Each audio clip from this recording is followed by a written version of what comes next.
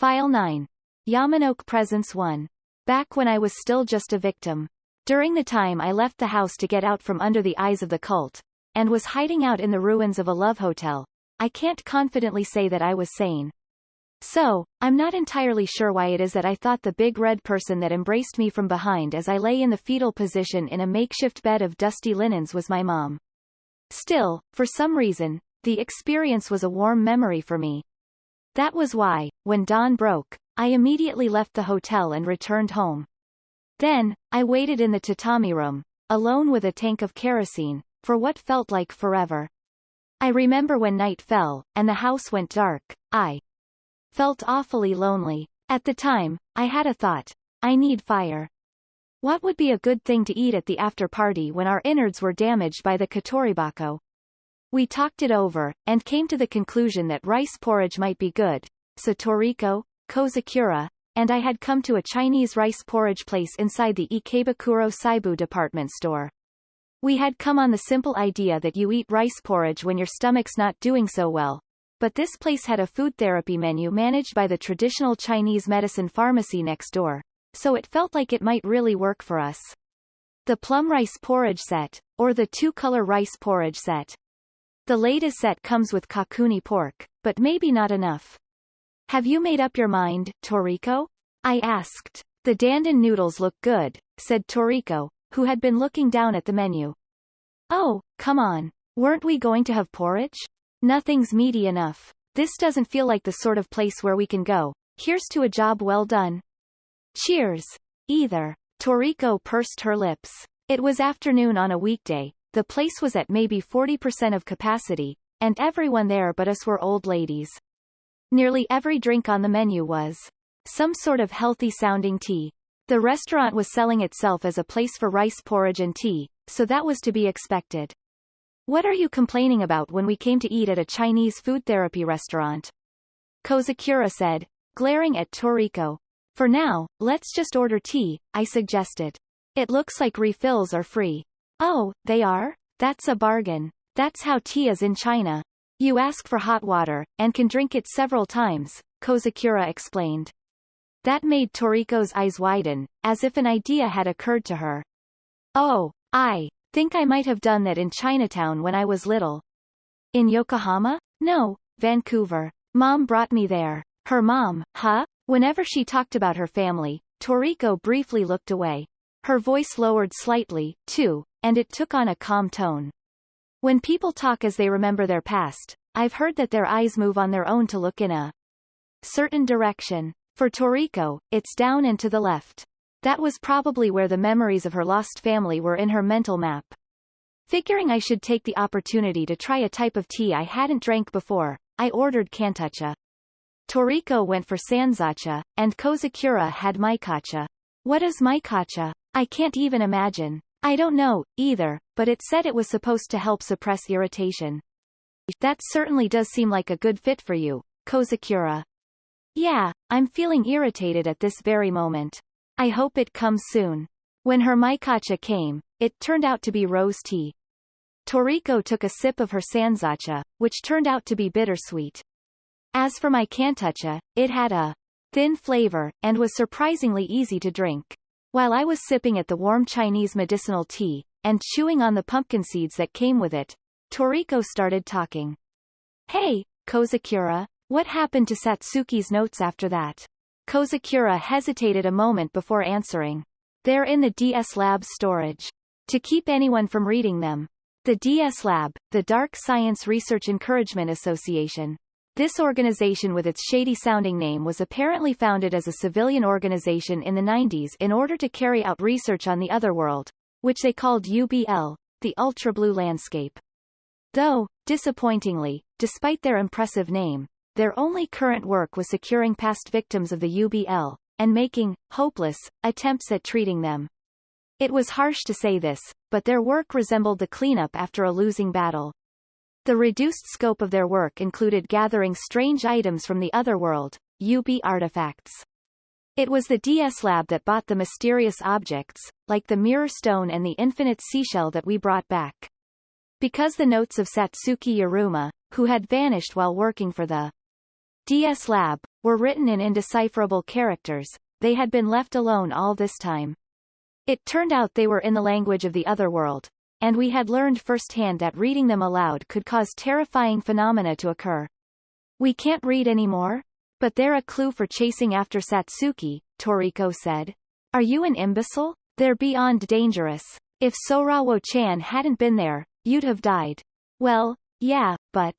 The Katoribako, was it? It came out of nowhere. I was surprised. I'm surprised you can write it off as a surprise.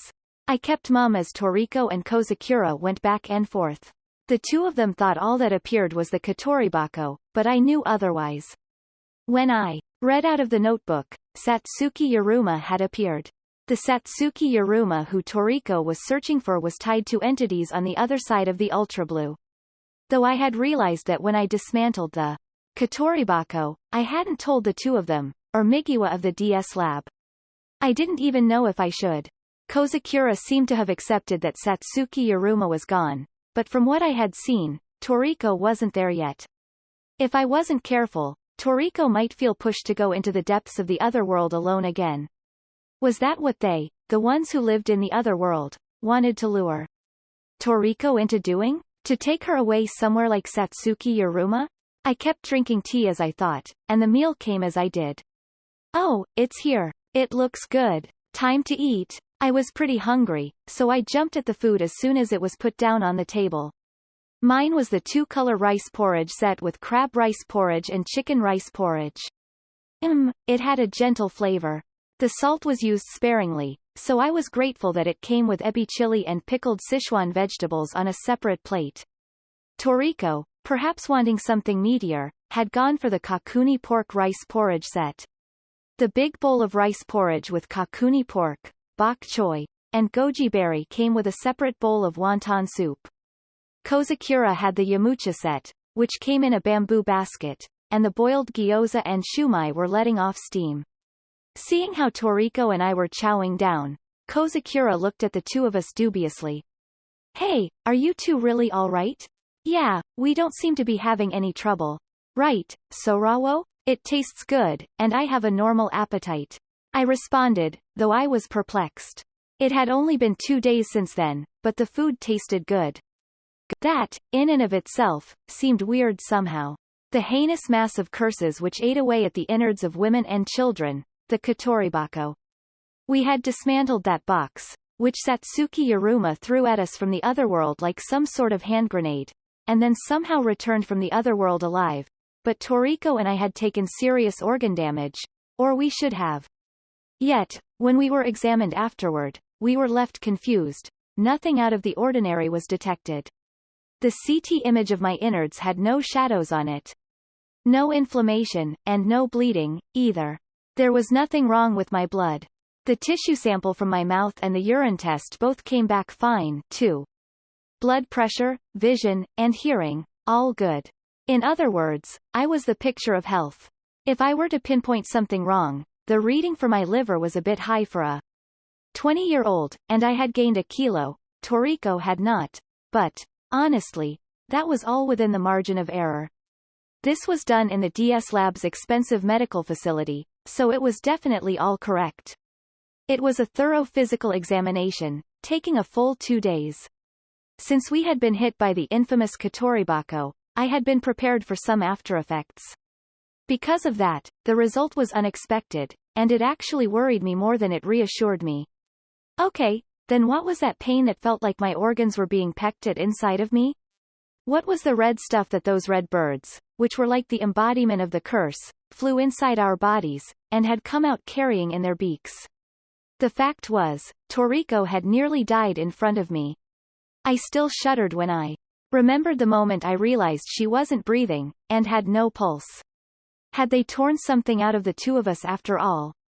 Something important that wouldn't show in a medical checkup? I couldn't shake that worry. Though I felt uneasy in a way that made it hard to be completely happy. If modern science said we were unharmed, there was nothing more to be done. We had been discharged from the medical center, so we left the DS Lab building in Tamake Sanu and headed back to Ikebukuro. To celebrate our recovery and have an after-party. Without alcohol, of course. Maybe Toriko was right, and it did feel a bit insufficient. Hey, your phone's been ringing for a while now. Is that okay? Toriko asked, and I looked down to see my phone buzzing on the table. Nah, it's fine. I'm sure it's just Karateka. I picked up my phone, checking it just in case, and, as expected, the one shooting messages at me was Karateka. Akari Seto, a first-year student at my school. Akari Seto, who did karate.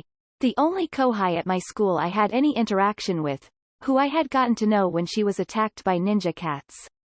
During our 2-day medical examination, we'd had a lot of free time, so we were whiling the time away watching Netflix, but my luck ran out when I carelessly responded to a message Karateka sent my way.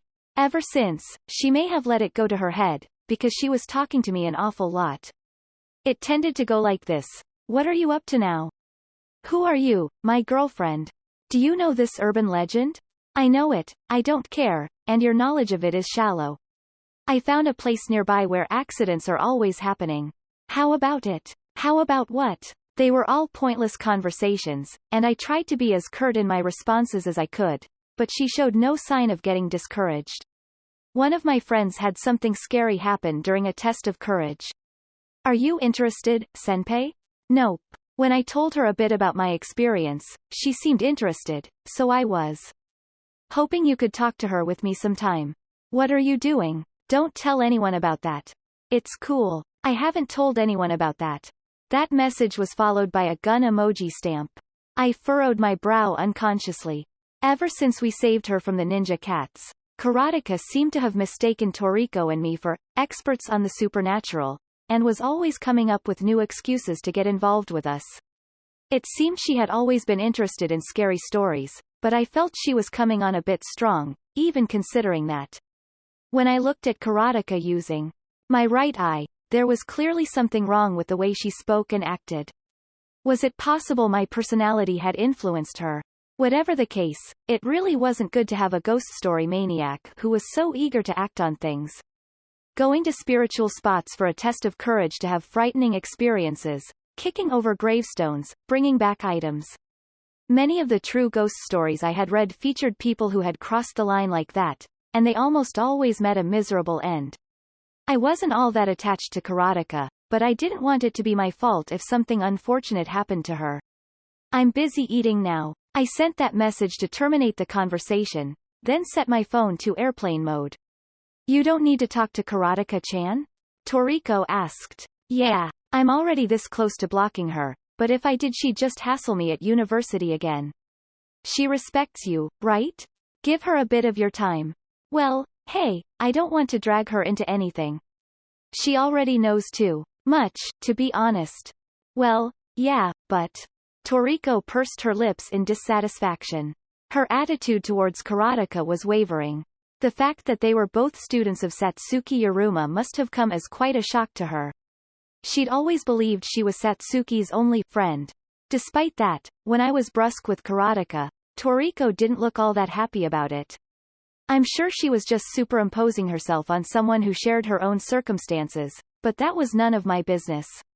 If I played along with the sometimes completely unhidden adulation that Toriko and Kozakura had for Satsuki Yuruma, I'd go batty. So, you two are planning to go there again, huh? Kozakura asked as she chewed on a sesame dumpling. Toriko and I looked at one another, and then I nodded. Yes. Though, I'm not planning to travel far this time. Yeah, Sorawo and I were talking about it, and we thought we'd start with a light trip from one gate to another. You say, light, but they're pretty far apart, aren't they? I mean, sure, the distance is technically walkable, but... Having walked with me the time we were dealing with the time-space man, Kozakura had a sense of the distance between things in the other world. Toriko nodded. We'll be using the AP1 this time. That's why we'd like to use your house as our entry point this time. Do you mind? Toriko's words made Kozakura frown. If I told you I did, would you give up? Do what you want. Thanks. Picking up where Toriko left off, I continued. I'm thinking we'll gradually expand our range like this. Up until now, we haven't traveled that far from each gate, so even though we had multiple entry points, it never made much difference. That's why I want to secure safe routes between the gates we already know of. For the future, is there any such thing as a safe route in that world? Kozakura asked. Well, that it's free of glitches is all I really mean by that. If we leave marks, like a trail of breadcrumbs, behind us as we go, it'll make things easier in the future, right? Well, yeah. There had been an awkward pause before I responded to Toriko. It was true that if we posted signs along our route, it would make later operations in the other world easier. Because then, even if I didn't use my right eye, we could act without having to worry about glitches. In short, Toriko would be able to act without me again. Then again, even if we secured relatively safe routes, the rest would still be just as dangerous as before. I didn't think I'd need to worry too much. After all the horrifying things you two have been through, why don't you stop? You saw the miserable state of the people who had encounters of the fourth kind, didn't you? I can't believe you still want to go after seeing that. Why? I really think that we're in a different state of consciousness on that side compared to this one, I said. Huh? When you have a nightmare, it's really scary when you're asleep, but once you've been awake for a while, even if you vividly recall it, that state of fear is gone, right? You're not going to say, I'll never go to sleep again. I explained it to Kozakura, who was looking at me dubiously. I think the experiences of fear we find in true ghost stories have an element of that to them, too. The teller saw something unbelievable, was shocked, and was scared senseless, but they're able to go back to their daily life. That's similar to a scary dream, right? I thought it was simply a matter of the homeostasis of the psyche, but the other world clearly exerts some influence on our brains, so our state of mind over there must be different from over here. That's why, once we return to the surface world, we're naturally able to think about going there again. Kozakura clutched her head. I didn't ask so that you could start analyzing the mechanisms of cognition. What about you, Toriko? Yeah, I really do have to go pick up Satsuki, Toriko said, having finished her anan tofu and set her spoon to the side. I don't know what she's doing now, or what's happened to her. Maybe Satsuki's ended up like one of the patients you showed us at the DS lab. But that's all the more reason for me to go get her. I mean, there isn't anyone else searching the other world. I know how you feel. I really do. Even I want to. Swallowing whatever it was she'd started to say, Kozakura trailed off. Then, after letting out a long sigh, she seemed to notice something and asked, What's wrong, Sorawo-chan? Not feeling well? When she called my name, I realized I had been staring vacantly at my now empty plate. No, I'm fine. I shook my head and looked up. I had been afraid to look at Toriko's eyes as she talked about Satsuki Yuruma. Whenever she did, Toriko didn't look down and to the left, or up and to the right. She looked straight ahead. It was a distant gaze, chasing after Satsuki Yuruma, who had gone far away. No matter what else was in front of her, it didn't enter Toriko's vision. There were times I thought about it. What would have happened if Toriko had gained the power of my right eye, which tore away the veil over our perception of the other world? I'm sure she would have used it like crazy, and gone deeper and deeper into the depths of the other world, chasing after Satsuki Yuruma, and paying no heed to me. As I was thinking that, my eyes met Toriko's. Sorawo, have you thought about what we'll make to bring along this time? Huh? Was there something we ought to make? Seeing me perplexed, Toriko grinned. Lunchboxes. We were saying we'd make them to bring on our next expedition. Oh, yeah, that's right, huh?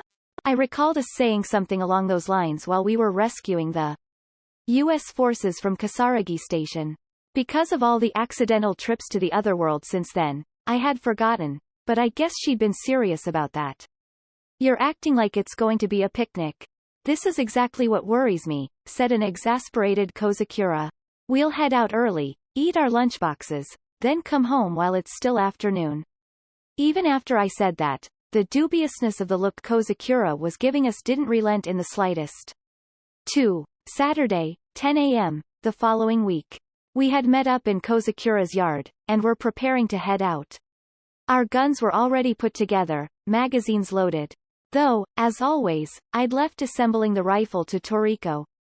2 Makarovs, Toriko's AK-101, and my M4. CQBR. There was a high fence and some trees between us and the neighboring house, so I don't think anyone could see, but the fact we were armed with guns in a residential neighborhood of Japan still put me on edge. What do we do if a delivery comes now? I asked. We could insist it's for survival games, or cosplay. Toriko replied. If they take an interest, that'd be even more hassle.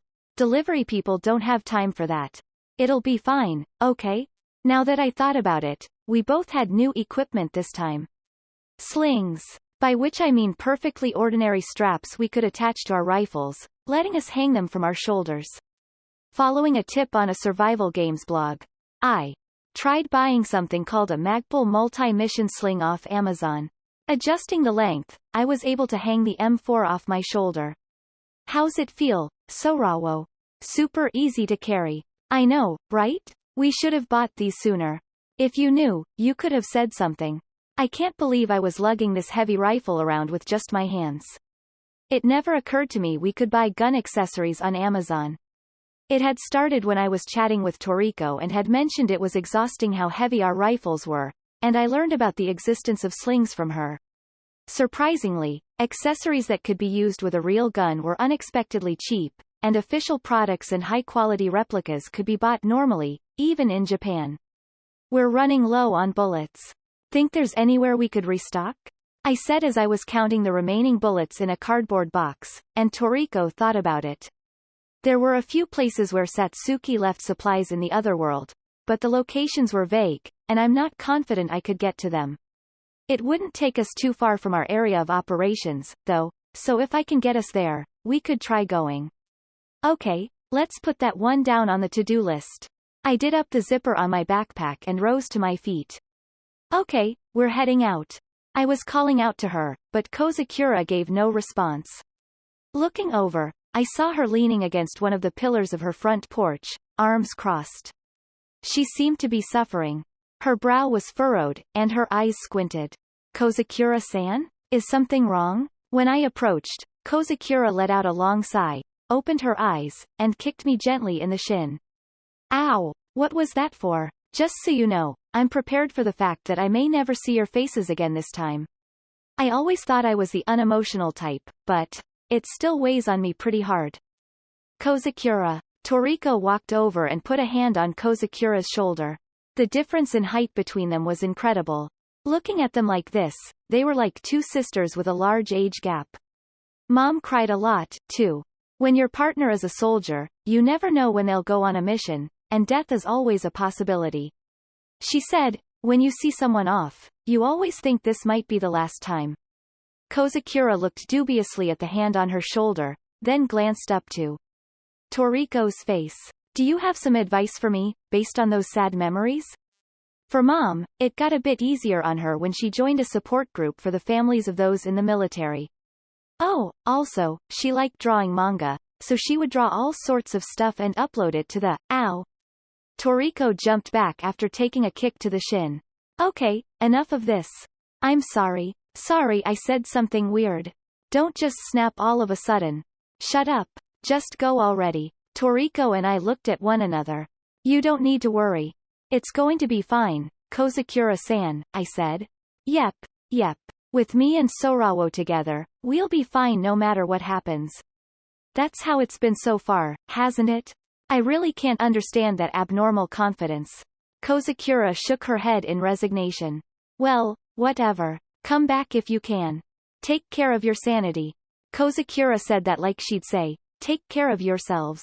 Toriko gripped the space that made up the gate with her translucent left hand. The transformation that had once only affected her fingertips had now spread to her entire hand. When that hand which sparkled in the sunshine moved, it was like a curtain was pulled back, and a grassy field that was not of this world appeared. We nodded to one another, then stepped through. Together. When we passed through the cross-section marked off by the gardening poles, a moist air that was different from what we had felt a moment before, and an invaluable silence wrapped around us. We walked between the two old totem poles at the base of the hill, and into the other world once more. When Toriko let go, the gate closed behind us, completely severing us from the surface world. My skin felt a bit colder than it had before. Had fall come to the other world, as it had to the surface? At this rate, we were going to need to prepare for snow in the winter. Next to the gate sat a great mass covered by a blue plastic sheet. Once we had undone the thin ropes wrapped around it and removed the sheet, there was a red and white agricultural vehicle with a small set of treads on it. This was our AP1. I breathed a sigh of relief despite myself. Thank goodness, it's all right. All right? I was worrying a little about what we were going to do if it had changed in some weird way. You know, like how the US Foss's robot stepped into a glitch and got turned into a monster. I couldn't even imagine what happened in the other world while we were in the surface world. If there wasn't already the precedent of the guns Toriko had left here, I doubt I'd have been able to leave our valuable AP1 behind. The thing was expensive, after all. Enough to nearly max out my credit card. That being the case, I was now out of money. I wasn't done paying back my student loans, so if I didn't bring back something from the other world, I was in serious trouble. Toriko walked up to the AP1, putting her bag on the roof rack. She was about to sit in her seat, too, so I called out to her. Help me fold up the blue sheet first. Oh, right. Okay. Toriko and I both took hold of the sheet, brushing it off, and then making the edges match. It was a fairly large sheet, so it took some effort folding it. Toriko looked me in the eyes, then suddenly smiled. What? So, we're holding the sheet, facing one another with our arms outstretched, right? I was thinking it's a bit like we're doing a social dance. You can dance, Toriko? Yes, I can. I did it in gym class at secondary school, so, in Japan, I'd have been around the second year of middle school, I guess? And you, Sorawo? I feel like I got forced to do the Bon Odori during elementary school. I thought it wouldn't measure up to her experience as I answered, but... Toriko's eyes lit up. Teach me to do the Bon Odori. I'll teach you social dance. No, I don't remember it well enough to teach it properly. If we play the music, I'm sure it'll come back to you. Tying up the folded blue sheet using the rope, we loaded it onto the roof rack. I put my backpack up on top of it. Before sitting in my seat, I started the engine. The engine sounds echoing across the grassy field were reassuring to me, but at the same time I felt like they might attract the attention of something that lived on this side, and I looked around despite myself. There were trees scattered across a sea of faded grass. Rocks with shapes that seemed to harbor some meaning. Electrical poles with severed lines. Collapsing buildings visible off in the distance. I looked to the hilltop.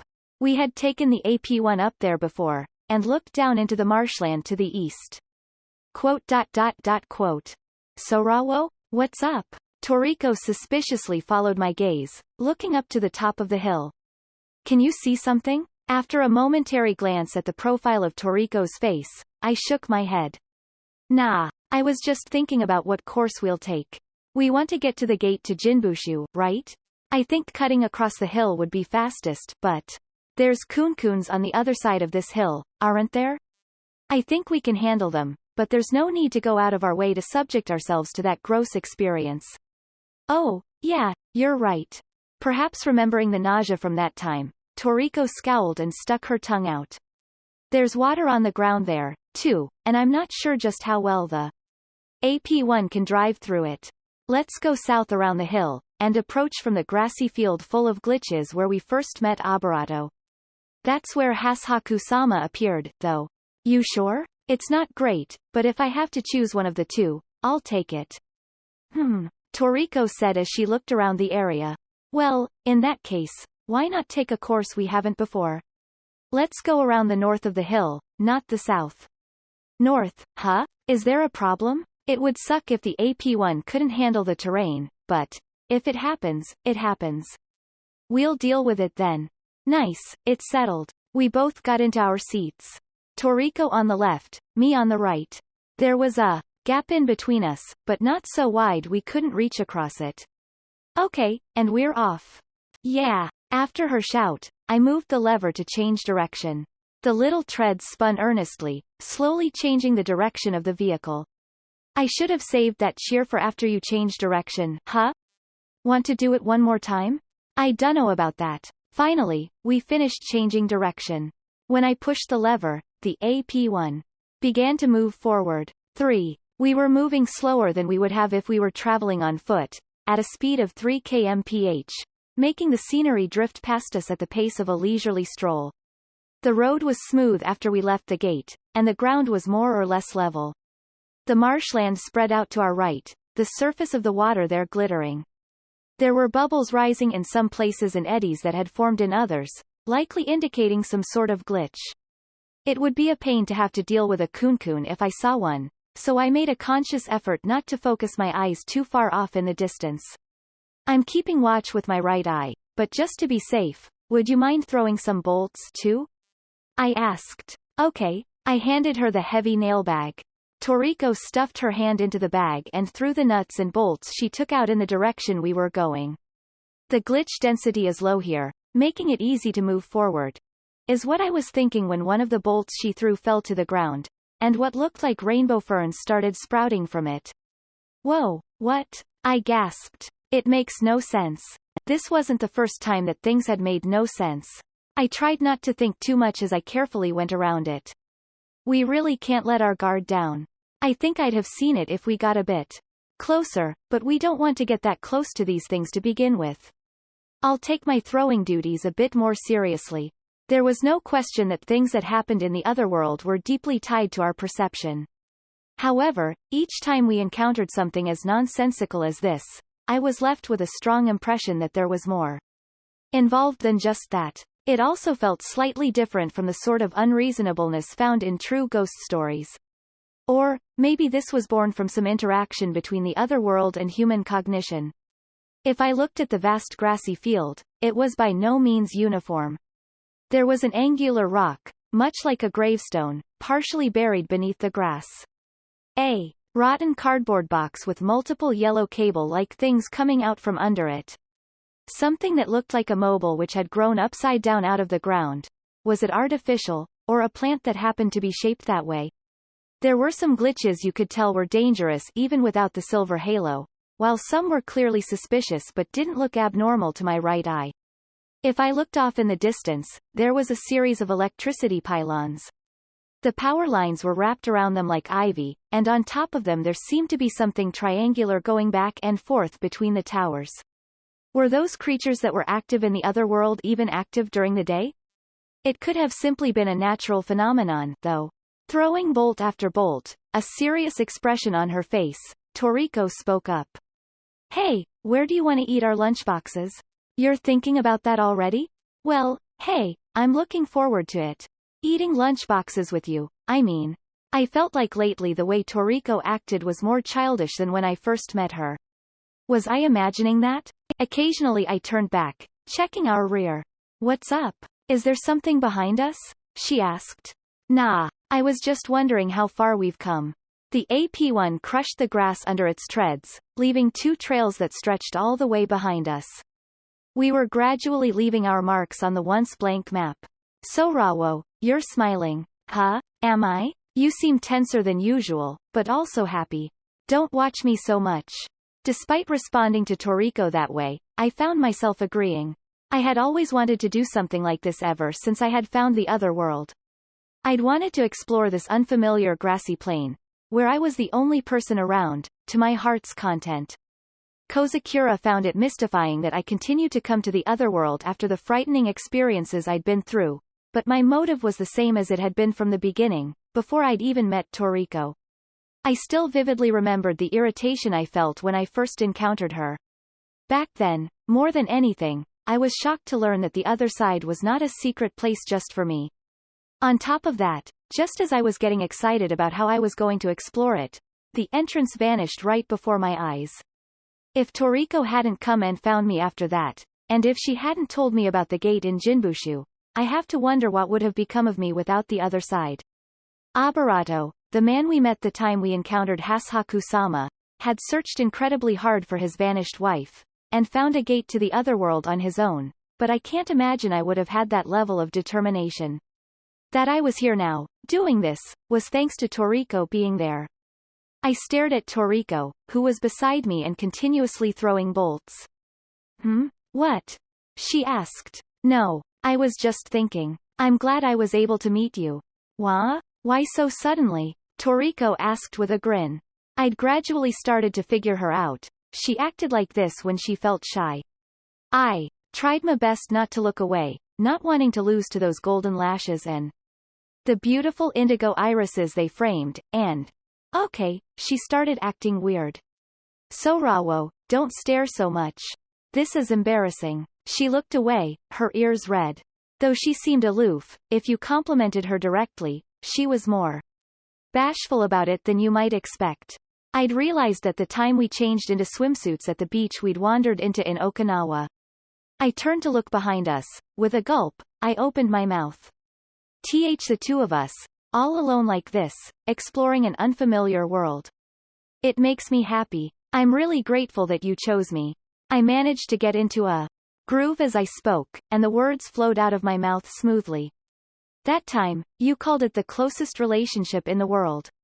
Honestly, at first, I didn't know what you were talking about, but whoa, hold on. What? Unable to take any more, Toriko's eyes widened and she turned back to look at me. What's up, Sorawo? Don't you think you're acting funny today? Why you think? Aren't I always like this? No way. Not a chance. I mean, are you all right? Did you see something that messed you up? Now it was Toriko's turn to stare at me, concern on her face. Taking advantage of an opening when I faltered, she pinched my cheeks. Then, as she squeezed them, Toriko said, "What should I do if you've gone crazy? Will hitting you or slapping you fix it? Hey, don't rub my face." I shook her off, but the motion nearly made me fall out of my seat. Whoa, there. Toriko reached out in time to grab my arm and pull me back. See, that's what happens when you get rough. It was your fault, Toriko. My response made Toriko cackle. Oh, good, you're back to the usual. Sorawo, why do you always rub my face? Is seeing funny faces on people that much fun? When I see you making a scary face, I get the urge to bring you back to normal, and it just happens. Did I have that scary a look on my face? You were looking kinda stern just now. Huh? You look way more stern than me. Is she being sarcastic? Though I felt slightly irritated by that, I glanced behind us. The track, which was mostly straight, with the exception of the places we had avoided glitches, swerved around like the driver was drunk where we had been during that last exchange. While I drove on ahead, the marsh to our right grew more and more shallow, then eventually ended.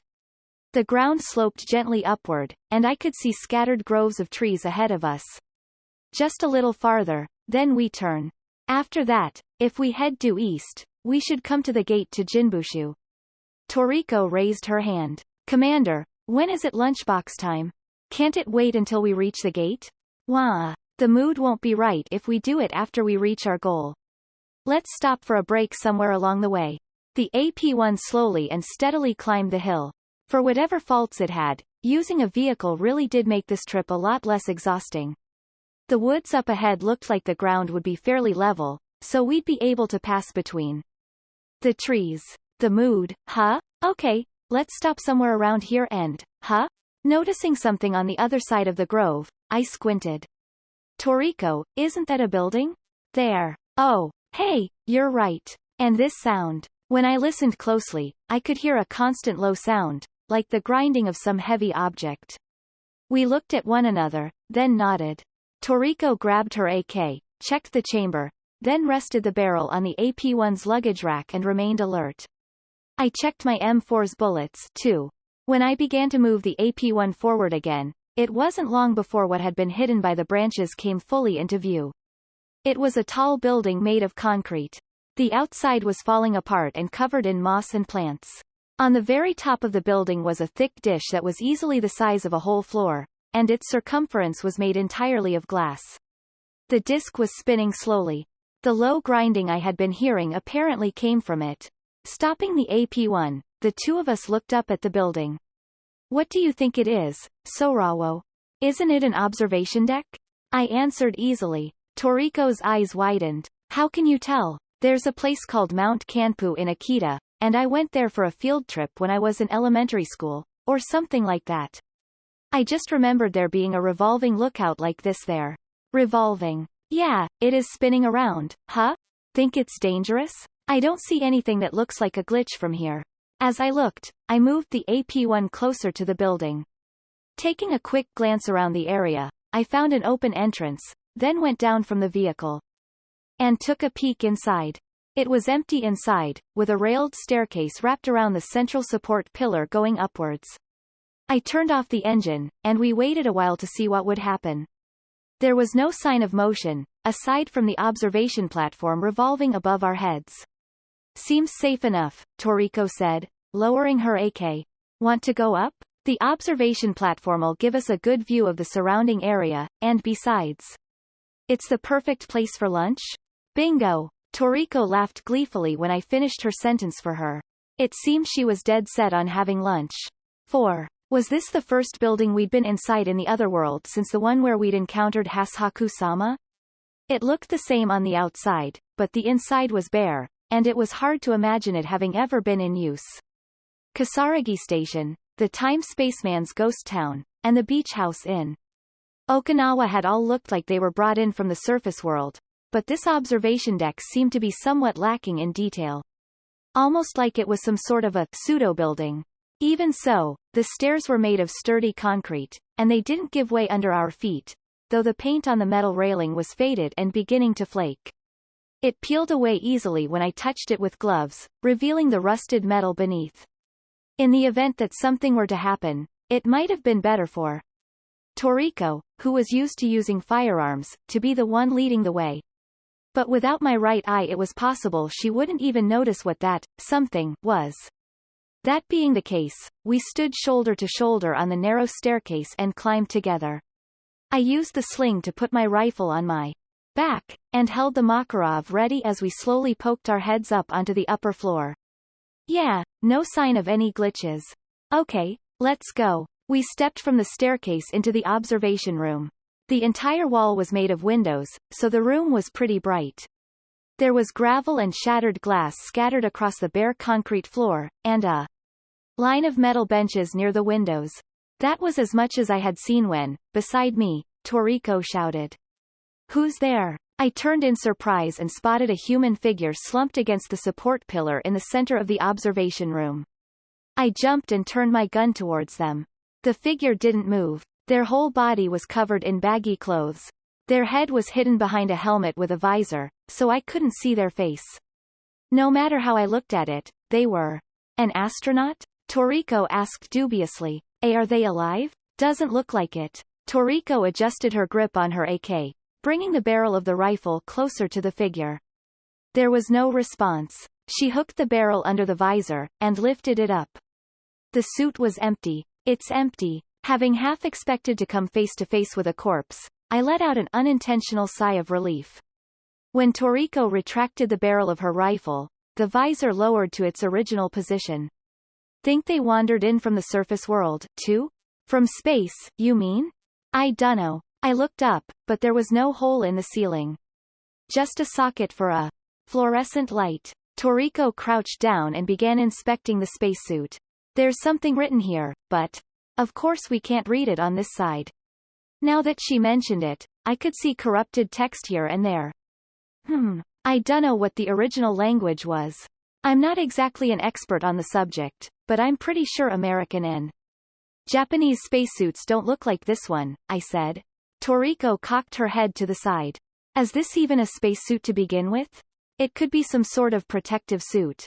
Protective suit? Against what? I asked. You know, like chemical weapons. Oh. As I looked at the spacesuit, with its legs akimbo, I started feeling somewhat nervous. What do you think happened to the person wearing it?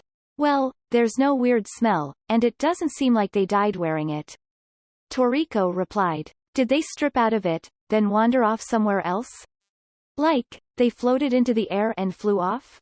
What? Thinking about this wasn't helping. We could be sure, at the very least, that the suit wasn't going to attack us, so we decided to leave it be and go somewhere else.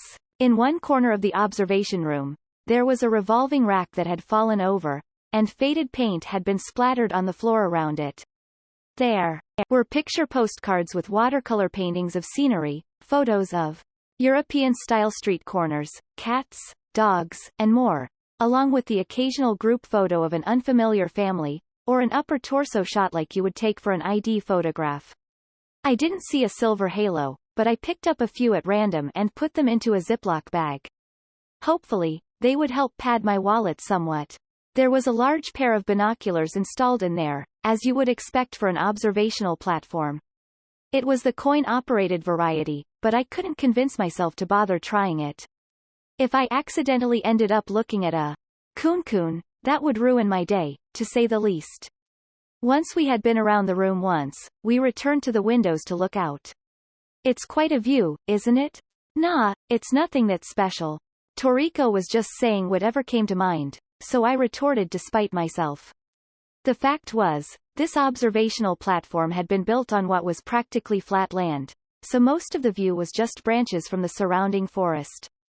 Looking to the south, near the marsh, was the hill we had left behind. To the east was the destination of this trip, the skeletal building with a gate that led to Jinbushu. A little further north were mountains, and the mountainside was covered densely with trees. On the west side, far in the distance I could see something that looked like a bridge. This observational platform had been spinning all this time, but what was the power source? There had been light bulbs that lit up without electricity at Kasaragi Station for some reason, too. It didn't have the silver halo, so it didn't seem to be a glitch or a UB artifact. Well, it seems safe, so how about those lunchboxes? Toriko asked in a cheery voice, making me look at her half in disbelief. We're really going to eat here? Can't we? I won't say we can't, but don't you feel uneasy? I feel eyes. Eyes? Whose? Well, why? Turning around, my eyes fell on the empty spacesuit. We'll just call it that, sitting in the center of the observation room. I could see the two of us reflected in the visor. Oh, I get it. Okay, well, let's do this, then. Toriko turned around and walked toward the spacesuit. She crouched down, grabbed it under the armpits, and started dragging it over toward us. What? What are you doing with that? You feel uneasy because you think it's watching. If we have it sit here. While I looked on in exasperation, Toriko sat the spacesuit down on one of the benches by the windows. Then she plopped herself down next to it, putting her arm around the spacesuit's shoulders and giving me a thumbs up. Look, see? Now it just looks like a person looking out from the observational platform. I watched Toriko as she spoke with obvious satisfaction, then shook my head. Toriko, there are times when I think you're seriously insane. 5. Sitting on the bench beside the spacesuit, we opened the lunchboxes we had pulled out of our packs. Toriko's was a small basket of sandwiches. There were colorful napkins laid out, and they looked pretty. Toriko pointed to them one after another, explaining the fillings of her sandwiches. This one's ham, cheese, and cucumber, and this one's cream cheese. This one's peanut butter and strawberry jam. This one's Nutella. Oh, and there's this. She opened 2 plastic food containers and revealed chicken salad and cut fruits. Well, aren't you fancy?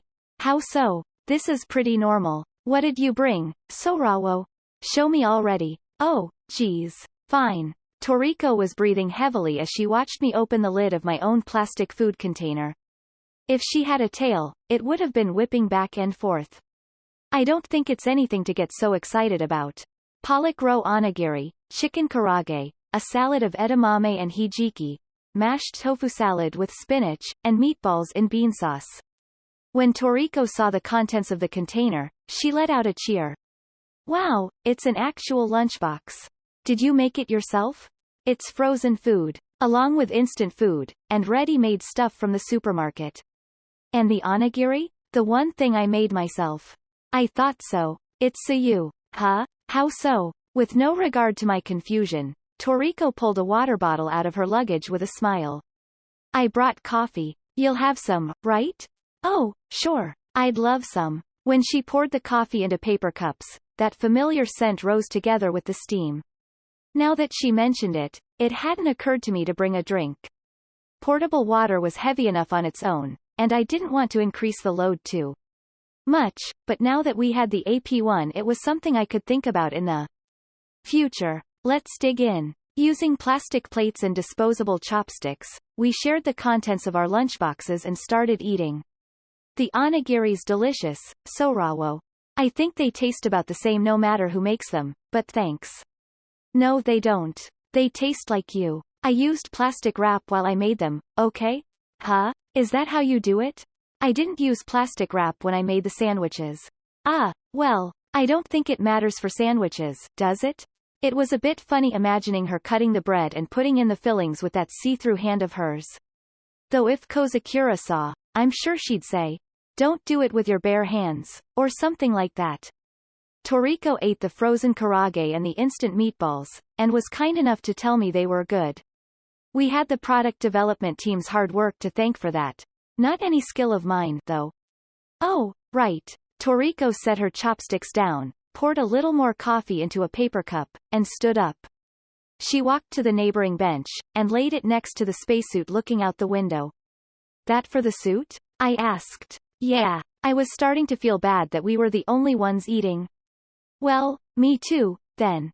I took another paper cup, put a bit of the spinach with tofu and sesame sauce in it, and stood up. I put it next to the cup of coffee, along with a spare set of chopsticks. I guess it kind of looks like an offering now. Maybe we'll get a blessing for it. Returning to our original bench, I looked out the window. Because the platform was revolving, the scenery outside was slowly changing. The branches of dense woods beneath us were a deep green, and the quiet afternoon sun cast lattice-like shadows on the floor by the windows. Huh? Something about that struck me as odd, but I couldn't really put it into words all that well. Hey, I'm gonna take the last karage, okay? Toriko, who was sitting beside me, said. Oh, sure, let me have that sandwich, then. I thought peanut butter and jam would be too sweet, but it's really not. There's sweetened and unsweetened peanut butter. I've liked this kind since I was a kid. It's my first time eating it, but it tastes good.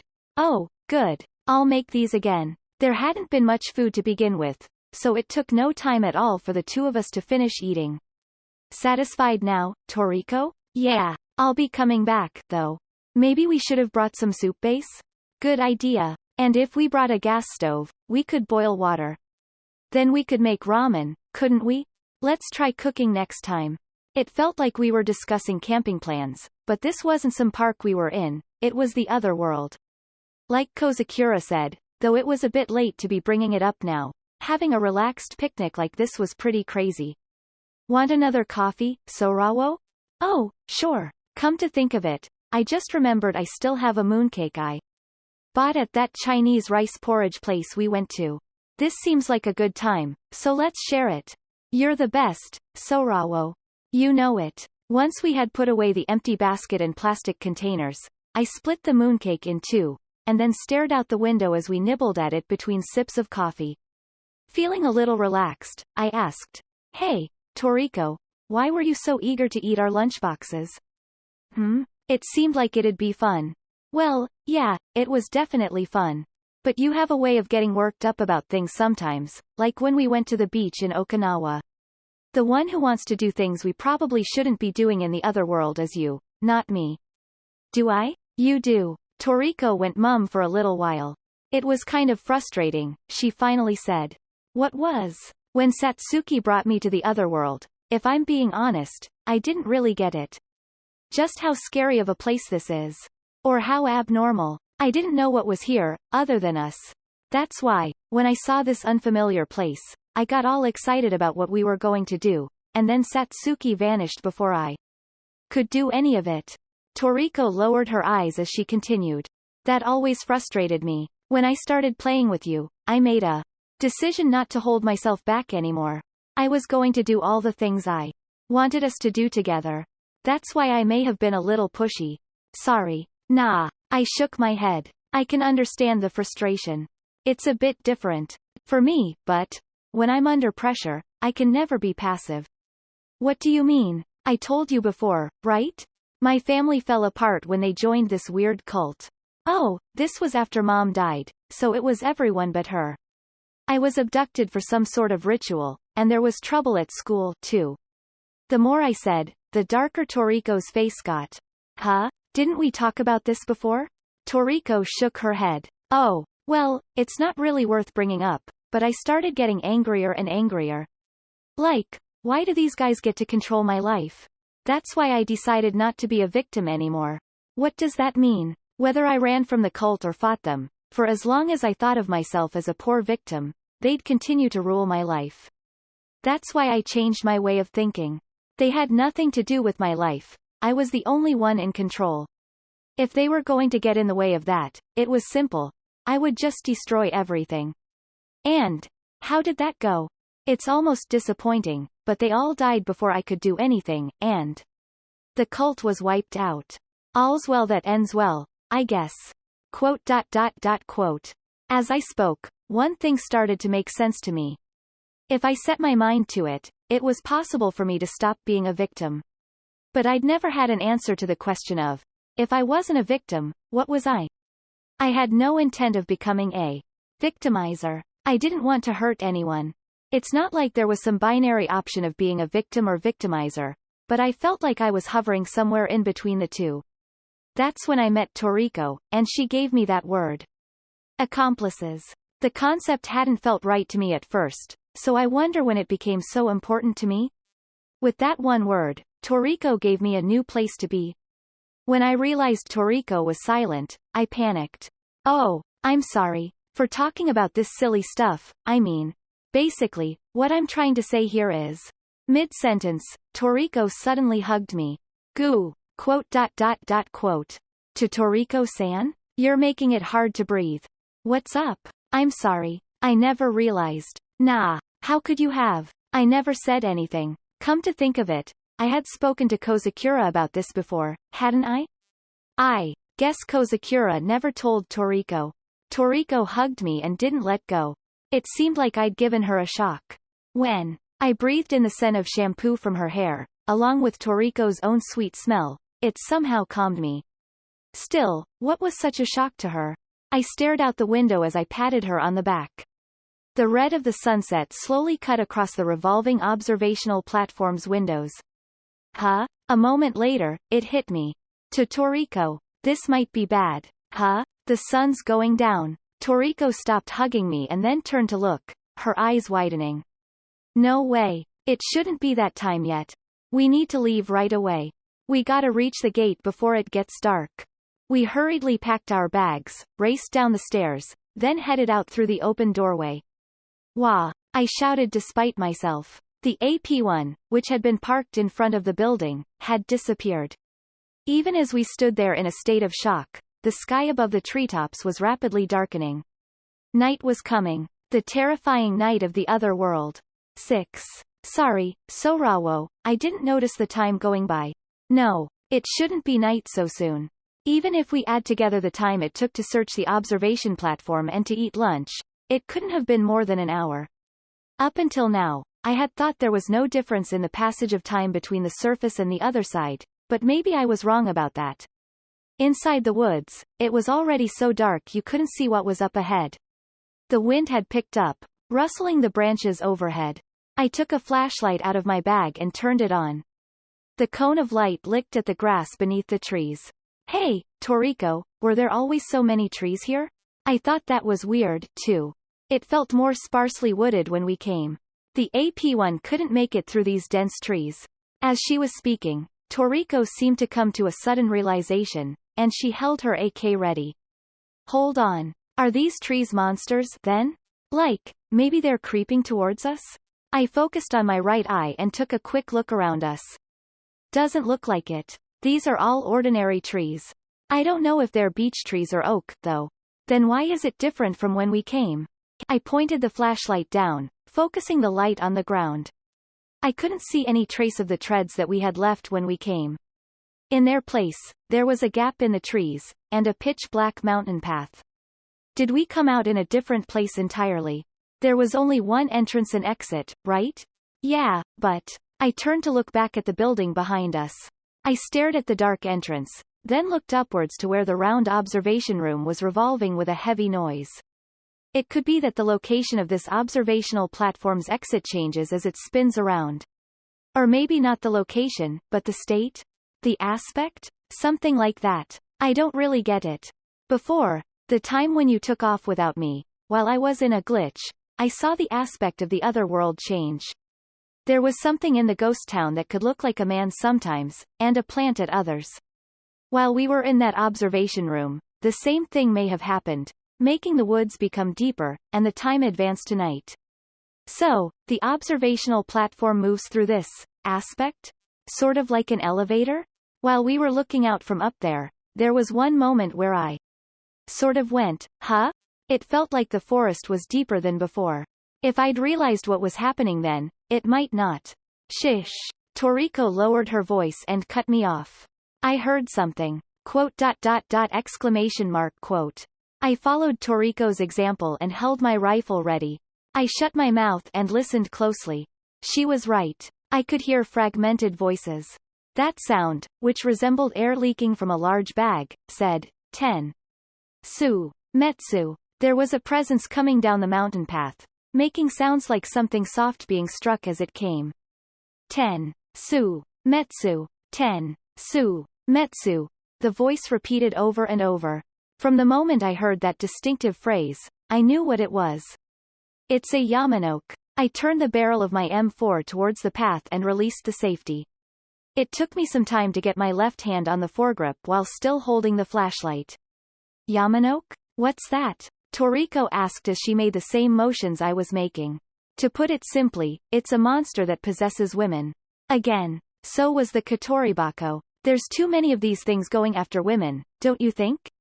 The Yamanoke was a monster that a man had encountered while driving with his daughter in the navigator's seat. It approached repeating the mysterious Tensumetsu, possessed his daughter, then vanished. In order to save his daughter, who had lost her sanity, the father drove down the mountain, and ran to the nearby temple. But, Metsu. The voice drew nearer, and its owner appeared at the entrance to the mountain path. A white body with undefined features appeared, floating in the light of the flashlight. It had a human-like body, but no head. In place of one, there was a large human face on its chest. It had been jumping down the mountain path on its sole leg. Toriko muttered, already fed up with it. The broad grin of the face on its chest was the kind that inspired instant revulsion. Humans react with fear to things that have human parts but are assembled wrong, or that have missing or extra parts to them. Take, for example, the Xingtian, which appears in the Classic of Mountains and Seas. In Pliny the Elder's Natural History, it describes the Blemier people as having no heads. And the Shapidae people are described as only having one leg. It's likely that the Yamanoke comes from the same group of aberrations. The Yamanoke came to a stop. Its eyes were staring in my direction. Tengari, Sugi, Metsutsuki, it said, then turned its eyes toward Toriko. Tenro, Saoryu, Metsugimono. What is it saying? As if to take advantage of our momentary confusion, the Yamanoke suddenly moved. It hopped around at random on its one leg, waving its arms around like it was throwing a fit. It twisted its quivering body as it came towards us at a frightening speed. Toriko and I both cringed despite ourselves. The way it moved was super unsettling. We had encountered a number of things in the other world before, but this was the first time where the way it moved was scary on its own. It was flopping around like a many-legged bug after it had been hit by insecticide. It was definitely not the way anything with human parts ought to be moving. While we were overwhelmed by our disgust, the Yamanoke got right up in front of us. The bizarre movements came to a complete stop. When I saw its face, which had already been unbearable, grin, I couldn't hold back any longer. Ah! I screamed as I pulled the trigger. The barrel of my M4 flashed in the darkness, briefly dyeing the surrounding trees in shades of red. In that instant, the white body vanished as if being erased. At the same time, a bizarre shock ran through my entire body, as if I had been struck by something soft and elastic. The cartridges fell to the ground. The smell of smoke tickled my nose. The Yamanoke was nowhere to be seen. Toriko, are you all right? I tried to say, but the words that came out instead were, got in. Huh? Toriko looked at me, a dubious look on her face. What did you say? Got in. Got in. Got in. Ah, crap. It got me. I had been possessed by the Yamanoke. At least, that's what I wanted to tell Toriko, but my mouth just kept repeating, got in, over and over again. My mind was foggy, like I'd had too much to drink. As if my field of vision were narrowing, my existence began to fade out, starting from the edges. At the same time, a new sensation cut in. Toriko's body in front of me began to warp. The balance of her limbs got weird, her torso twisted, and I stopped being able to recognize the parts that made up her face. When I looked down, my own arms and legs were badly twisted, and it got harder and harder to tell what was part of me and what was not. The hand-like parts split off at the end, and fell heavily to the ground. Shocked by my body going to pieces, I let out a scream. Got in. Sorawo, what's gotten into you? A large, soft, wavy, golden thing embraced me. Pull yourself together, Sorawo. Tugged by that voice and fragrance, my consciousness, which had been about to drown in the madness, managed to surface once more. Clinging to Toriko, I desperately said, my hand. My hand fell off. Your hand? No, you just dropped your gun. When I looked closer, it wasn't my hand that had fallen, it was the M4 and the flashlight. Are you okay? What did you mean by, got in? I've been possessed, by the Yamanoke. When I had crossed the marsh area with Kozakura, for a moment, I saw myself from the perspective of a kunkun. In the same way, this time it was the Yamanoke's perspective that invaded my cognition. This was an even worse situation. The Yamanoke was inside me. Catch it in my right eye, then shoot it with the gun. That was how we defeated monsters in the other world. If it got inside me, we couldn't do that anymore. Okay, what should we do? I thought about Toriko's question.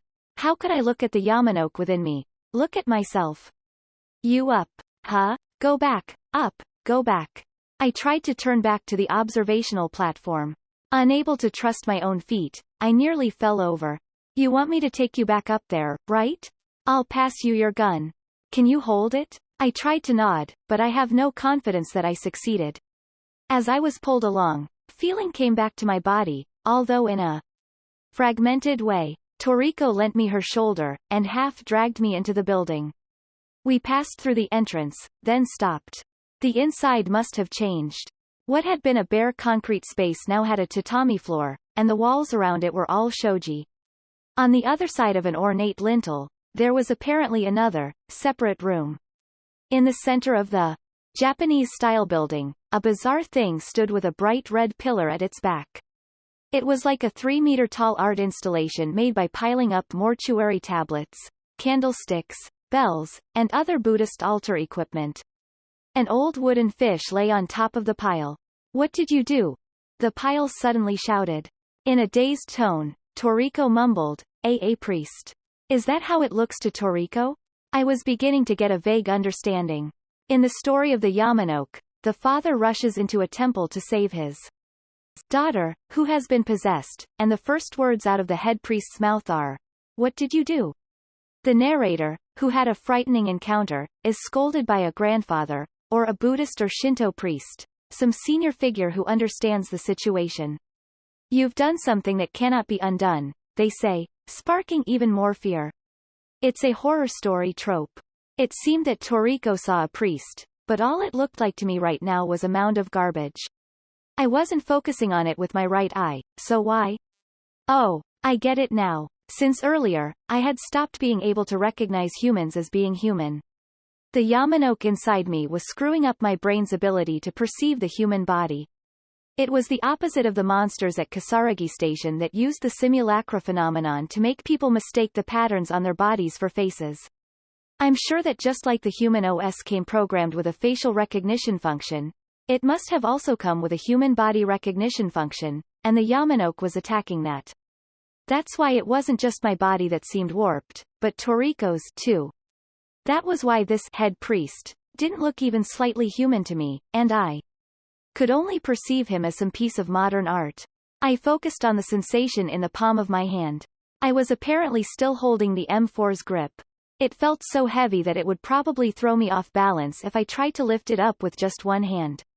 I managed to point the barrel at the object somehow, and I squeezed the trigger. The barrel jumped as it sprayed bullets. The object was smashed to pieces by a hail of gunfire, and scattered across the tatami mats with a lot of noise. It wasn't human, right? Toriko asked in a stiff tone of voice. I didn't have the mental leeway to answer her, so I just vigorously shook my head. There was no way any sane person was around here. Toriko supported me as we climbed the spiral staircase.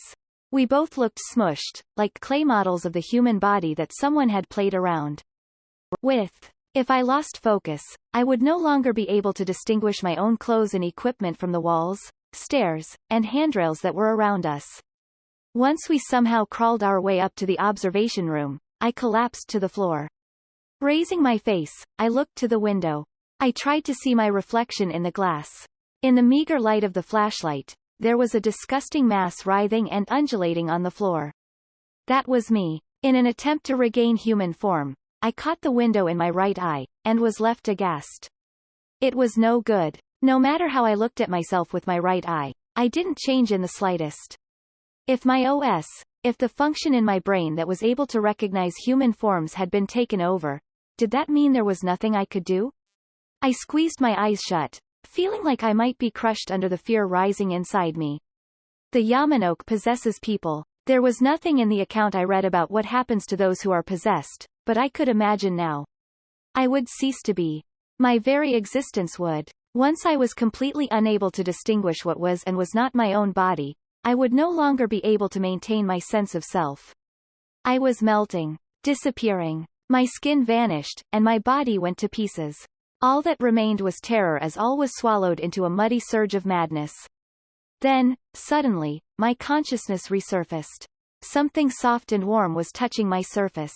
It traced the contours of my body, as if to draw a boundary with the floor and area around me. I clung to that sensation. Gradually, spots of feeling returned to my arms and legs. I could feel my shape coming back to me, like the pieces of a jigsaw puzzle slowly being assembled. These things stroking my body were Toriko's hand. Sorawo, do you understand? Okay, breathe slowly. Can you hear my voice? Toriko whispered to me in a calm tone. To Toriko, yeah, it's going to be all right, okay? You don't need to rush this. It was Toriko's left hand that was touching me. Her clear hand, with the glove removed, stroked my head, touched my face, going from neck to arm, almost massaging me as she moved downward. The places her left hand touched gradually took back their human shape. Toriko, what? How? I was thinking I could do something like what you're always doing with your right eye. As she spoke, she went on to rub my back with both hands, not just her left. That's where she stopped. She touched me here and there, seeming to search my back with the palms of her hands. There's something here, Toriko said in a low voice, focusing. One sec, she said, and no sooner than she rolled up my clothes to reveal my back. Wha? Sorry, I'm going to touch you a bit. With no regard to me and my confused cries, Toriko's left hand stroked the skin of my back. It's cold. Now that I thought about it, I had hardly ever touched her left hand directly. That was in part because she usually covered it with a glove, but maybe she was being considerate in her own way. The left hand probing my back came to a complete stop. Got it, huh? Before I could respond, there was an impact on my back, and my head jolted backwards. Whoa! Slap! There was another impact. Toriko was striking my back with her open hand. Ow! That hurts! Suck it up! The slaps mercilessly rained down on my stinging back. This guy's stubborn. What or why? Gah! Saint, stop it! Paying no mind to my yelping, Toriko slapped away. She was dead serious about this. Her hand came down at full force, and I couldn't restrain my voice. Yet despite my screams, Toriko wouldn't stop. Was she enjoying this? With eyes full of tears, I began to suspect exactly that, and between panting breaths, Toriko shouted, How? Do you like that? Slap! The hardest and most painful slap yet struck the center of my back like an explosion. The shock left me short of breath, and as I coughed and sputtered, something came out of my mouth. A whitish slug-like creature fell onto the concrete with a splat. It had two branching arm-like appendages on one end of it, and on what I assumed to be the tail end it was twisted like a spiral shell. There! That's the thing that was inside you! Toriko shouted. This little bugger. I caught the white slug in my teary right eye, and searched for my gun. But before I could, Toriko's foot came down on the slug right before my eyes. Ha! Oh, sorry, couldn't help myself. When Toriko tenderly lifted her foot, the flattened slug was twitching on the concrete. Feeling had returned to my arms and legs. Once I had fixed my clothes back into place, I managed to get to my feet. I sniffed, wiped my tears, and only then was I finally able to speak. Phew, thanks, Toriko. I'm glad it worked, Toriko responded, shaking her hand. My whole back stung. If I could look in the mirror, I was sure it was covered in bright red handprints. Do we have anything like fuel? I asked Toriko, taking a match out of my bag. 7. We had no fuel on hand, so we used some of the picture postcards that were laying around as a fire starter. I tore up the dry paper and set fire to it. The slug shrank as it roasted in the little bonfire. I watched until it was charred black, then put out the fire and stomped it once more for good measure. Even as I did that, the rotating observational platform continued to slowly spin. It gradually brightened outside the windows, and day returned once more. Ah, Sorawo, it's there, it's there.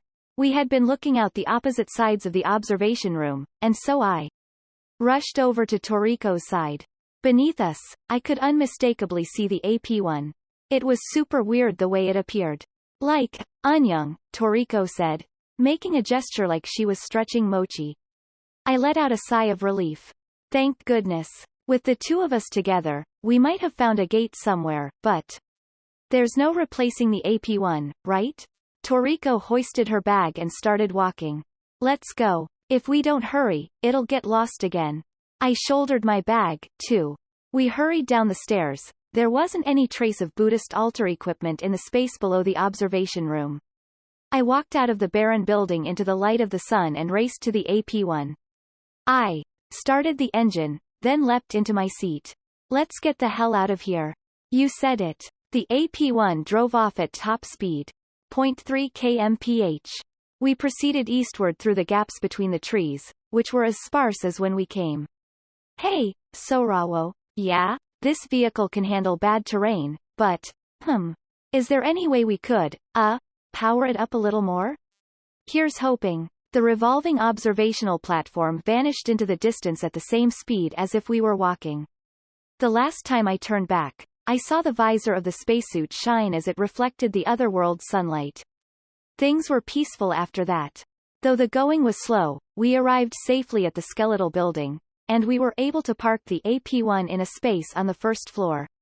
Scaling 10 floors worth of ladder, it was a lot of exercise having to do this.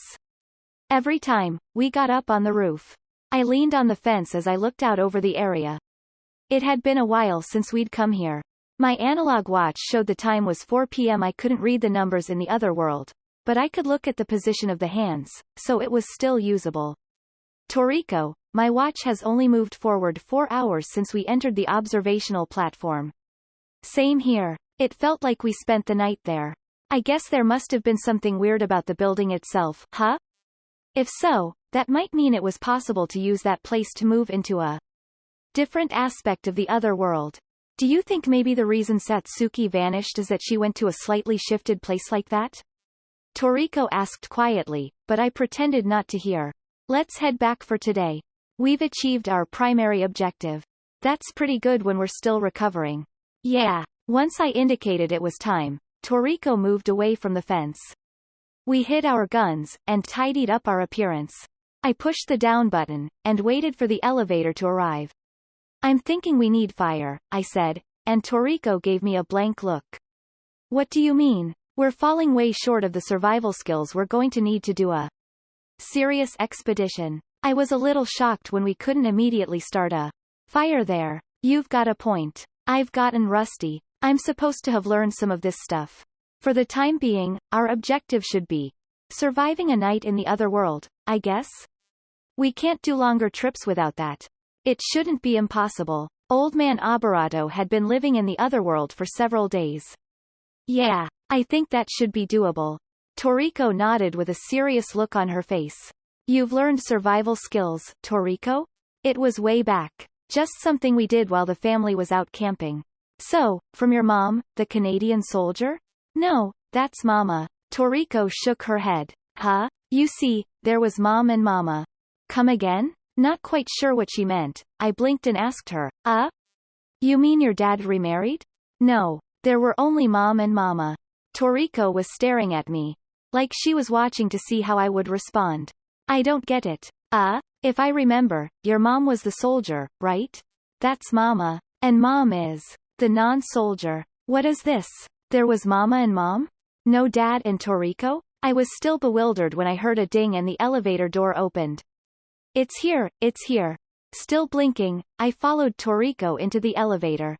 I looked to the blank face beside me, probing for the real meaning behind her words, and Toriko looked back, suddenly smiling. You finally looked straight at me, Sorawo. Huh? What do you mean? I feel like ever since we entered the other world today, you spent most of the time looking somewhere else. It was bothering me a bit how you wouldn't look me in the eye. Aren't you just imagining that? I looked away from Toriko, turning my eyes to the closing door. There you go, looking away again. Oh, be quiet. I'm always like this. She's sharp, I thought. Then the door closed, and my vision of Satsuki Yuruma standing on the roof was cut off. Satsuki Yuruma had been stalking us, from beginning to end, during this entire expedition. She first appeared on top of the hill when we entered through the gate at Kozakura's house. I froze up at the suddenness of it, but when I realized Toriko couldn't see her at all, I was able to regain my focus. That was in part because her presence was faint, and I couldn't feel the intense pressure that I did when we encountered her in the deep places of the other world. Her eyes were constantly fixed on Toriko, without so much as a glance to me, so I decided she was something like a hologram. If I kept quiet, Toriko would never find out. That's why I ignored her as we moved around, but it got to me that she followed us without really doing anything. Was she going to show up again next time we went to the other world? She wasn't going to be standing there when the elevator reached the first floor, was she? And, what was the composition of Toriko's family again? When I looked back at Toriko, she had kind of a silly grin on her face.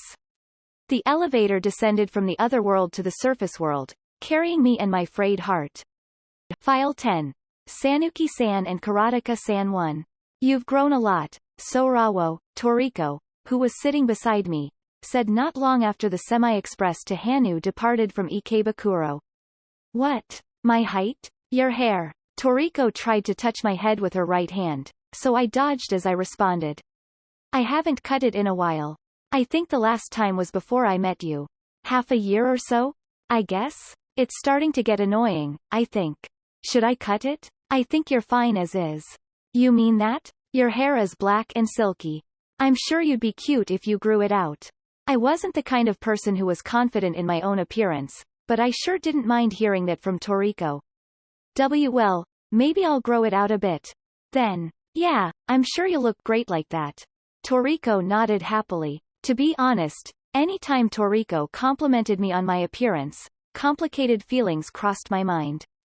It was clear to me that, no matter who was looking, when the two of us were side by side, she was the pretty one. Toriko had to be well aware she was beautiful, too. But she didn't hesitate to drop a compliment on me. I was looking sideways at her as I pondered. Toriko noticed and looked me in the eye. What? Nothing. I looked away. It had been some months since we first met, but I still couldn't get used to it at all. There's a saying that goes, you get used to beauty in 3 days, but that's a lie. Only someone who'd never met a truly beautiful person could say that. Today, Toriko was wearing a white V-neck shirt with light-colored denim jeans, a gray jacket, and a pair of sneakers. It was a simple outfit, but it was unfair how good Toriko made it look. I was wearing a striped sweatshirt, green cardigan, navy blue pants, and sneakers. It had been a month since we encountered the Yamanoke. We had dived into the other world 3 times since then. As we moved from the gate at Kozakura's house to the gate in Jinbushu using the AP1, we planted the massive number of gardening poles we had bought and wrapped fluorescent tape around the ends of the poles to make them stand out more. That had at least secured a safe, glitch-free route for us. A highway of our own creation. But it's possible the glitches move, and that new ones might be created, right? Toriko raised a fair point, but I had wanted to do this, badly. In fact, if it were possible, I'd have wanted to lay bricks, too. I'd wanted to explore and do expeditions since finding the other world. This was the first step.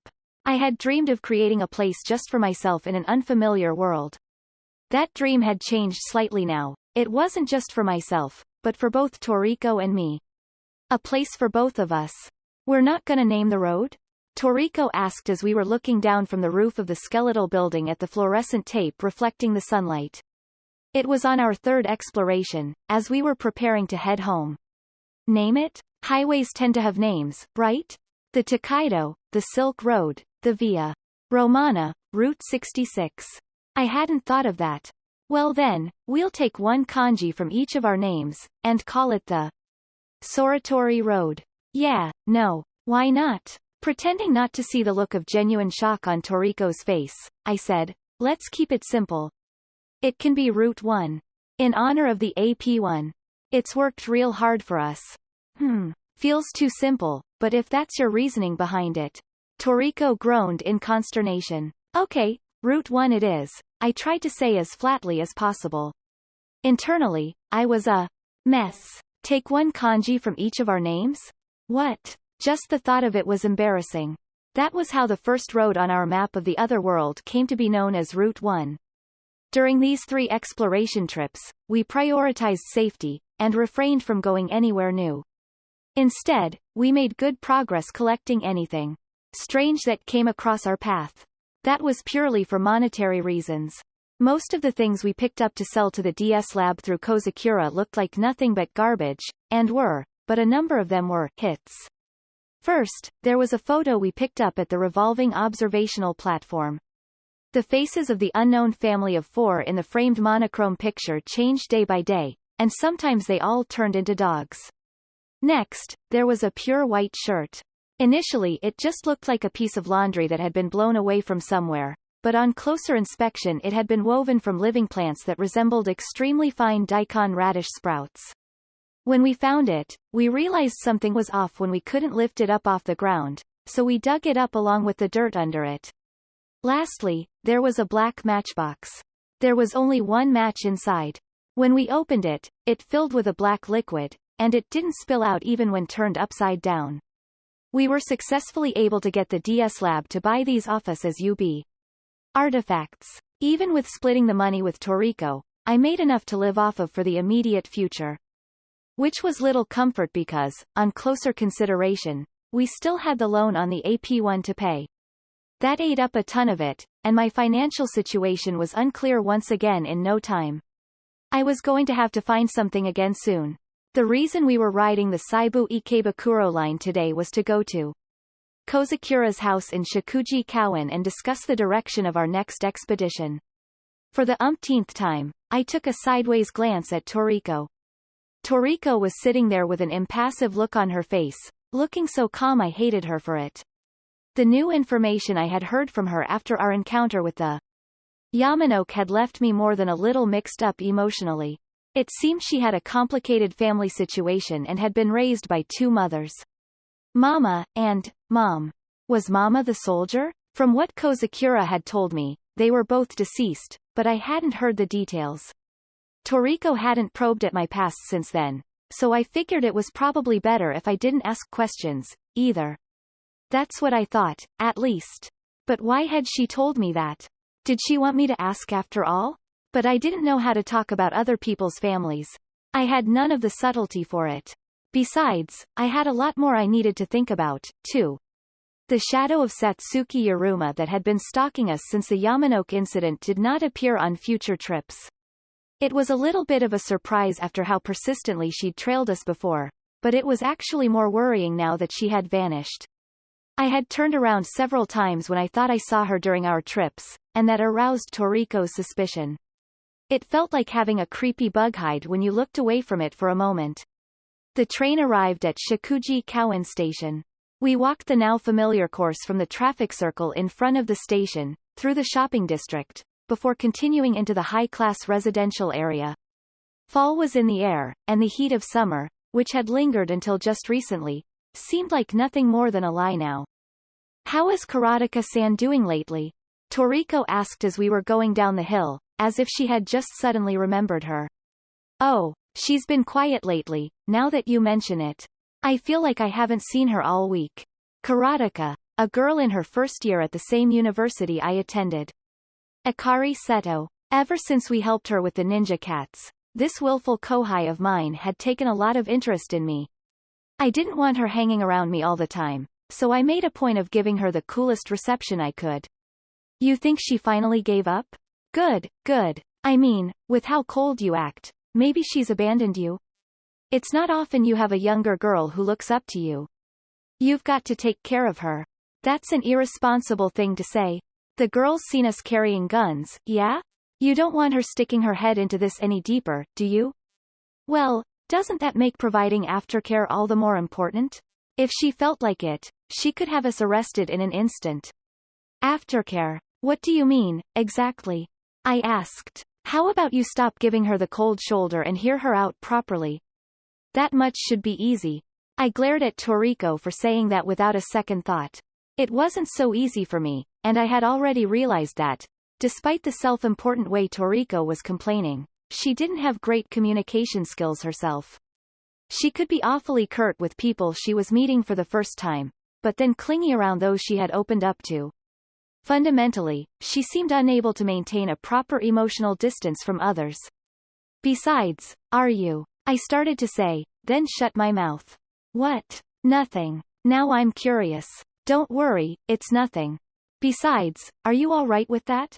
How did Toriko feel about Akari? They were both former students of Satsuki Yuruma. Satsuki Yuruma had been searching for partners to explore the otherworld, and during her work as a tutor, she tried to entice anyone who seemed they might prove useful. I had to wonder what she thought she was doing with high school students. Toriko had been shocked to learn her friend had been making contact with Akari at the same time.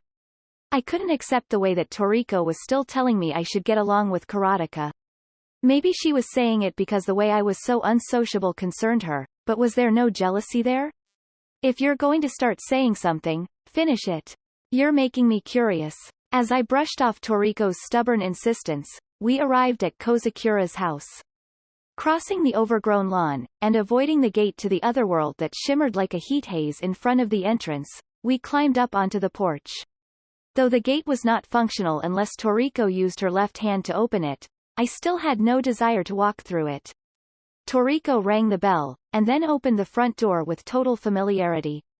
We're here. Oh. As she looked down, Toriko's voice faded out. That made me look down, too, and I saw an unfamiliar pair of shoes left next to Kozakura's clogs. They were high-heeled lace-up boots. I could hear friendly chatter from down the hall, on the left. One was Kozakura's low voice, and the other voice was female, too. I couldn't make out the details of the conversation, but things seemed peaceful enough. Who is it? Can you tell? I asked, but Toriko shook her head. Other than me, Satsuki, and Migiwa, I have no idea who would come here. As we were talking in hushed voices, Kozakura called out from the other side of the door. What's taking you? Come on in. We looked at one another, then took off our shoes and went inside the house. I walked down the dark corridor, and opened the door. Hello, wa? As I poked my head in and saw the situation, the greeting evaporated from my mouth. In the reception room, across the table from Kozakura, was none other than the person we were just talking about. Sorry to intrude, senpai. I stood there speechless as Karateka, Akari Seto, gave me a cheery smile.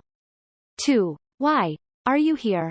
I managed to choke the words out, but my voice was probably still a bit shaky. Had she tailed us? Used cameras? Wiretaps?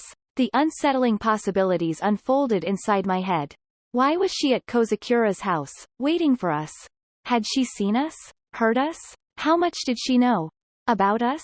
Were we going to have to make her disappear? No, calm down. But I must have looked pretty pale, because Kozakura furrowed her brow. Hey, Sorawo-chan, what's the matter? Are you all right? She asked. Kozakura-san. Why is? I hear this girl is your kohai. She came bearing gifts, even at such a young age. That makes her more considerate than the two of you, doesn't it? In Kozakura's hands was a colorful box that contained Yukon jelly. It had been pre-cut for easy eating. My gaze slowly moved to settle on Akari's face. What did you come here for? There was a person who, unbeknownst to me, had information about me, and was acting on it. I couldn't stand it. Probably because of the trouble the cult had caused me. Says she has something to talk to you about, Kozakura said, and Akari nodded. I'm here because there's something I wanted to ask you about. Sorawo-senpai, Toriko-san. I tried to bring it up at school a number of times, senpai, but you seem so busy lately. Now that she mentioned it, she had. I hadn't thought much of it, though. I'd heard about Kozakura-san from Yoruma-sensei. That she had a friend who lived alone in Shikuji Kawan. How is that connected to me? I asked. You said it yourself, senpai. You gather in Shikuji Kawan to talk about things. That made it click. Oh, it must be the same person. Huh? Did I say that? It's true that I've been annoyed enough by Akari following me around that my responses have been getting pretty lazy. But would I let information slip like that? Maybe my confusion had shown on my face, because Akari's eyes darted up and to the left. Hold on, was she tailing me after all? You heard her. Pretty clever kohai you've got, Kozakura seemed strangely smiley in her own way. Was she excited to have a guest for the first time in a while? How long are you going to just stand there? Sit down already. Oh, right. Me and Toriko sat down in some empty chairs. There was tea on the table, perhaps to go with the Yukon. The hot tea that Toriko and I had never been served.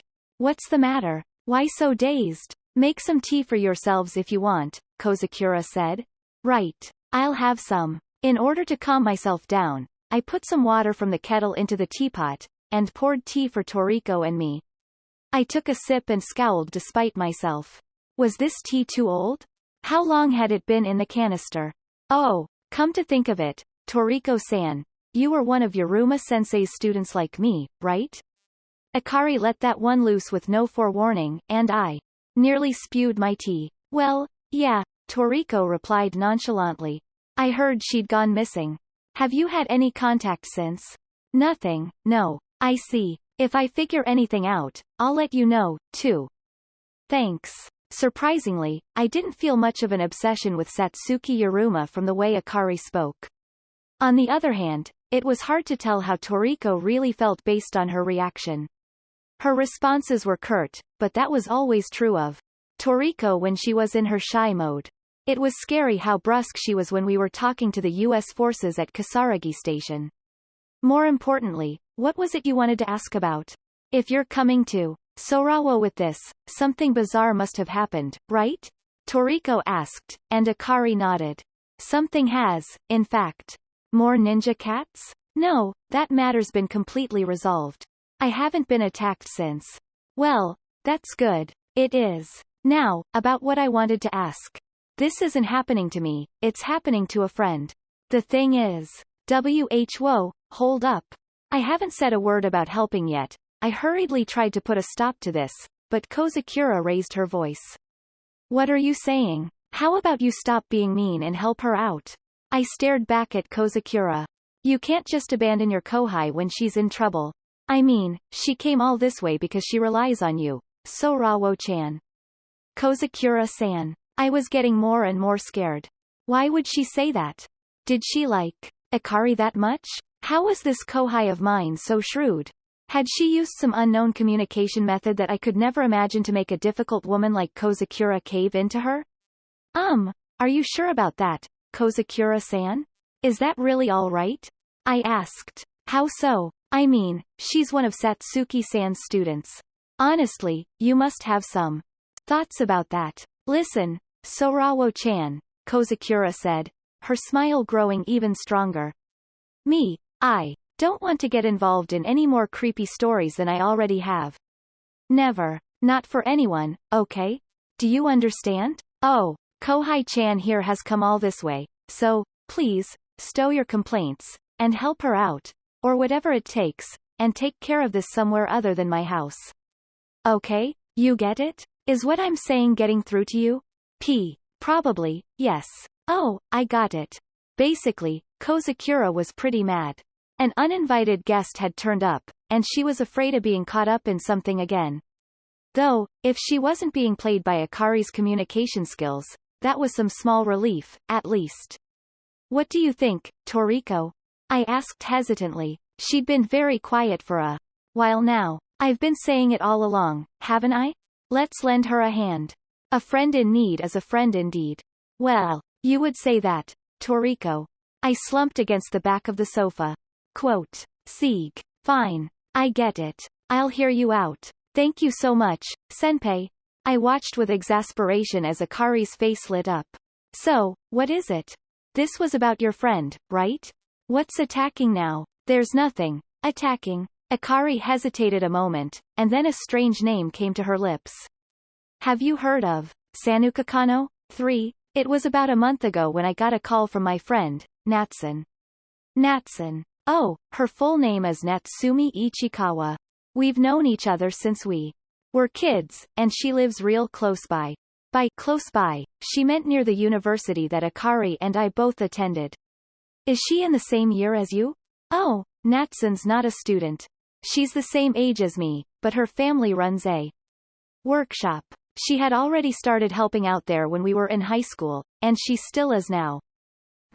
Natsun called me, and she said, there's a weird monkey in the yard. A weird monkey? She sent pictures. Here, look. She showed me the screen of her phone. There was an image of a furry creature sitting on a garden stone. It looked like a Japanese macaque that was facing away from the camera, but when Akari slid her finger across the screen, that impression was dispelled. Ah, what even is that? It's not a monkey, right? Toriko, who was looking at the screen with me, raised her voice. Just as she said, the face turned towards us in the second picture was not that of a monkey. It had a human-like expression, with a faint smile, like something was funny. Its body was all monkey, though. If there was a creature that was somewhere between monkey and human, I had a feeling it would have looked a lot like this. Akari tried to show Kozakura the screen, too, but Kozakura just leaned away with a smile still on her face.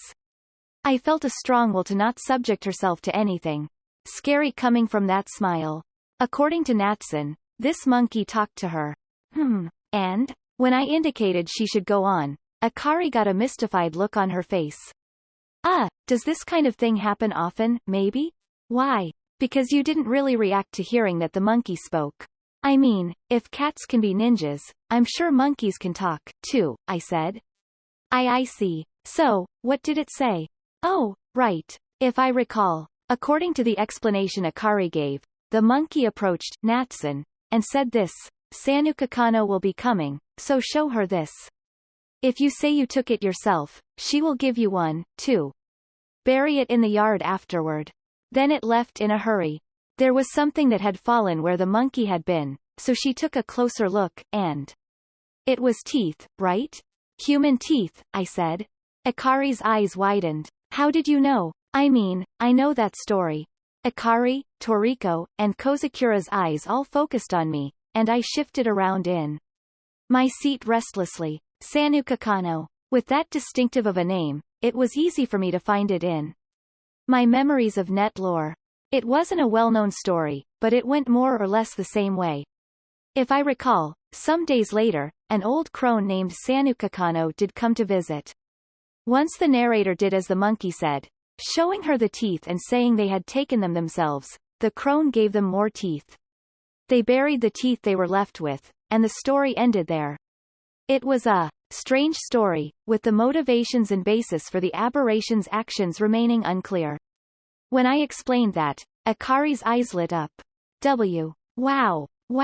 I knew you were the person to talk to, senpai. I never knew there was a story like that. Yeah, well, if you search online, I think you'll find it. So, did Sanukakano come? The thing about that is. Natsun chucked the teeth. Ever since she did, her family has been getting hurt, strange people have followed her around, and all sorts of unpleasant things have been happening. I just happened to hear about it when I met her recently, but it sounds like it's pretty awful. That's why I was thinking we should get expert help. But I'm not an expert. Like with the ninja cats, I felt like the stories I heard from Akari reproduced the ones I had read online almost exactly, even though the person directly experiencing the events, whether that was Akari or Natsun, wasn't familiar with the original story. Each time the other world had tried to make contact with me before now, it had used scary stories inside my head as a sort of template. But now that I saw people who didn't have my familiarity with net lore and true ghost stories having experiences that followed that template, the theory was on shaky ground. No, maybe. As I thought about it, Toriko spoke up. Sounds like another one involving the other world, right? Yes, maybe, I replied half-heartedly, but a strange thought was occurring to me. There was someone in the depths of the other world that was aware of us. On the beach in Okinawa, we had been called by our names, Sorawo Kamakoshi and Toriko Nishina, so I had no doubt of that. Were they trying to harass us here in the surface world? Could it be that this entire sequence of events, from Akari and her friend having this bizarre encounter, to their coming to us for help, was targeting Toriko and me? Unconsciously, my hand had gone to my right thigh. In the other world, that was where the holster with my Makarov would always be.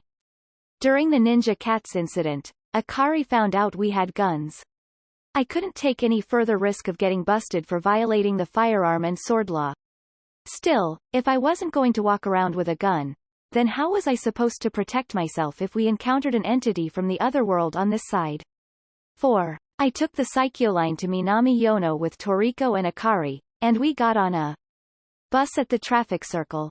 If we rode for another 10 minutes or so, we would arrive at the university, and right by my apartment, but this time we disembarked along the way there. Akari was taking us to Natsun's house, or rather her family's workshop a little way off the main road. The building bore a faded sign that read Ichikawa Automobile Repair Shop. In the workshop where the smell of oil and metal welding hung in the air, there were two vehicles, a K-car and a van. There were two legs sticking out from under the van, which had been lifted up on a jack. Natsun, got a moment? Akari called out, and the legs moved. The person who had been doing the work came out from under the van on what looked like a skateboard. It was a young woman wearing a gray jumpsuit. Her red hair with dark roots was tied up at the back of her head. My first impression, honestly, was that she looked like a delinquent. Akari, what's up? You message me online? Sure did. Sorry, wasn't looking. Jeez. I told you to keep an eye on it. When she talked to Natsun, Akari's tone was a lot more relaxed and casual than when she spoke to me. I guess she's actually trying to be polite, I thought as Akari indicated towards us. You know how I was saying I might be able to get you some expert help? Well, they're here. For real? Sorry to put you out like this. Natsun's eyes went over Akari's shoulders, and right past me to stop on Toriko's face. She blinked repeatedly, as if taken aback. Hey, the name's Ichikawa. Kamakoshi-senpai, right? Sorry for the trouble. Ah, Natsun. No, that's Toriko-san. This is Kamakoshi-senpai, Akari explained. Her eyes turned to me. Oh, really? This is Kamakoshi-senpai? Whoa, what was this attitude? Was she looking down on me? I was a bit miffed, but Akari was getting excited about something. They're both experts on this kind of thing, so I'm sure they can help you, too. Tell senpai about it. Well, I don't mind, Natsun said, looking not at all convinced. She made no attempt to hide her suspicion of me. Well, I couldn't blame her. I looked like a gloomy otaku, so I couldn't imagine myself and a delinquent like her getting along all that great. If she was giving me this treatment after I came all this way here, I didn't care much for her, either. Oh, it's fine. If you don't need me, I'll be going, I started to say, but Toriko cut me off. What's that you've got there? Toriko was pointing at Natsun's hand. I took a look, and her dirty white gloved hands were holding a mass of hair. There were even what looked like torn bits of flesh attached to it here and there. Natsun looked down at what she was holding, and scowled. This stuff's wrapped all around the drive shaft. She tossed it into an empty paint can with an irritated click of her tongue, and I heard a gross splattering sound from inside. Heard the car wasn't in an accident, though. Happens a lot lately. Toriko and I looked at one another. Natsun took off her gloves, then, reconsidering, she said, Yeah, since you're here already, would you mind coming with me a bit? Natsumi Ichikawa took us around to the back of the workshop where the house was. When we went further around behind the old-style one-story home, there was a surprisingly large yard. They might have been landlords at some point in the past. In between the green garden trees, there were a number of large garden stones. Pointing to one of them, Natsumi said, "That's where it was." The monkey was gonna snap a pic for Instagram, since you don't see them often, but it turned this way and started talking to me. "Zanuki's coming, too bad for you," or something like that. "Zanuki? Not Sanuka Kano?" Akari interjected. "Kano? Was it? No, you said it before. Quite clearly. No way. I don't remember." Natsumi's brow furrowed. I dunno if it was San or Zan, or whatever, but I wasn't hearing the monkey's words with my ears. They were right inside my head. So, I got spooked, and the monkey bolted. Next thing I knew, there were teeth at my feet. "Do you still have them?" I asked, and Natsumi shook her head. It was creepy, so I tossed them right away. Bad idea? Nah, of course you would do that. I couldn't blame her. I mean, it was the logical thing to do. That she threw away the teeth was a deviation from the original net lore, but doing as the monkey said was clearly aberrant behavior to begin with. But still, can't help but think I messed up. It's all gone to hell since. Gone to hell? Think it was 3 days after the monkey? Some old lady was hanging from that tree. Wah! She was pointing towards a pine tree at the edge of the garden. One of the thick lower branches had been cut down at an odd place, and the cut was fresh. Had no idea who she was, so I was at a real loss. Why'd she have to go and die in our yard? The police came, and they asked all kinds of questions, but I didn't have a clue. What? In the Sanuka Kano story, the old woman came, but she didn't die there or anything. Everything's been kind of crazy since. My old man got caught under a car he was working on when the jack came loose, and it busted his ribs. Mom got involved in a hit and run. Huh? Are they okay? Toriko asked. Natsumi let out a sigh. Both of them are in the hospital, so I gotta take care of everything around the house. There's been all sorts of other weirdness. I get nothing but vehicles that look like they were in accidents coming in for repair, and there's been a ton of reports of suspicious people, too. This one old fart with a knife came towards me smiling, so I bashed him with a wrench. Then I got this creepy phone call in the middle of the night that was just a woman laughing. Natsun. When Natsumi's tone became more and more agitated, Akari gave her a reassuring pat on the head. Then, sighing again, Natsumi continued. Kamakoshi-senpai, was it? You think this is really my own fault? I heard you helped Akari before, but is there even any helping me with this? The way true ghost stories worked was unreasonable. It was like being forced to play a shitty game where the goal and the rules were poorly defined. On top of that, if you messed up, the penalties were massive. One mistake could mean death, madness, or a curse on your entire family. Senpai, isn't this, you know, like my thing with the ninja cats? I nodded reluctantly. When the ninja cats attacked, the area around her got weird. That was how Akari once described the transition into the interstitial space between the surface world and the other world. What should we do this time? As I was struggling for words, there was a tap on my shoulder, and Toriko spoke. It's simple, isn't it? We just do the usual. The usual? You look at it with your right eye, and let me just remind you, we can't use these. I made the shape of a gun with my right hand, and Toriko's eyes widened. Oh, no, not, oh. Geez. Still, after coming all this way, I knew I probably couldn't just go home and abandon them. Even I had that much empathy. I turned to Natsumi, who was sticking close to Akari. For now, how about we look for the missing teeth? 5. I had the other 3 back away, then focused on my right eye. If the teeth the monkey gave her were from the other world, I'd be able to distinguish them by their silver halo. However, based on past experience, that rule didn't always apply. If I brought back a pebble from the other world, it would just be a little piece of rock with no halo in this one. I walked around the yard, surveying the area.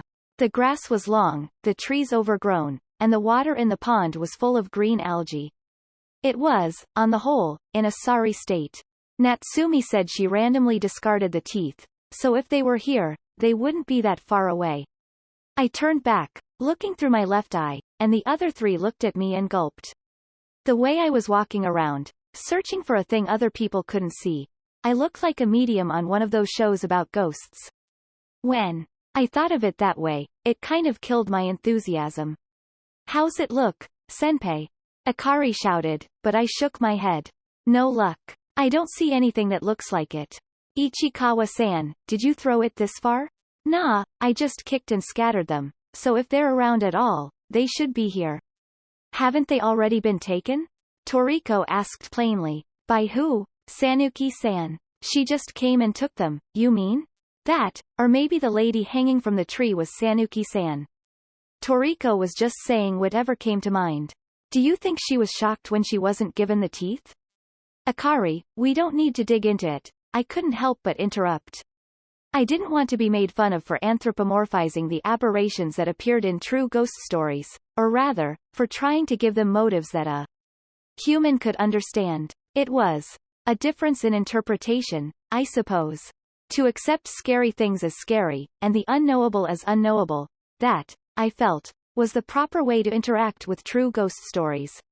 I think it was a pretty tiresome line of thought, but I had never talked about it with anyone, so give me a break. Well, I had put a fair number of bullets in those aberrations by this point, to be honest. It's really not anywhere, huh? Just as I gave up on finding the teeth and looked up, by the edge of the garden, at the foot of a ginkgo tree, I spotted an unnatural disturbance in the ground.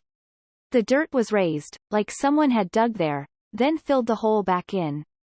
Did you find them, Sorawo? Toriko asked. I turned back to her. There's something buried here. Do you have anything we can dig with? Natsumi brought a shovel from the repair shop to dig. Eventually the tip of it struck something hard, and a ceramic jar appeared from under the dirt. It was big enough where I needed both hands to lift it up, and it had a white glaze on it. Akari crouched down and scrutinized it closely. It's like a burial urn. Ichikawa-san, do you know anything about this? I asked. Nope. Can we open it? Natsumi nodded. I took the shovel from her, hooked it under the lid of the urn, and lifted it. Whoa! I cried out despite myself. That burial urn guess hadn't been far off mark. It was filled with a massive number of teeth. Yellowed teeth, taken from who knows how many people, filled the urn to the brim. There were teeth with fillings, and unblemished white teeth mixed in, too. We figured the urn had been buried relatively recently. What is this? Gross. Natsumi groaned after looking into the urn. Can you tell if the teeth the monkey gave you are in here? As if I could tell them apart. There weren't anywhere near this many. Hey, Sorawo. Here, too. I looked over when Toriko called my name. She was standing in front of a garden stone, looking at it. There were the same signs of the ground having been dug up, then filled back in. We looked at each other. I silently thrust the shovel into the earth. What came up wasn't an urn, but bones. For an instant, I panicked, thinking I'd turned up a human corpse, but the bone and body structure were completely different. It was likely a dog. I say, likely, because it cut off abruptly at the neck, and just the skull bones were missing. Senpai, is this one, too? The spot Akari found had a miniature Japanese-style house made of plain wood. It had been badly slashed with some sort of blade, and black paint had been splattered over it. It's a household shrine, I said, and Natsumi had a sudden realization. Seriously? This is ours. It's yours? We had a household shrine in the repair shop, but I haven't seen it in a while. Does that mean someone removed and buried it? It feels kinda like there's a curse or something being cast here. Akari said quietly. Do you recognize the urn or the dog? I asked, but Natsumi shook her head. We looked around the yard. In a span of 10 minutes, we had found 3 items that felt like concentrated malice. If we took our time searching, there might have been even more. Natsumi stood there, unsure of what to do. Her tough girl persona was gone, and she looked like a forlorn little girl. Akari walked over next to her and took her hand. Without saying a word, Natsumi lowered her gaze and gripped her hand in return. Normally, it might be best to report this to the police as harassment, but they probably aren't going to take this seriously, I said.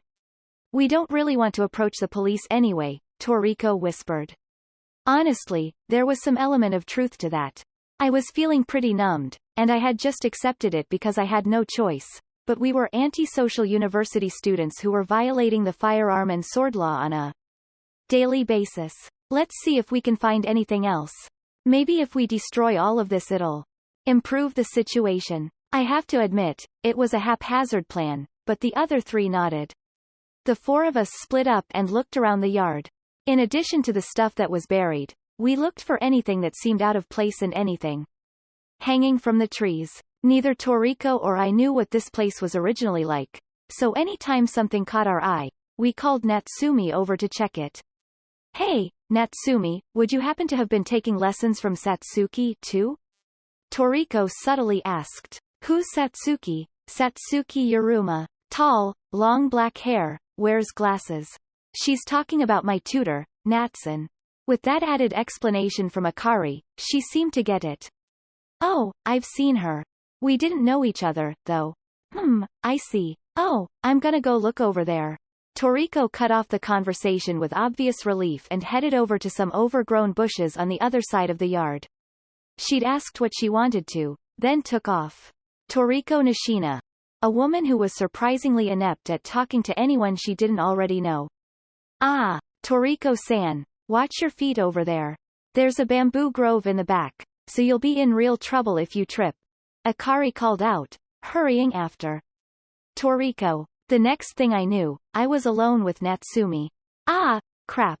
I had no place calling out Toriko for her poor communication skills when I was so bad at talking to people I didn't know myself. We weren't acquainted, no. I was surprised when Natsumi started talking to me. Huh? I knew her as Akari's tutor, Satsuki-san. But I never liked her, you know. You didn't? I dunno, the woman was scary. I saw her walking with Akari from a distance. One time, and even though I didn't do anything, she suddenly turns and looks at me. I went, whoa. It was a different type of fear than I got from the senpai at my school. She was creepy. And Natsumi looked over to Akari, who was talking with Toriko on the other side of the yard, then continued. I was afraid she would take Akari away. Akari-chan? Why? She was awfully close to Akari. And Akari seemed attached to her, too, in her own way. I was really worried that she was being tricked by a bad adult. I mean, she's cute, you know? That's why she's always had people calling out to her. When we were kids, I'd chase off the worst of them, but once she started taking karate, she got stronger than me. I never asked any of this, but Natsumi went on, as if deriding herself. Even now, Akari will tell me, you're so tough and reliable, Natsun, but honestly she's way stronger. I mean, in high school, she won a local tournament and went to the nationals. There's nothing I can do for her anymore, is there? Ichikawa-san. I was shaken. Why are you telling me, a total stranger, your life story like this? Scary. Or what? Are you another woman who can't keep a proper emotional distance from other people? If so, even though she's a delinquent, there might be some common ground between us, I was thinking when Natsumi turned and looked at me. Honestly, I was wary of Kamakoshi-senpai, too. Huh? Akari was always telling me how great you are, senpai. Like, how you saved her from ninja cats? Or something? And how you're super reliable. Then I heard you were connected to that tutor, and I thought you were bad news, too. I'm not connected to her, Toriko is. Ah, yeah, I got the shivers the first time I saw Toriko-san. I thought, if it was a beauty like her, I couldn't blame Akari for praising her. But when I heard that, you're Kamakoshi-senpai, I went, huh? But you really are an expert, huh? Sorry I was rude. Was rude? She was still being rude to me, now, in the present tense, wasn't she? Your personality is a real mystery, Kamakoshi-senpai. You look like a gloomy otaku, but you don't get scared like I'd expect. You don't have to tell me every single thing you think, okay? I had been through some scary stuff before now, but I still couldn't quite get used to terror and malice. If there was one thing that separated me from Akari and Natsumi, it was experience. I couldn't deny that the reason this delinquent didn't scare me was because I could shoot her any time. Natsumi lowered her head. I don't really get it, but I did something wrong, and that's brought a curse or something on us, right? That's what this is, she mumbled. Her sudden shift from rude mode to depressed mode was too much for me to keep up with emotionally. My mouth hung open for a few seconds, but I managed to recover and respond. Well, not necessarily. This stuff is like getting in an accident. It's bad luck you encountered it in the first place, and it's probably no one's fault. Huh? What do you mean? Someone put a curse on my family, right? Because I didn't hand over the teeth. Oh, that's where the difference in understanding was. How should I put this? When it comes to these things, it's not about cause and effect. It wasn't inevitable that you would encounter a telepathic monkey, right, Ichikawa-san? From the beginning, nothing about this was logical. That's why it's the same for the events that followed. Like, take that pot full of teeth. It's the sort of thing that would make you think you're cursed for sure, but you're just caught up in a single chain of events, and I don't think there's any point in thinking about the meaning behind any single part of the process. That's why it's an accident. Natsumi asked. Yeah, that's right. It might be closer to an illness, or a disaster, actually. If you look for the cause of an accident, an illness, or a disaster, they exist, sure. But there's no reason to the, why did this have to happen to me? Part. So you don't need to think you messed up. I kinda get it, but I don't want to get Akari involved in that accident. I do want help, of course, but yeah, all I can do is look. I may not be able to save you, is what I wanted to say, but I stopped short of doing so. A certain calculating idea came into my head. Well, I'll try to help, but can I expect a reward? I asked. How much are we talking? Not money. Would you be able to customize a vehicle for us? Natsumi blinked, as if caught by surprise. Customize it? Sure, it's possible. Is it okay if it's a farm work vehicle? The confusion on Natsumi's face only grew. When I was about to explain the AP1, I realized Toriko and Akari were staring in our direction. Huh? What? I asked, standing there. Sorawo, behind you. Toriko shouted. 6. Natsumi and I turned in unison. I was looking at the tree with one branch cut off. There was a figure wearing a kimono standing at the foot of it. It was an old lady in an elegant kimono, but the way she was half bent over was unnatural. When had she appeared? I hadn't noticed at all. Who are you? Natsumi asked, and the old woman responded. I am Sanuka Kano. Toriko and Akari ran over, gathering the four of us in one corner of the yard. The old woman who called herself Sanuka Kano was smiling. What are you here for? Natsumi said intimidatingly. Because I did not receive them. Huh? I did not receive the teeth, so I cannot give them to you. What are you going on about? Now, I must take them with me, it seems. The moment the old woman said that, Natsumi let out a congested groan, and bent over. Ichikawa-san? Natsumi covered her mouth with her hands. I saw red strings dripping through the gaps in her fingers. Blood fell to the ground, and something white fell there. It was a tooth. What is this? Natsumi screamed, blood erupting from her mouth. That is one, the old woman said, still smiling. Natsun. Akari ran up and took on a karate stance. What are you doing to Natsun, you hag? That shout, louder than I expected from her small body, made me cower for a moment. But the old woman was unfazed. I am Sanuka Kano. There was no emotion as she repeated the same line from before. No doubt about it, this was a phenomenon from the other world. Akari, no. Natsumi tried to stop her, still covering her mouth, but Akari didn't turn around. You stay back, Natsun, she said. Standing next to me, Toriko had her hand in her tote bag. Our eyes met. She was telling me she could draw her gun at any time, but I gave a short shake of my head. No, Toriko. We don't know the situation yet.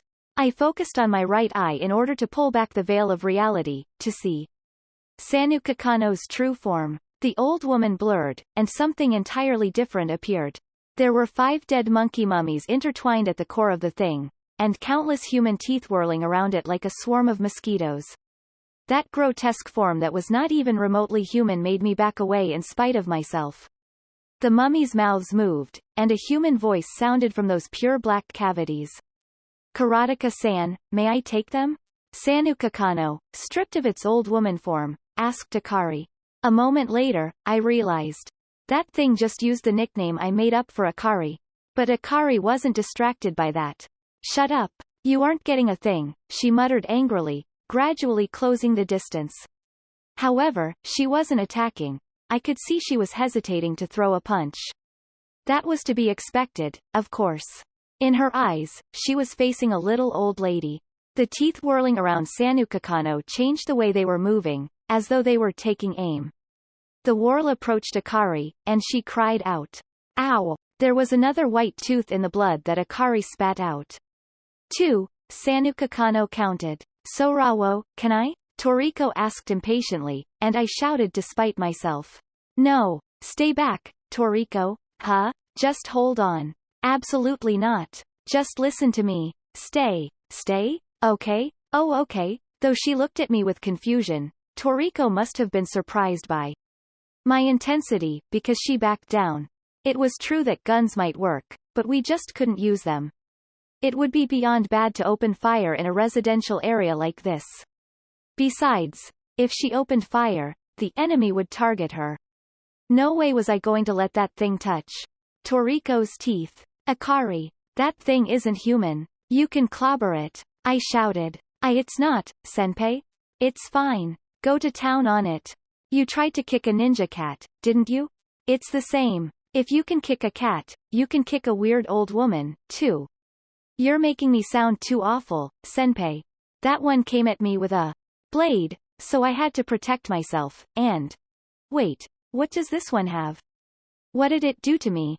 And Natsun, too. It pulled out your tooth incredibly fast. Hurry, or it'll get you again. Seriously? But, even after I told her all that, Akari was still hesitating. Fine then. This is an emergency. Sorry, but I'll be using that karate of yours. Okay, Akari. Listen to me. I'll be looking at you. Senpai? Because I'm looking, you are strong. Your karate will work on any monster. I focused my right eye not just on Sanukakano, but on Akari, too. Go get it, karateka. For an instant, Akari stopped, then let out a chuckle. Up until then, there had been no openings in her stance, but suddenly she relaxed. She moved her head. Left, then right, cracking her neck. NGH. Haha. Yeah, that's right. I'm tough. Haha. Akari. Natsumi called out to her, sounding suspicious. Sorry, Natsun. I took too long. So it pulled out your tooth. Haha. Mine, too. Heheha. Akari, what's wrong? Nothing is wrong. I'm just pissed. You hurt Natsun. Don't screw with us, you old hag. You're gonna need dentures when I'm done with you, Akari said in a threatening voice, then kicked off from the ground. She landed a flying kick more beautiful than anything I'd ever seen right on Sanukakano. Her opponent was staggered, and Akari landed on the ground, then hit it with a combo of 3 thrusting kicks. With fists, elbows, fingers, legs, and headbutts, she unleashed a combination of attacks that went faster than my eyes could follow. Each time she struck, there was a dull echo, and chunks of monkey mummy and teeth would go flying like black and white blood. I had no knowledge of martial arts or combat sports, so I couldn't have told you what was happening, but Natsumi and Toriko's intermittent cries of, whoa, wah, eek, and, oh, allowed me to infer that something pretty nasty was going on. Come to think of it, Sanukakano looked human to everyone but me. I'd done this for just a moment with the ninja cats. If I looked closely at someone with my right eye, it made them go a little crazy. When there was no other option, having an insane karate monster on our side was more reliable than anything. As long as she was on our side. The way Akari was now, she had simply lost her mind, not been given some ability to touch beings from the other world. If I had my right eye on the enemy, physical attacks would still work. It didn't matter whether those attacks were made with bullets, or fists. Ah, Sorawo, don't you think that's enough? Toriko gave me a hesitant tap on the shoulder. I looked over, and Akari was standing on top of the fallen Sanukakano, unleashing an incredible flurry of punches on the thing. In my right eye, I saw the teeth had been scattered all over, and the monkey mummies had been torn limb from limb. Diverting my focus away from my right eye, I called out to Akari. Akari, that's enough. She came to a sudden stop. At the same time, the wind blew past, blowing away the remains on the ground. I covered my face with my hands reflexively. When the wind passed and I opened my eyes, there was nothing left. Huh, she's gone? Natsumi mumbled, dumbfounded. Focusing away from my right eye, I looked around the area.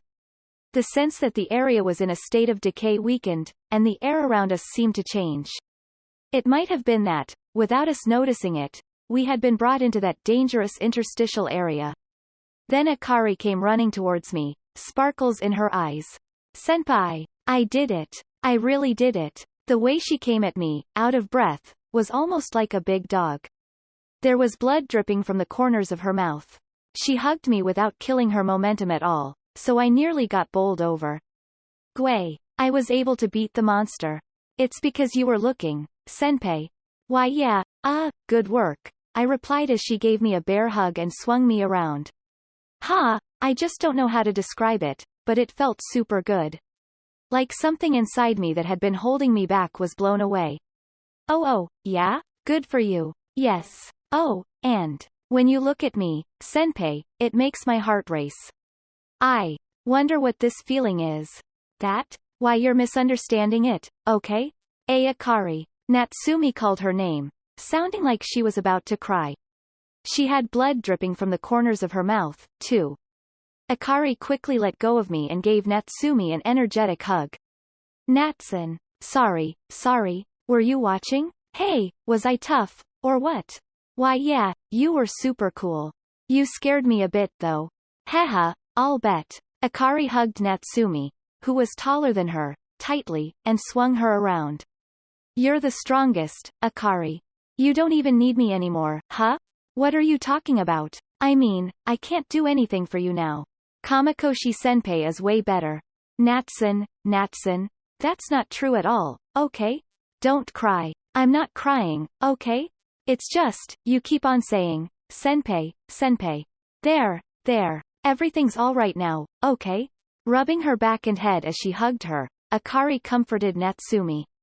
Natsumi-chan and Akari-chan get along really well, huh? Toriko whispered in my ear. Looks like it. She was calling her cute earlier, too. Toriko stared at me as I made that unconcerned reply. So Rawo, you did something with your right eye, didn't you? Well, yeah. Don't use it on Akari too much. I feel bad for her. I know. Do you really? Look at me, Sorawo. Toriko seemed kind of upset, and if I left her like this, I had a feeling like she might start lecturing me. Looking at the other two, who were ignoring us and enjoying an intimate moment, I decided to change the topic. Toriko, you call me cute pretty often, like Natsumi-chan does to Akari, don't you? Toriko looked back at me in silence, blinking intensely. That shook her more than I expected. Maybe I do. What part of me are you looking at that makes you think that?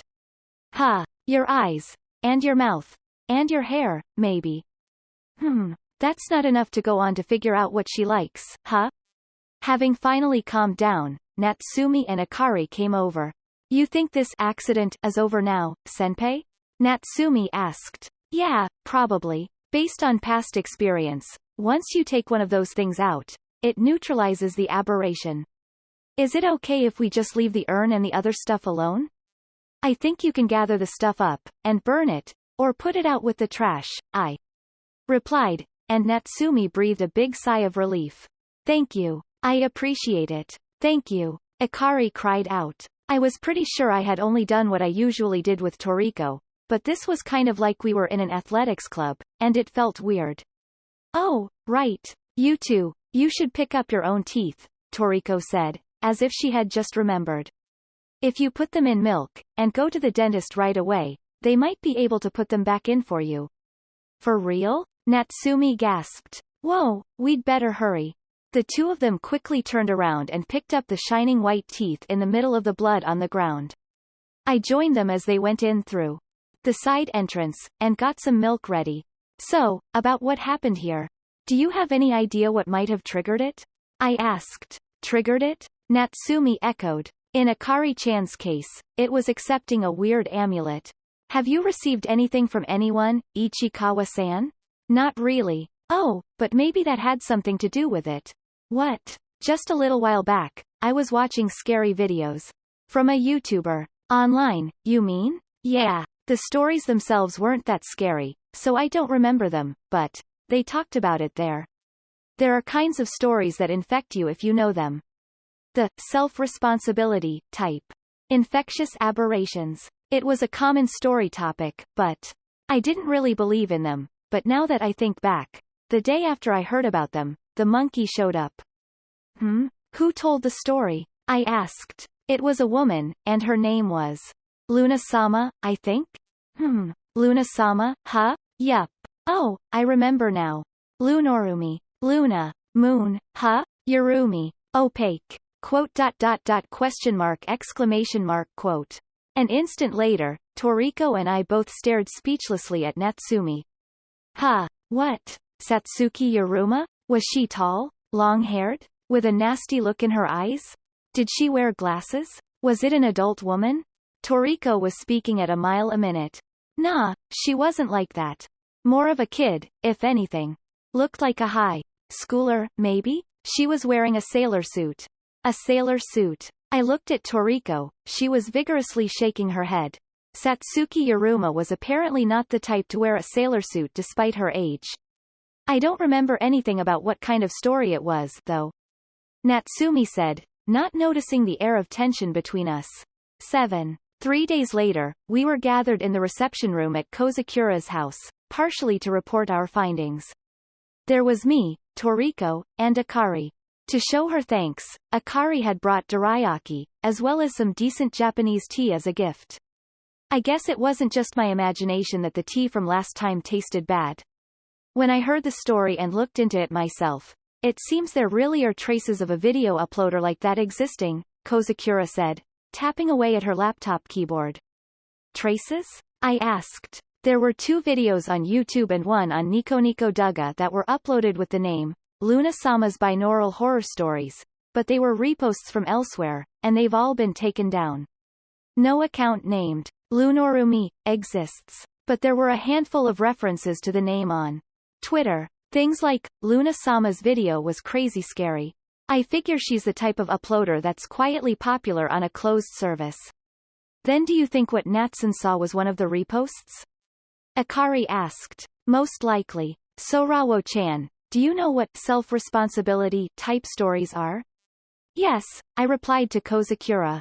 It's a name for a series of weekly interlinked net lore stories that say that anyone who reads them will be visited by strange things.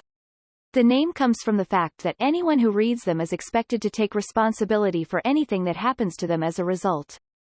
I see. It seems the repost video that was taken down was one of those self-responsibility type stories. Quote, Sanukakano is sometimes categorized as a self-responsibility type story, but... Huh? Hold on. I looked up, and my eyes met with Kozakura's serious stare. Sorawo-chan, is it possible she's doing this intentionally? I thought that, too. What do you mean? Don't just come to a conclusion on your own, you two. Toriko, who couldn't keep up with what Kozakura and I were talking about, said sulkily. Basically, we were speculating that someone who knows about the other world might be deliberately spreading infectious aberrations, Kozakura explained. This Luna-sama person, you mean? What for? Toriko asked. I wonder, is it for the fun of it? That, or to bring people into contact with the other world? I added onto Kozakura's guess. Why would they want them to make contact? I shook my head. Piling speculation on speculation wouldn't help. I'll look into this a bit, too.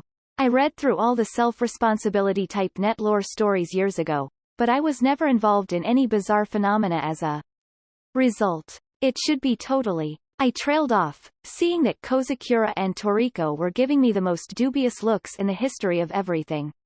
What? No, not, what? Sorawo, do you understand what you're saying? Huh? What? Yes, I understand. Their harsh stares were unrelenting. And I mumbled until I trailed off. What? Still, I've got to hand it to you, senpai. You sure know your urban legends, huh? Akari's off-base compliment made me feel awkward. Let me tell you, I have basically no interest in urban legends. Huh? It wasn't just Akari who reacted to my words with surprise. Toriko's eyes widened with surprise, too. You don't? Yeah, none at all. Then. What are you interested in, senpai? True ghost stories. How are they different? We're going to have this talk? It's boring, and I'll bet you're not that interested. Please, go on. I want to hear. She pressed me on it, so I reluctantly began explaining. Okay, I'll say it. Urban legends are rumors, right? They're like, this happened to a friend of a friend. People tell them as if they actually happened, but the origin of the story is unclear. There's no source. What about true ghost stories? True ghost stories are the accounts of people who had direct encounters with the bizarre. There is a clear experiencer and reporter. There may be people who feel differently, but that's how I define it. And that's all you're interested in, Sorawo? Why? Because urban legends are lies, I said, but Toriko didn't seem to get it. With true ghost stories, they could be made up, even if they're being called true, though, right? But the source of the information is clear, at least.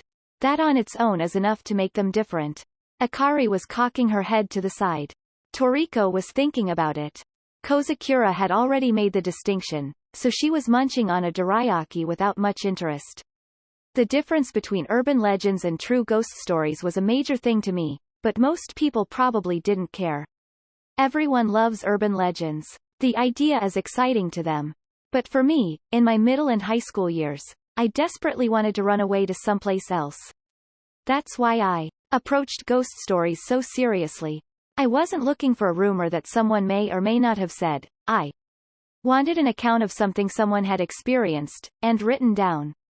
True ghost stories could be scary, bizarre, incomprehensible. To me, they were all reports on how to get to someplace other than here. Which is net lore? Toriko asked. Are they urban legends? Or true ghost stories? Net lore means internet folklore, so it only refers to the medium. If they're told on the net, then both urban legends and true ghost stories can be net lore. Oh, I see. I get it. Akari clapped her hands. That's why you never responded when I talked to you about urban legends. Yeah, I guess. I understand now. I'll bring you a proper true ghost story next time, then. No thank you. Why not? Did she have to ask? That was exactly what she'd done this time, wasn't it? I had a growing suspicion that everything that Akari came to me about was a dangerous thing involving the interstitial space. I couldn't use my gun carelessly, but there were physical threats, so in some ways it was actually more threatening than the other world. I didn't particularly want to be in scary situations. I wanted to go somewhere else, to an unknown world. I wasn't going to let a little terror get in the way of that. That was all. Come to think of it, Sorawo-chan, your hair's grown, huh? Kozakura said as if she'd just noticed.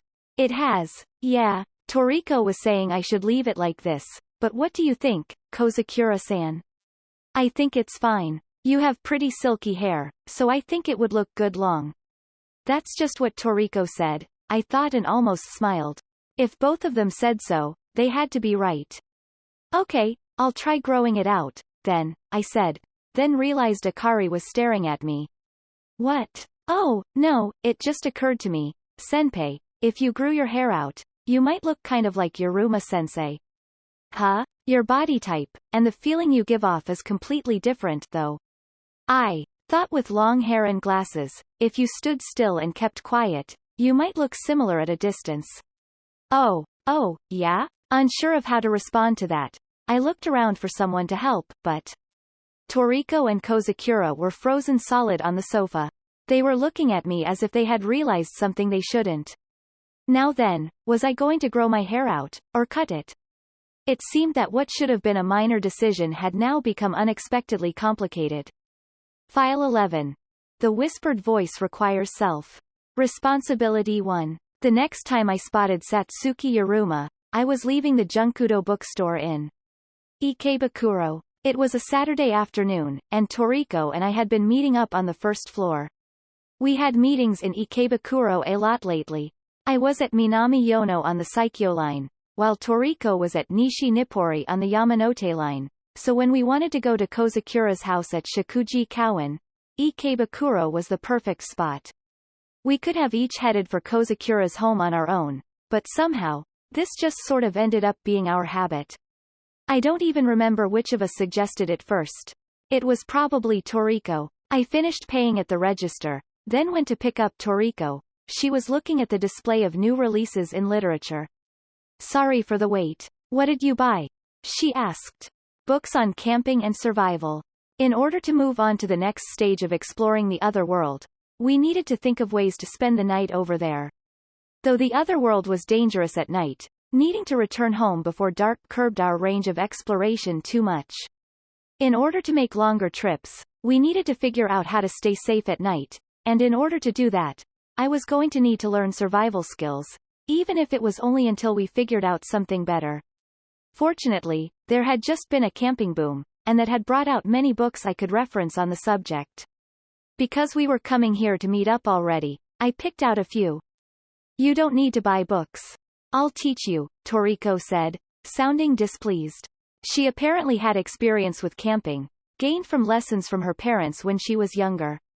Still, you said you'd forgotten what you learned, Toriko. And I'll remember it all as we go. There you go, just saying things at random again. I'm not saying it at random. My body remembers, it'll be fine. Sure, you can teach me out in the field. I felt people glancing at us as we talked, so I looked at Toriko, and our eyes met. What? Oh, no, nothing. When I brushed my hair, which had grown to shoulder length, back over my ear, Toriko looked away awkwardly. Maybe I should cut it after all.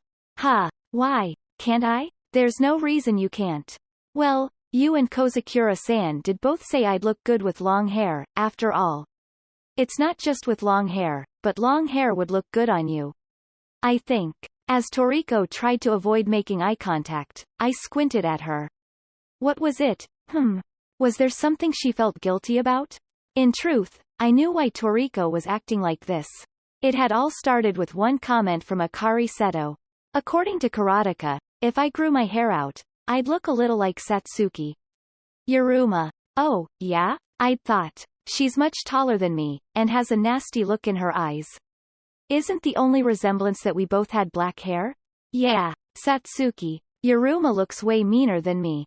Don't lump us together. Maybe I should have played it off like that, but once she pointed it out, it was unexpectedly important to both Toriko and Kozakura. This was right after they both suggested I grow my hair out, so that only made it several times more awkward, because neither of them was over their feelings for the missing Satsuki Yuruma yet. Incidentally, for our last after-party, which included Karateka, we had pizza at Kozakura's house. Obviously, we couldn't throw out the MVP, who had traded blows, actually, who had landed a one-sided beatdown, on Sanuka Kano before the party. But, in retrospect, having her eat pizza when her tooth had just been put back in was maybe not the best choice. Regardless, ever since then, Toriko seemed to feel slightly guilty towards me. Even though I didn't really mind. Really, I didn't. I left the bookstore, standing in front of a slightly quiet Toriko. We stood behind a crowd waiting at the crosswalk for the light to change. There was a pedestrian path, left like an island in the middle of a major street with constant traffic. Two crosswalks intersected it, connecting the opposite shores. When I looked up, I came to a sudden stop. On the far shore, across the crosswalk, in front of a ramen place that had a long line of foreign tourists in front of it, there was another group like ours, waiting for the light to change. There she was, again. Among them, a tall woman in black, with long black hair and glasses, Satsuki Yuruma. Sorawo, what's up? Toriko, who was beside me, asked suspiciously, having noticed I was acting strange. I couldn't respond. Toriko bent her knees a bit and looked at the opposite bank at the same eye level as me. Is something there? I looked at the profile of Toriko's face as she said that. There was no sign she had realized something was wrong. In which case, I really was the only one who could see that thing. Looking back with that thought in mind, Satsuki Yuruma stood out from the scenery around her as if she had been cut out of a photograph and then pasted there. Her head was hung, and she was as immobile as a still image, just like when we had encountered her in the other world. Speak of the devil and he shall appear. There's a saying that goes like that, but I hadn't even spoken of her, so it seemed like it should be against the rules for her to show up like this. The light turned green, and the people around us began to walk. That broke my line of sight, leaving me unable to see Satsuki Yuruma for a moment. When I was able to see the far shore again, the woman in black was nowhere to be found. Sorawo. Toriko put a hand on my shoulder. I took a deep breath, then shook my head. Sorry, I was a little out of it. Toriko furrowed her brow and looked closely at me. You okay? Yeah, I'm good now. It was nothing. Well, okay. Toriko stroked my arm anxiously, then moved her hand away. It hardly happened anymore, but on very rare occasions, perhaps because of flashbacks to past trauma, I would lose consciousness. Toriko experienced that, too, so she wouldn't doubt what I had said. What I feared had become reality. After we encountered the Yamanoke, the shadow of Satsuki Yuruma that had appeared in the other world suddenly vanished. This won't be the end. She'll come back. Maybe even in the surface world. That had been my fear, and unfortunately it had been right. What now? This had turned into a problem. I couldn't bear the thought of her constantly stalking us. It was good that only I could see her, but it took a lot of focus to keep it from Toriko. The moment I began walking across the crosswalk, half lost in thought, a car raced past, right in front of my eyes. Whoa, Sorawo. That was close. What are you doing? Huh? But the light's green. I looked up in confusion. At some point, the light had turned red.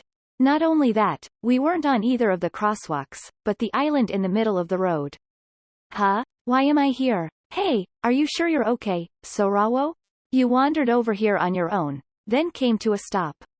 Don't you remember? Toriko said, and what was going on finally sank in.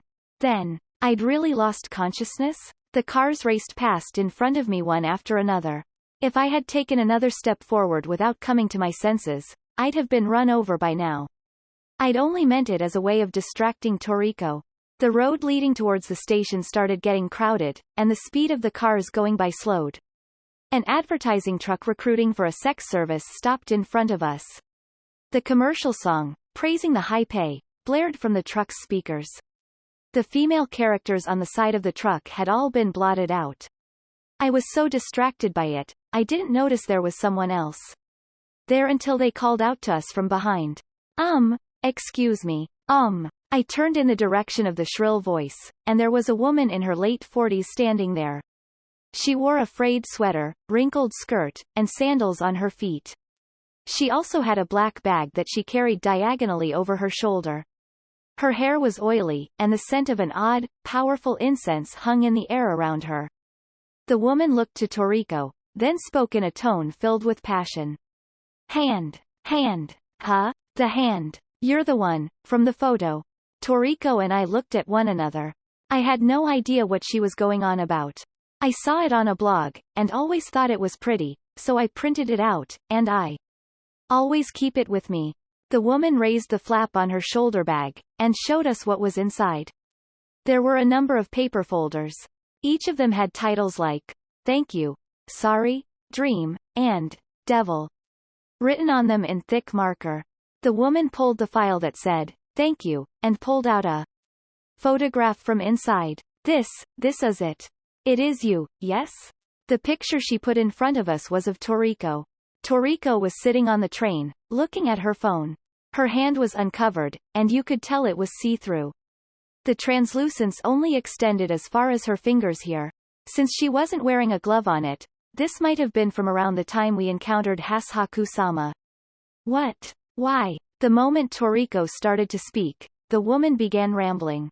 I've been looking for you all this time. You and your shining hand. There aren't many people as beautiful as you, so I thought it would be easy. The photo was from the Yamanote line, so I looked around the major stations along the Yamanote line every day, and I managed to draw you to me. Now, I can finally meet you. My wishes have been given form. Everything is connected. I felt a chill in my brain. I stepped in front of the woman without a word. I talked to Toriko over my shoulder. When the light changes, run. Sora, don't say my name. Toriko closed her mouth just in time.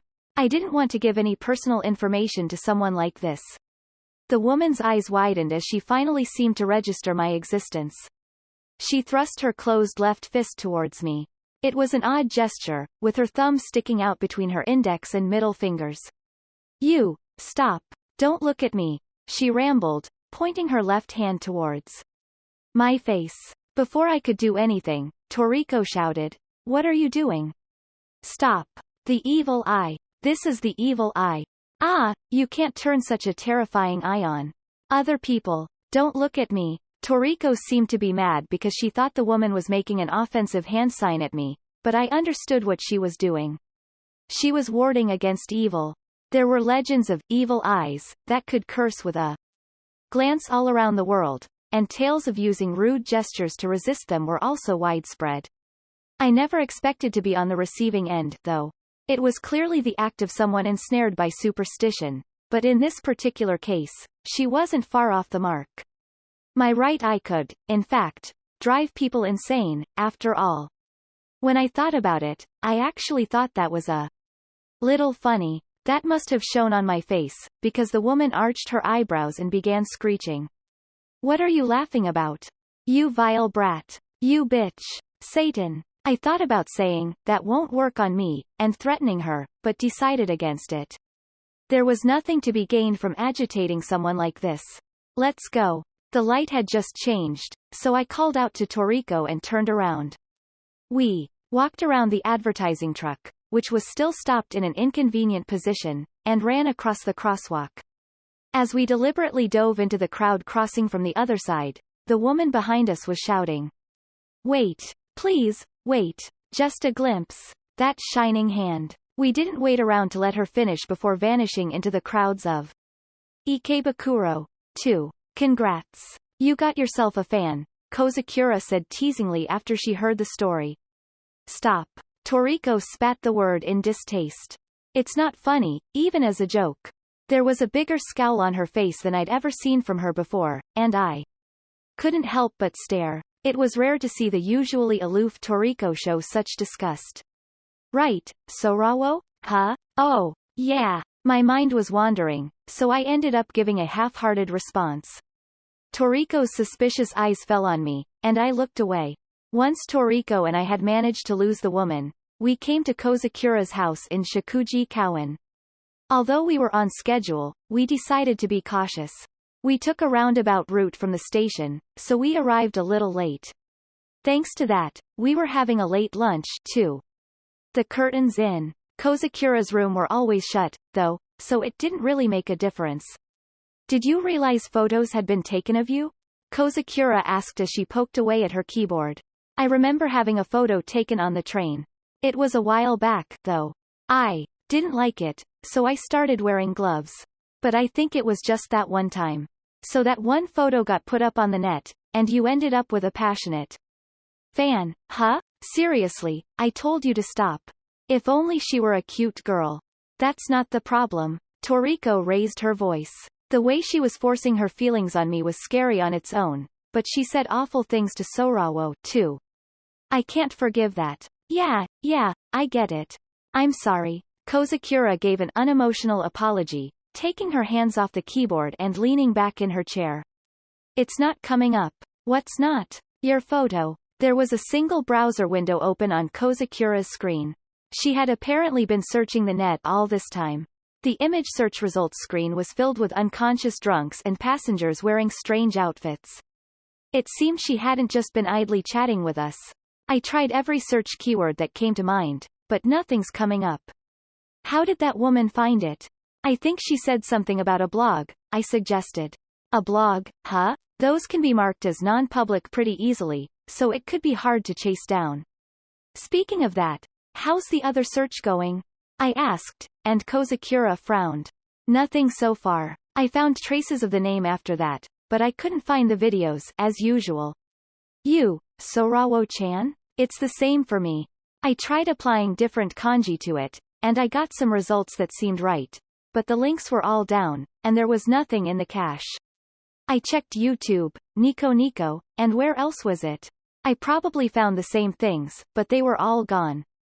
The only leads were the fragments of text left in the Google search results. But they all looked like reposts. That's when Toriko piped in. "Hey, You're searching for Lunorumi, right? Yeah, that's right, Kozakura said. The ghost story video uploader named Lunorumi. For a while now, Kozakura and I had been trying to dig into that unknown person's identity. Our first information came from Natsumi Ichikawa, a childhood friend of Karateka, my kohai, Akari Seto.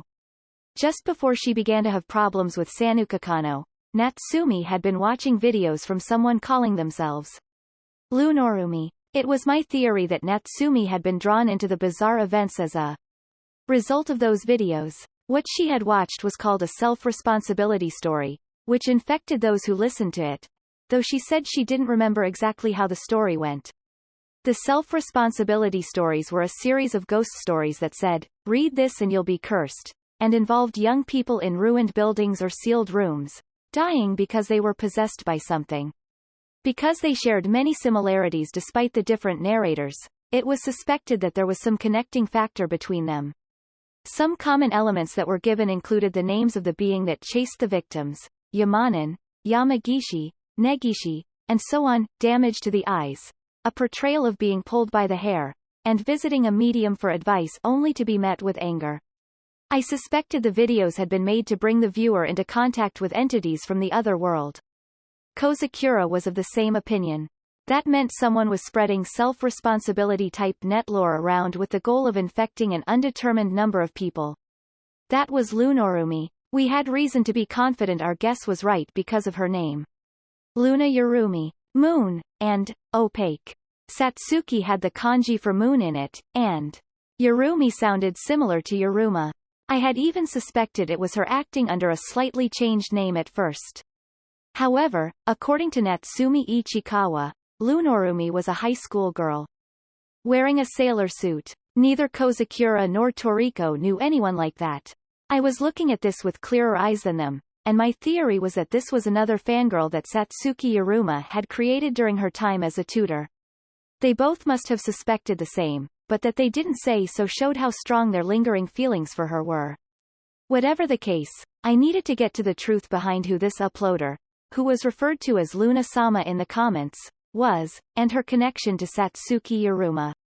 Then, whether it was intentional or not, I needed to stop her from getting large numbers of random people involved with the other world.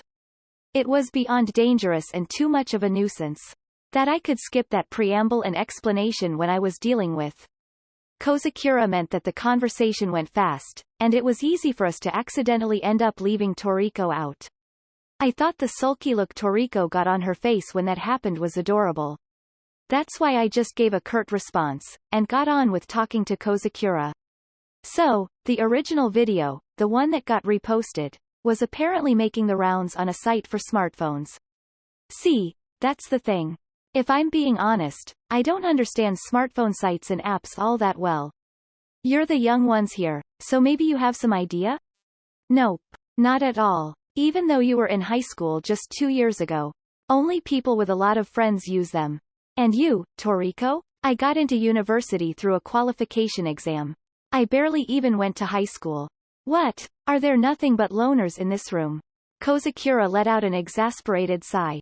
Toriko shook her head. We're not anymore. Haha, you're making me cry. With a nasal laugh, Kozakura swiveled her chair back to look at the monitor. Maybe we should try asking your kohais again? They're even younger than the two of you, after all. I'm not keen on the idea, but maybe we should. I responded grudgingly. I didn't want to get Akari and Natsumi any more involved.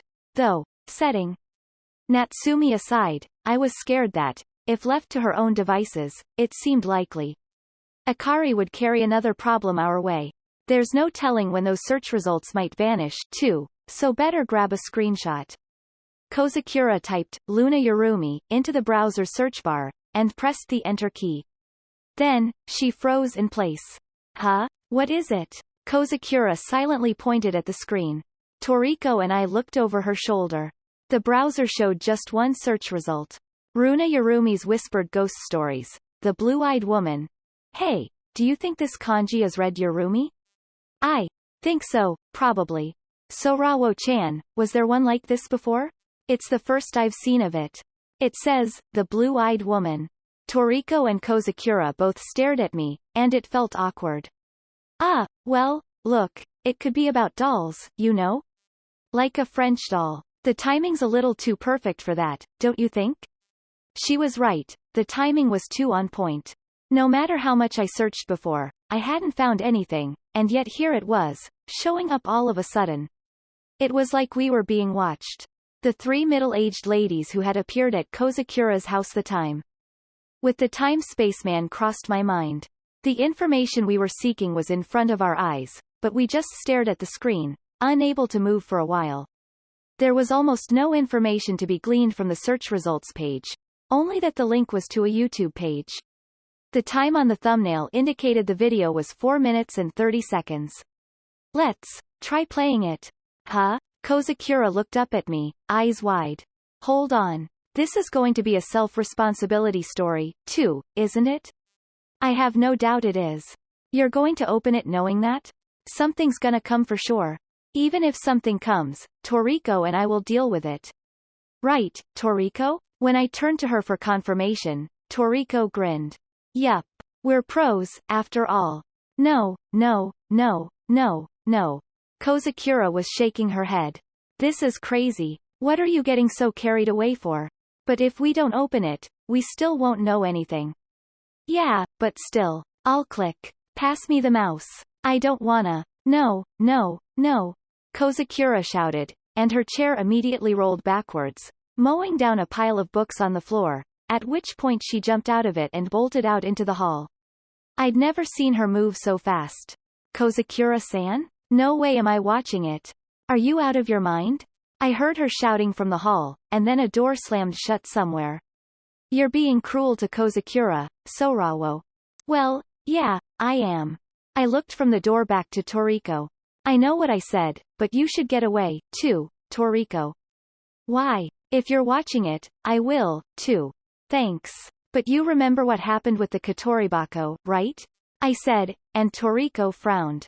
That time, the Kotoribako appeared when we carelessly read from Satsuki Uruma's notes, and Toriko and I nearly died. Satsuki Uruma had appeared with it, but that was a secret only I knew. I had no idea what would happen this time. For that reason, I felt it best to have the risk. With my eye, if there's something abnormal, I can detect it. So you go be with Kozakura, Toriko. Okay, Toriko said reluctantly. But scream right away if you're in danger, okay? I know. The video's 4 minutes, 30 seconds, so. If you haven't called me in 5 minutes, I'll come running. Okay, okay. Even after I'd replied to her, Toriko kept looking at me with a furrowed brow. I was about to tell her, it'll be all right, when Toriko suddenly moved. An instant later, I was in her embrace. Huh? I let out a strange cry and stiffened. The sensation of Toriko's warmth, her scent, her softness, and her firm muscles all filled my head. How many seconds did it last? Toriko hugged me for a while, then moved away. Be careful, okay? Oh, okay, it's gonna be all right. I was still a little shaken up when I responded. Honestly, I had been calmer before she hugged me. After watching Toriko leave with a worried look still on her face, I closed the door. Phew, that surprised me. I wish she wouldn't do things like that so suddenly. I don't know how to respond. I took the Makarov from my bag, pulled the slide, and checked that it was loaded. I crouched next to the desk, gun in one hand, and grabbed the mouse. Honestly, I was scared, too, but this wasn't a time to hesitate. If I didn't hurry, Toriko would get worried and come back. I took a deep breath to calm myself, then clicked the link. The screen changed to YouTube. The view count was in the single digits. The poster's name was RNURM. Nothing was written in the video description. Holding the Makarov's grip with both hands, I focused on the video. There were a few moments of darkness, and then a girl in a sailor suit appeared on the screen. It was a wide shot. From the front, at a slightly upwards angle, showing from her mouth down to about her stomach. The background was a dirty concrete wall, which was exactly the sort of thing you'd expect from a ruin. I focused with my right eye, searching for any hints of strangeness. I wasn't sure about the other side of the screen, but inside this room, around the PC, there was no silver halo appearing.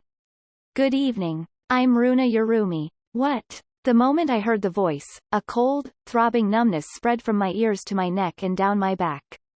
It felt like something was running down my spine. Hello to any new viewers. And to the rest of you, hello again. Hee hee. It was an amateur voice, not sounding particularly theatrical. It didn't feel like she was a voice actor, or a broadcaster, or a pro with that sort of vocal training. If anything, she was stuttering a bit. But the voice itself was incredibly alluring. Please, be careful. For everything past this point, you need to take responsibility for yourself. When you finish listening, something may happen to you. If you don't want that, stop the video now. Each time the girl spoke, the throbbing grew. It felt like she was whispering right next to my ear. It was my first time hearing a voice like this.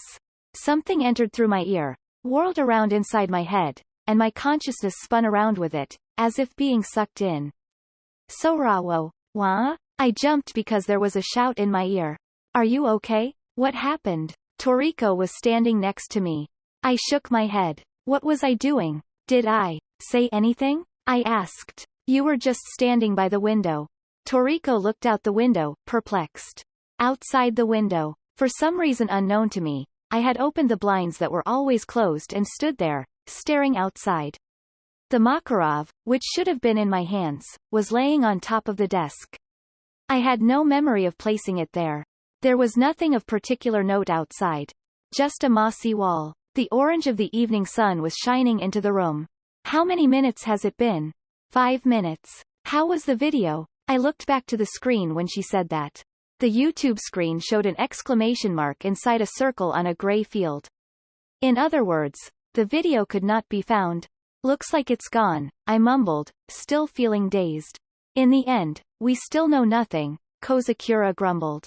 Honestly, after making a huge fuss at someone else's house. You were the one making a fuss, Kozakura. Oh, be quiet, you idiot. We were on the way back to the station. I thought about what had happened while I listened to Toriko and Kozakura talking behind me. That poster uploaded the video to the net at the perfect time, and once I'd seen it, she pulled it down, like it had done its job.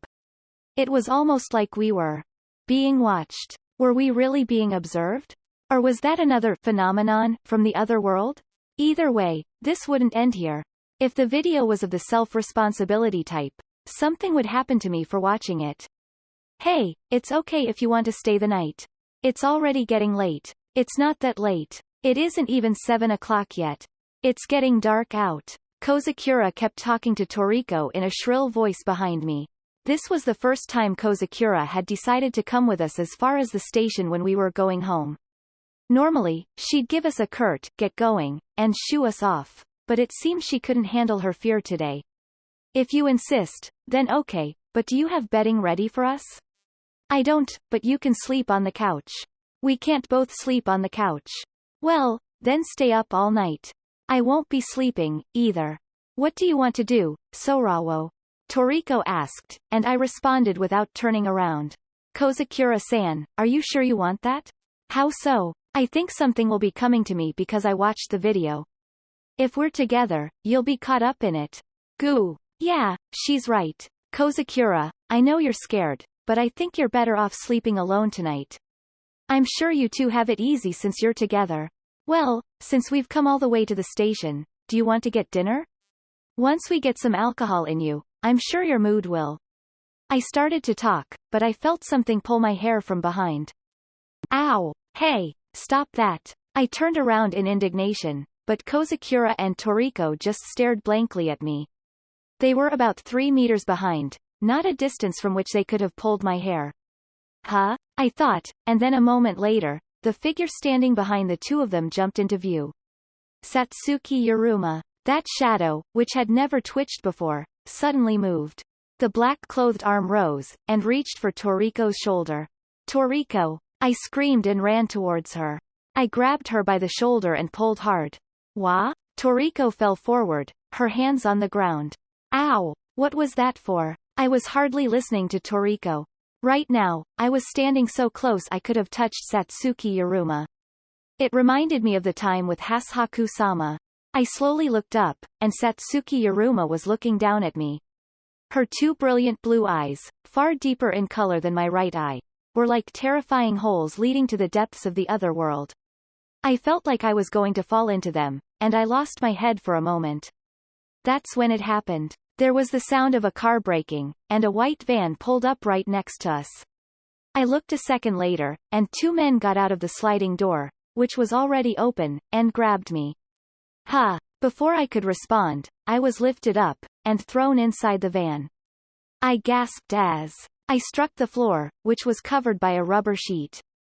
There were two more men inside the vehicle, and they held me down and covered my head with a bag. Who are these guys?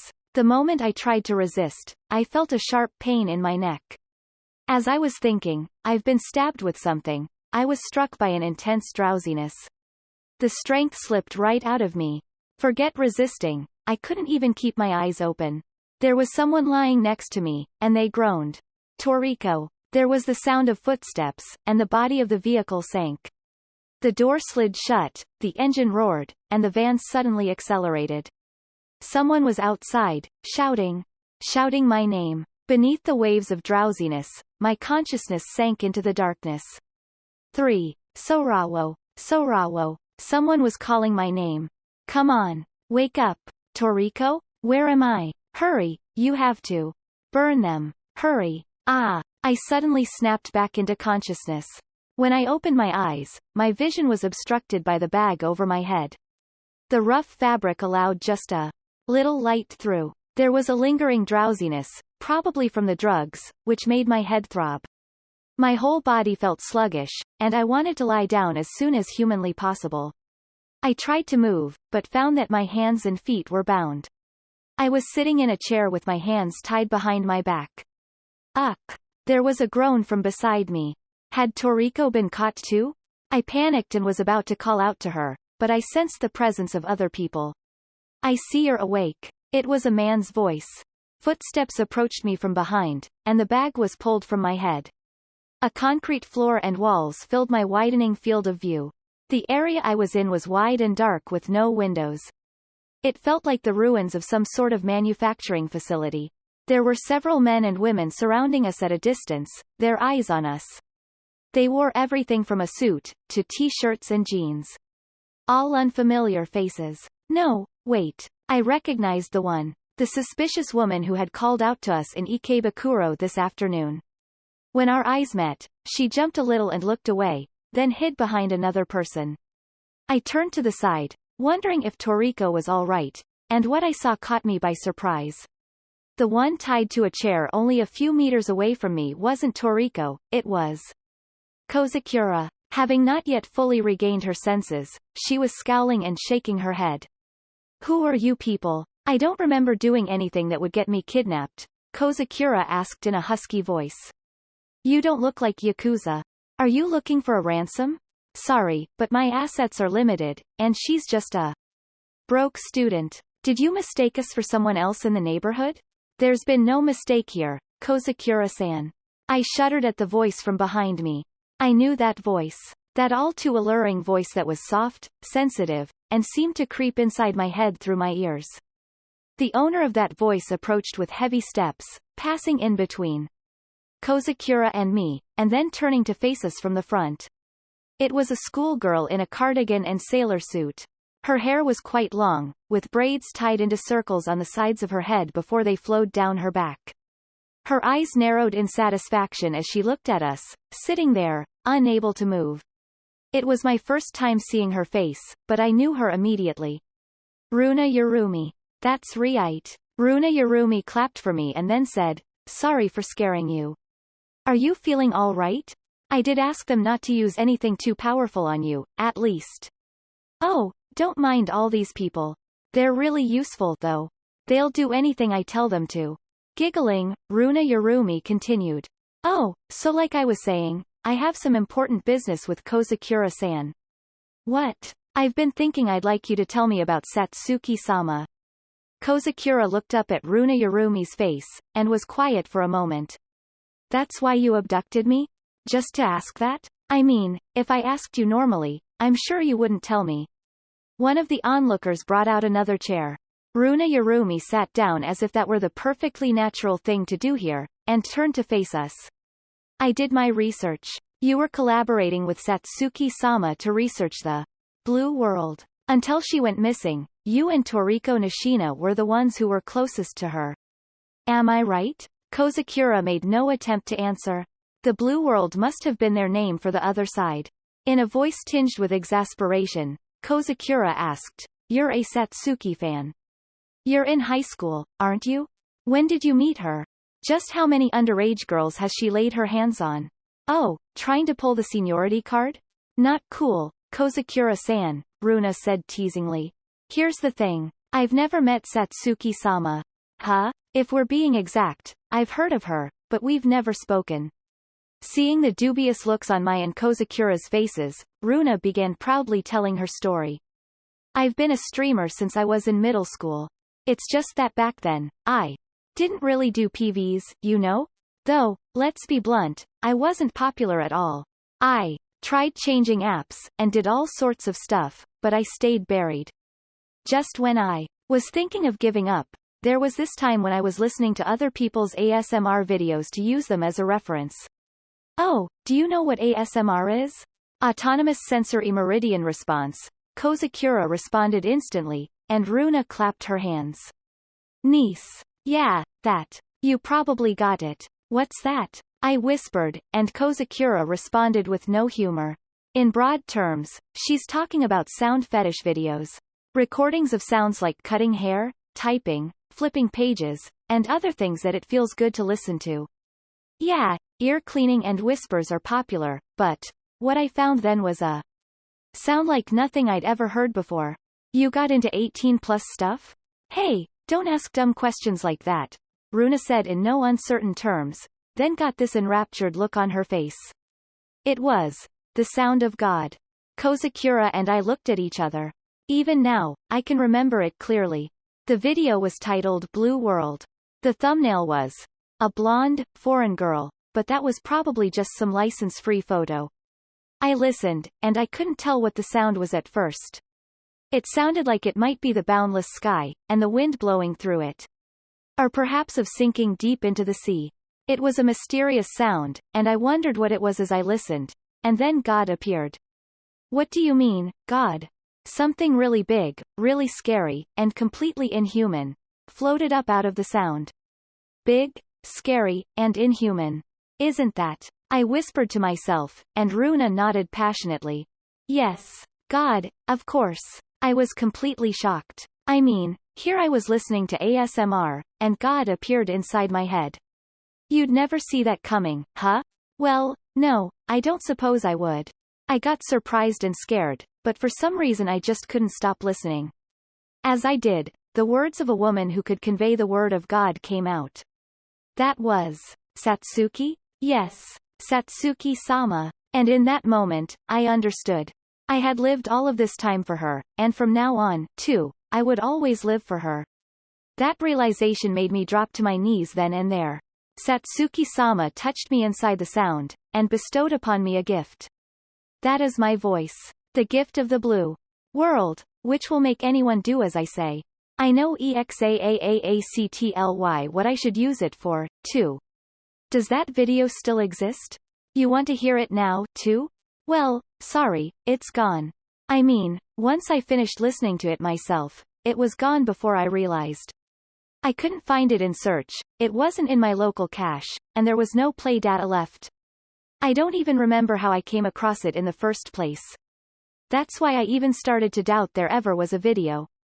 But I had clear memories of it, and I remembered, to the point I can play it back in my head. I'm sure the video changed its form into the voice, and entered me. This is what they call a revelation, right? What was this story? A sound burned into her memory by a video that it was doubtful existed. An unknown God. The sudden appearance of Satsuki Yuruma in this disorganized tale. And her gift. In a low voice, Kozakura asked, and that's how you came to worship? Satsuki? Worship, yes. I worship Satsuki-sama, the lady who bestowed this voice on me. The messenger of the blue world. I already know she exists. I am chasing after her, hoping to meet her just once more. No matter how you slice it, that's bizarre. You're crazy, all of you. Not all of us. I'm the only one who worships Satsuki. The rest of them worship me.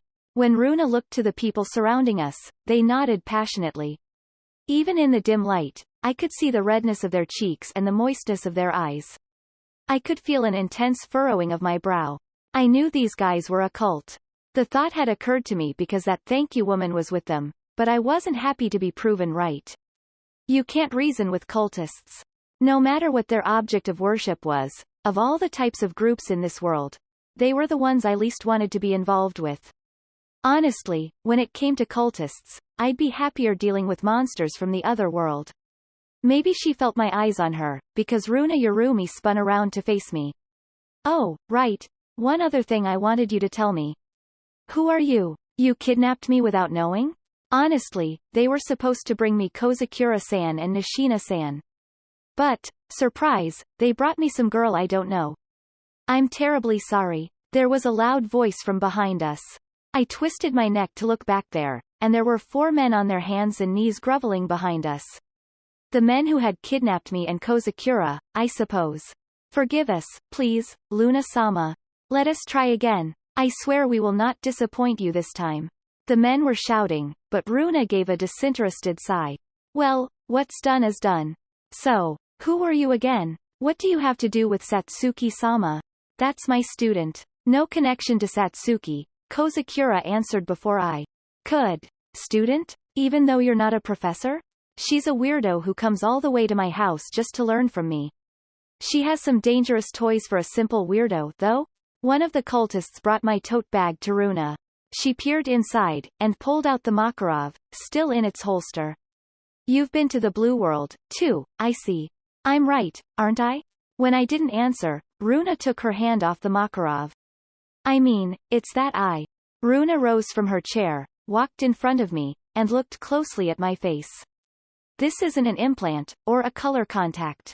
Woo, just what did you have to look at to end up with an eye like that? Luna-sama, it's dangerous. That woman has the evil eye, the thank you. Woman shouted from behind us.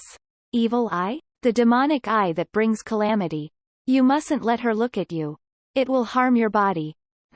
Is that a fact? That question was directed at me, though I didn't know how to answer it.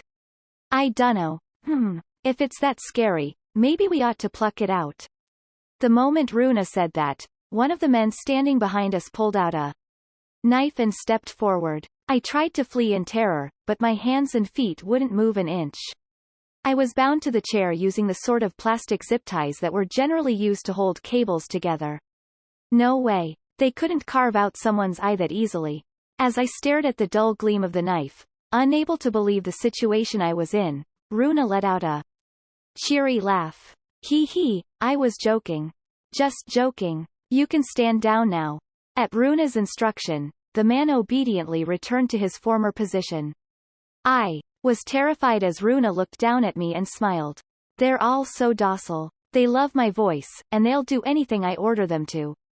Even if I don't tell them clearly what to do, they can read what I might want, and are one step ahead of me. If I hadn't stopped him, you wouldn't have that eye now. Runa reached out and stroked my cheek. But that would be a shame, wouldn't it? It's such a pretty eye. Is this a gift from the Blue World, too? Unable to utter a word in response, I just took shallow breaths and stared at Runa's face. Hey, she's not involved. If you have something you want to ask me. Kozakura interjected. Runa took her hand off me, and walked over to Kozakura. That's true. I was originally planning to interview you, after all. Runa walked around behind Kozakura, and whispered in her ear. Now, to start off. Will you tell me the girl with one blue eye's name? Eek. Kozakura let out a shrill cry and ducked her head. She was supposed to be whispering, but I had been able to hear her, too, even at this distance. Her voice before was alluring enough, but this was on a whole other level. There was clearly some kind of mode shift happening. It was bad enough hearing it nearby, but who knows what would happen to me if she whispered right in my ear. Kozakura twitched and stiffened in her chair. Her eyes widened, and goosebumps rose on her neck. Hey, tell me, what's her name? Mikoshi. Sora. Whoa. And how do you write that? The kami is paper, and the koshi is the etsu of joetsu. Kozakura submitted to the voice and spilled the information. Suddenly, I noticed the believer's eyes were fixated on Kozakura as she was interrogated. They all looked incredibly jealous, with flushed faces. It was super gross, the worst kind of scene. "You're Kamakoshi-san, huh? Nice to meet you." When Runa stood upright, Kozakura slumped like a marionette with her strings cut. "Would you mind waiting just a moment? I'll have your other friend, Nishina-san, brought along in no." "Don't you touch Toriko," I shouted despite myself. Kozakura and Runa both looked at me in surprise. Oh, I see. You're Nishina-san's partner then, huh?" Nodding in satisfaction at her own explanation, Runa moved away from Kozakura and approached me. She wrapped her arms around me from behind the chair, and brought her lips to my ears. Then, she spoke in a low whisper. "I'm sure you can tell me some interesting things, too."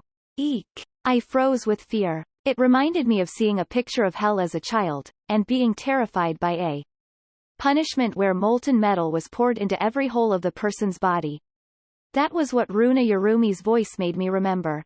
It felt like cold, liquid metal was being poured in my ear. This was nothing like the whispered ghost story I had heard through the speakers while watching her on the other side of a monitor. It was a voice with weight, pressure, and a numbing electric sensation. If I kept listening to this voice, it would ruin me. I'd go completely mad. Even though I was certain of that, all I could do was listen. Runa whispered, "I'll do you later, okay? For now, sit still. Street. Up. Shish. Quiet. Good night, Sorawo Kamakoshi-san." The liquid metal voice filled my brain, and flowed down my spine. It pushed into my mind, and I was helpless to stop it.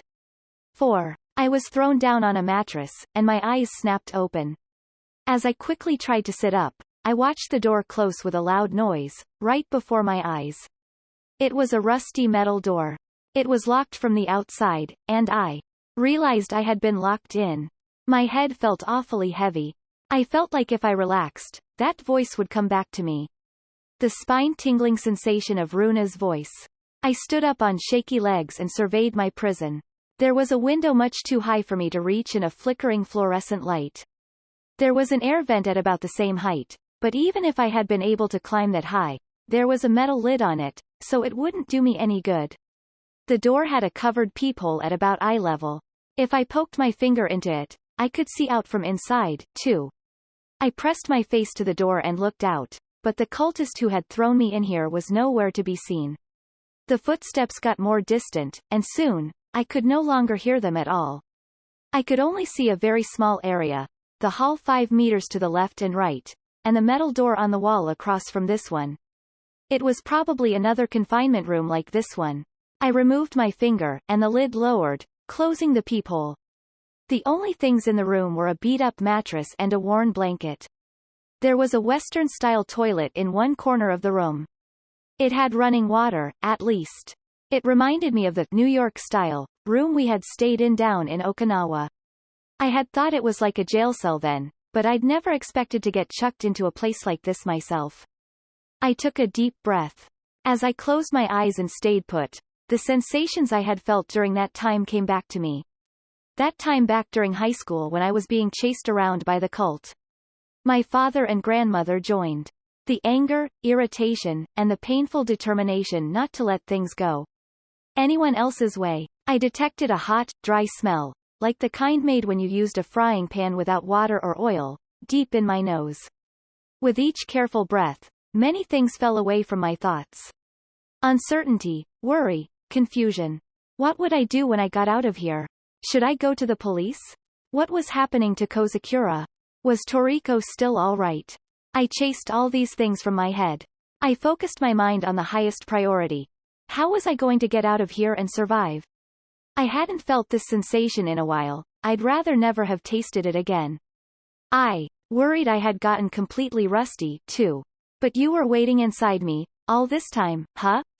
Welcome home, me. I'm home, me. I felt like the anti-cult mode me that I had built up over my middle and high school years was welcoming me back. But when I was in this mode, I thought of almost nothing but what was essential. That inclination had let me escape countless times. The time I escaped out the bathroom window with my mind in a hazy state after my grandmother drugged me. The time I shut myself in the shed on the roof of a cultist-owned building.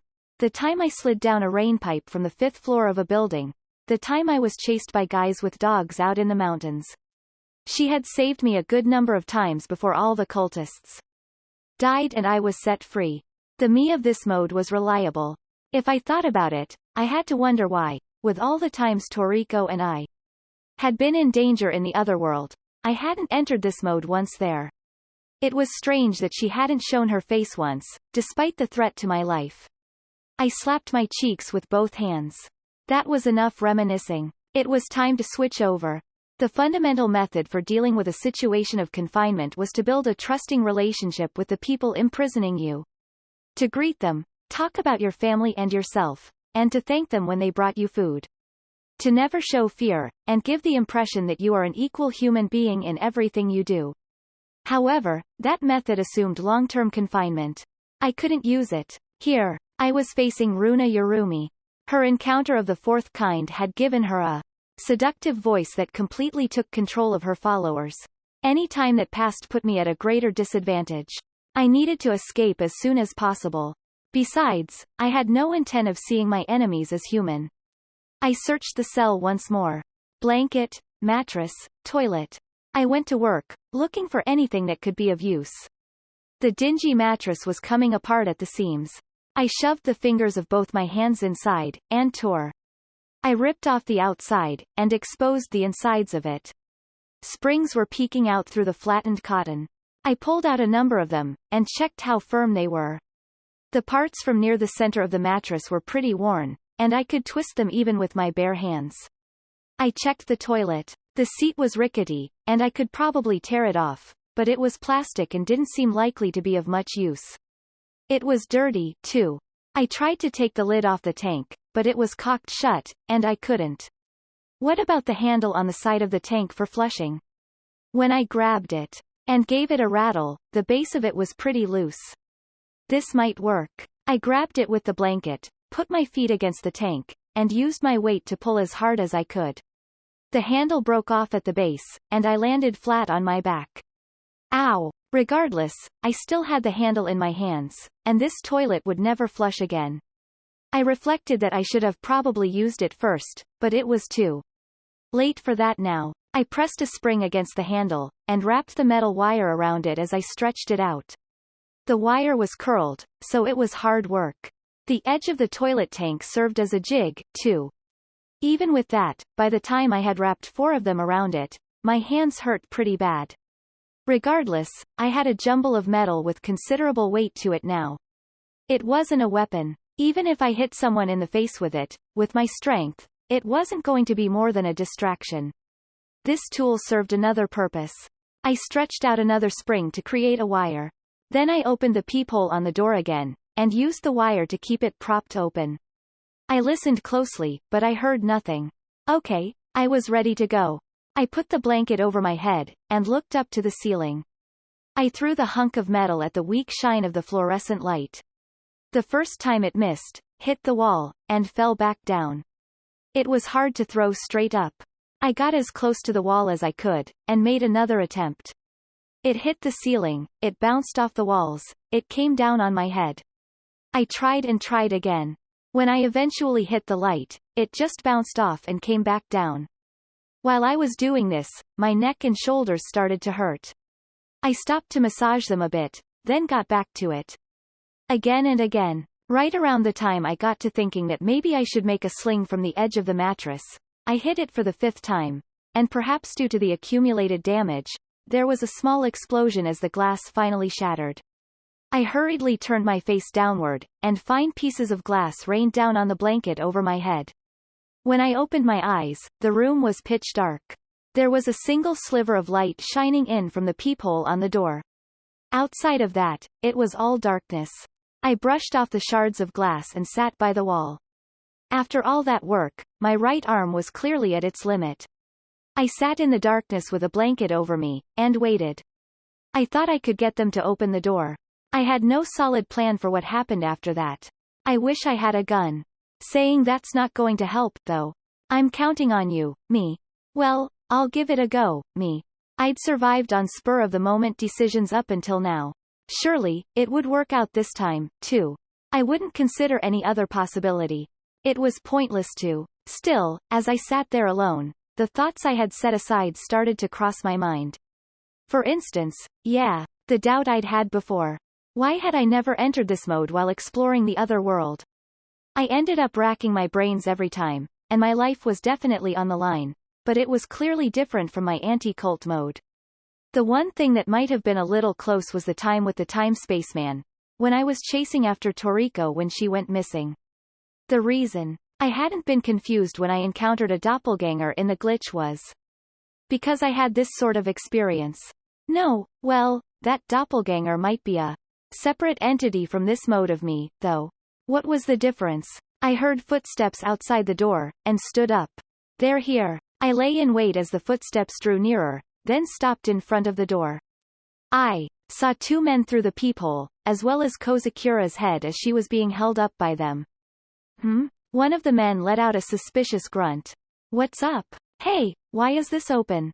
He brought his face close to the window, and it blocked out the light from the corridor. The room got even darker. He shouldn't have been able to see much of anything. Maybe just my right eye reflecting the light a bit. I focused my consciousness on my right eye, and looked directly at the man peering into the room. The man stopped and seemed to look back at me. The light was behind him, leaving his face shadowed. What kind of expression was he making? It didn't matter. I continued to look at him, eye unswerving. That's when I realized something strange. The man had a silver halo around his head. That phosphorescence stuck out from both of his ears, writhing like slugs. Could it be that I was seeing Runa Yurumi's power of control? With his head wrapped in light, the man silently used a key to open the door. Hey, put this one in her room first. The man's hands stopped, and no sooner had he turned back to the other man who had raised his voice than I heard a dull thud.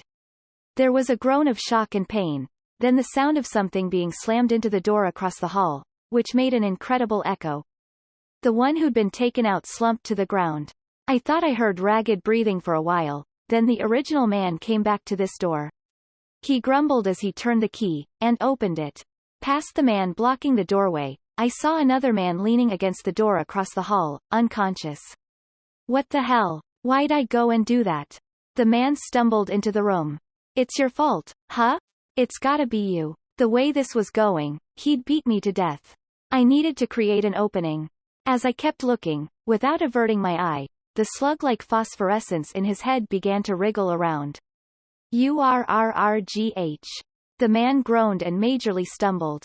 He collapsed to the floor, catching himself with both hands.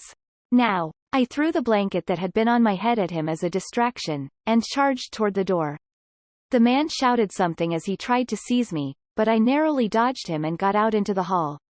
Putting both hands on the door which opened outwards, I slammed it with all my strength. Noticing there was a door bolt, I slammed it in. There was a voice that seemed to be weeping, or convulsing with laughter, inside the room. I helped Kozakura, who was lying on the ground beside me, to her feet. She was so light that it surprised me. Are you okay, Kozakura-san? Sorawo-chan. What about you? I'm fine. Can you stand? I dunno. Let me hold onto you. Kozakura stood on unsteady legs and tried to catch her breath. What did you do to these guys, Sorawo-chan? Used my right eye. Drove them crazy, I replied. Kozakura looked at me like she couldn't believe it. Sorawo-chan. Yes? You're not normal, are you? I'm focused. Oh, okay then. Kozakura looked at me dubiously. We're going. Let's hurry up and get out of here. If you're having trouble walking, please, hold onto me. Oh okay. Kozakura clung to my arm. She looked really frazzled. She shook her head over and over, maybe trying to chase away the haziness. Are you okay? That voice sure is crazy, huh? Yeah, sorry, I probably blabbed a whole lot of stuff to Luna-sama. About you, Sorawo-chan. Luna-sama? When I repeated that, Kozakura's eyes widened and she stopped talking. This is seriously bad. If I go nuts, you escape without me, Sorawo-chan. Will do. I gave her a frank nod, and Kozakura sighed. Sorawo-chan, you really are a psychopath, huh? She shook her head in dismay. I gave her a somewhat miffed response. I've been meaning to say this for a while, but that's not a word you should be casually throwing around at people, is it? Isn't this harassment? Oh, shove off. If this counts as harassment, what you're doing to me is straight up abuse. Why? I'm trying to save you here.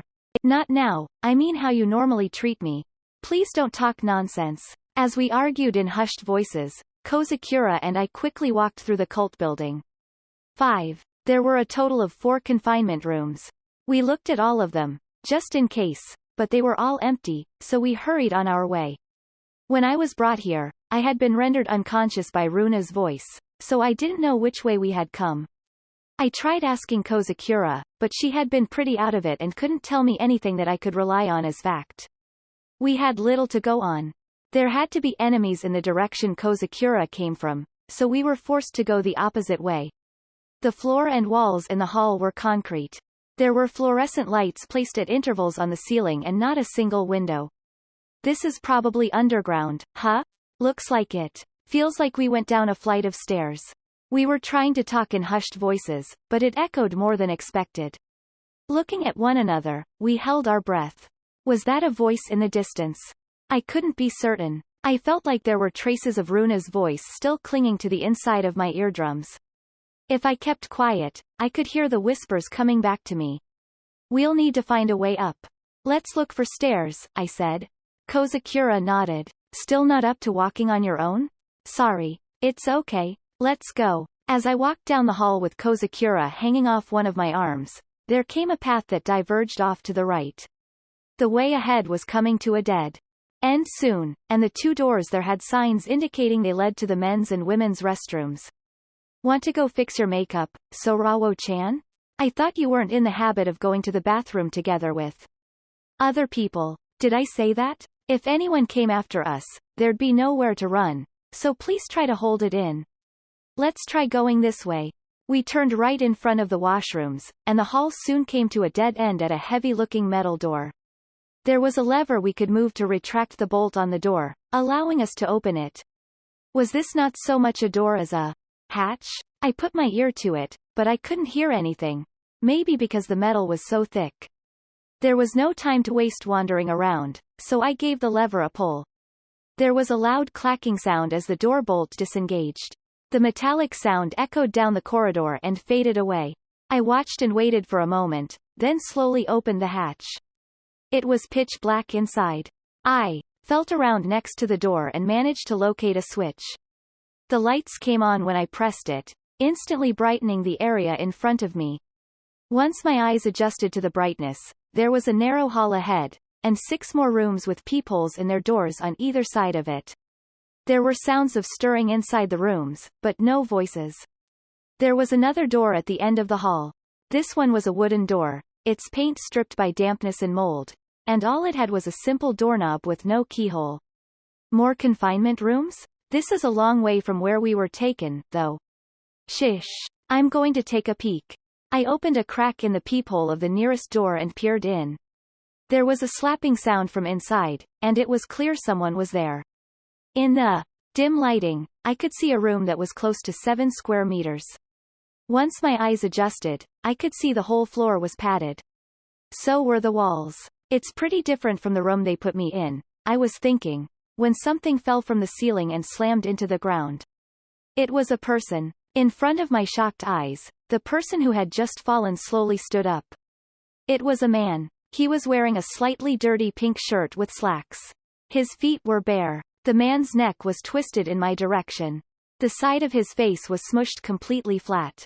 His eyes, nostrils, and mouth looked like clay that had been whacked against the wall, just slits on a flat surface. Despite this, he didn't seem to be in any pain at all.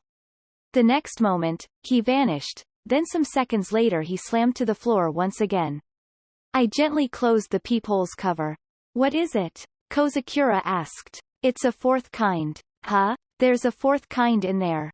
A person who had experienced physical changes to their body and mind as a result of the influence of the otherworld, a 4th kind contactee. Toriko and I had also had encounters of the 4th kind, and I had no doubt Runa Yarumi had, too, but we learned afterward that we'd been fairly lucky. It seemed that in most cases, people who were in contact with the other world underwent a serious transformation. Even if they survived, they could never go back to the life they'd had before. The others may have noticed us, because the sounds from beyond the other doors grew louder. There were sounds like the grinding of teeth, the rough sounds of two long objects grinding together. They were muffled, perhaps by the padding, but none of them were sounds a sane human being would make. Just like we had seen at the DS lab, there were a number of fourth kinds interned here, too. Do you want to look? I turned and asked Kozakura, but she shook her head vigorously. Do you think they're trying to treat the victims too? I don't know. The rooms are padded, at least. When we opened the wooden door at the back, we discovered that it was a closet. There was an LED lantern, the type you might use while camping, hanging from the end of a steel rack. I lit it, and there were bags of goldfish food, fertilizer for plants, car batteries and chains, army gloves, and more. There were a bunch of cleaning supplies in a tall, thin locker like the kind you might see in a school. The end of the mop was stained with a bright green liquid. Looks like another dead end here. Damn. Do we have to go back? When we turned back to the hatch, I noticed a noise. I heard several sets of footsteps from far down the hall. People are coming. For the toilet? There's more than one or two of them. I pulled the handle inside the hatch, trying to close it as quietly as possible. I then pushed the switch next to the door. That left the LED lantern as our sole source of light. We're going to hide. Get in the back. Hurry. But where? The locker's the only place. You go on ahead. Seriously? I hurried Kozakura along, and we got in the locker together. I reached to turn off the lantern, plunging us in complete darkness. If we closed the door, it would be too tight. I'd likely end up crushing Kozakura. Are you okay? Merc. That reply sounded unhappy. It seemed she could breathe, though, so we were good. With the closet door in the way, I could hardly hear the fourth kinds anymore. All we could hear in the suffocating darkness was our own breath. I was breathing fast, and so was Kozakura. Her body was quivering. Oh, right. Now that I thought about it, she was way more prone to fear than I was. I heard the echo of the hatch opening. Multiple sets of footsteps came inside, and they were talking. We'll use number 2 and number 3. Bring the chains. Okay, what about number 5? Number 5 kills too often. I want to pull out immediately once we have what we're after. It would be fine if we were going to kill them all, but now is not the appropriate time for that. Understood. The door to the closet opened, and a light shone through the long, thin air holes in the locker door. I could feel Kozakura stiffen. It'd be bad if she cried out. I instinctively hugged her head close, pressing it against my belly. She'd have to put up with a little discomfort. The guys who came into the closet were right beside the locker, rummaging through the things on the steel rack. I heard the clinking of chains. Kozakura started to shake harder and harder in my arms. I needed to calm her down, but how? There was nothing else I could do, so I tried patting her on the head. Surprisingly, Kozakura's shaking stopped. This was effective? I was dubious. Kozakura didn't move at all. I started to suspect that she had suffocated and died. The guy left the closet with the chains, and I heard them open a metal door. There was a mumbling voice, somewhere between man and beast. The sound of metal fittings and chains continued for a while. We're good to go. Good. We'll hurry to the round hole. The footsteps, which had increased in number, left in a hurry, and the hatch closed hard. We waited for about a minute, but there was no sign of them coming back. I let out the breath I had been holding, and finally realized I had been patting Kozakura's head all this time. I stopped, then pushed open the locker door. It's all right now. I moved away from her, and went outside. The closet and cell doors were left wide open, the lights still on. Looks like those guys were in a real hurry. I turned back because there was no response, and Kozakura was still in the locker scrutinizing me. Her face was a bright shade of red, perhaps because she'd been having trouble breathing. Kozakura-san, why did you pat it? Huh? What? Why did you pat my head just now? Ah, I figured I needed to get you to calm down a bit. Kozakura's shoulders heaved with each breath. Did I do something to offend you? Don't you ever touch my... No, damn it. Ah, come again? It's fine. Forget it. Kozakura shook her head, finally getting out of the locker. At some point, she had recovered enough to walk on her own. For some reason she kept her distance from me, peering dubiously into the open cells instead. This isn't for treatment. They're keeping the fourth kinds like pets. Think they can make them obey? I dunno. What I can say is that none of the patients at the DS lab understood words, but... At that moment, one of the iron doors was struck from the inside. Kozakura jumped into the air and clung to me. What? When I saw the number 5 above the door, the conversation from earlier flashed through my mind. Number 5 kills too often, they'd said. Sai, enenga, oh, nah. There was a howling voice. I couldn't imagine those were human words. There was another bang on the door. It repeated again. Each time, the hinges holding it to the wall shrieked. Let's get going. This guy knows we're here, I said, and Kozakura nodded vigorously. I took the lantern from the closet and opened the hatch.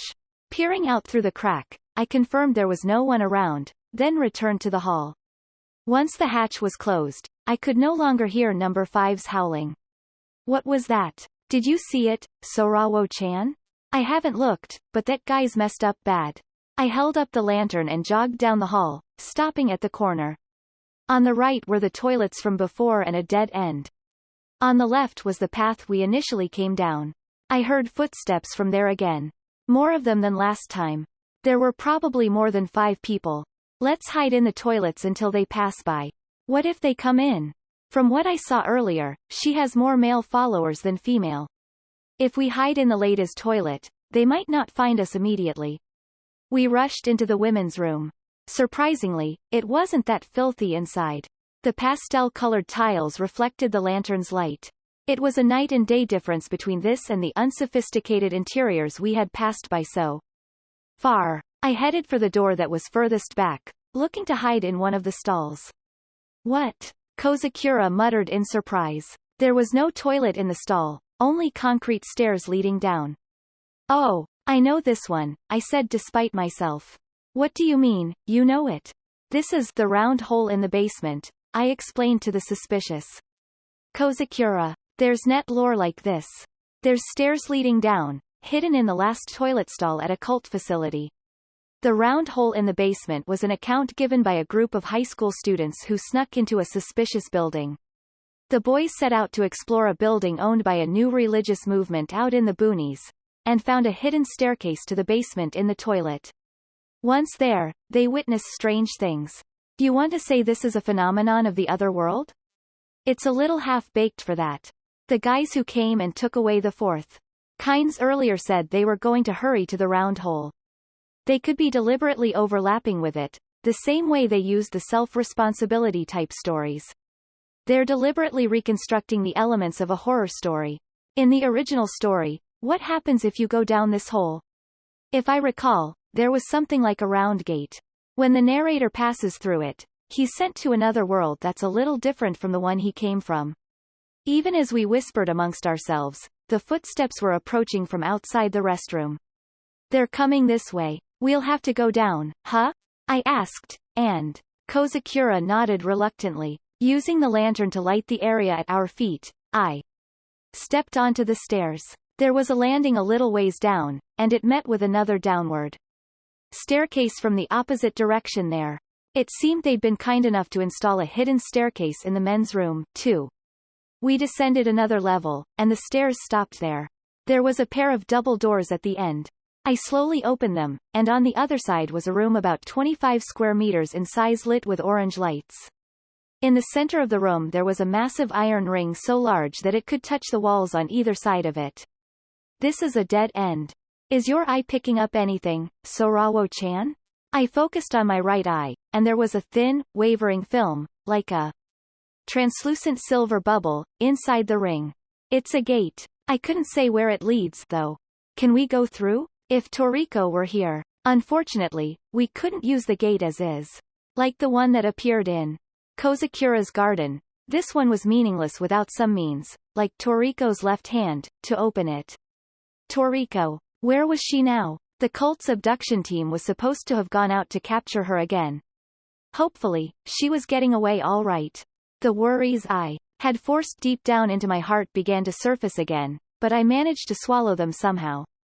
I heard footsteps enter the restroom above. They were coming this way. There was nowhere to hide in this room.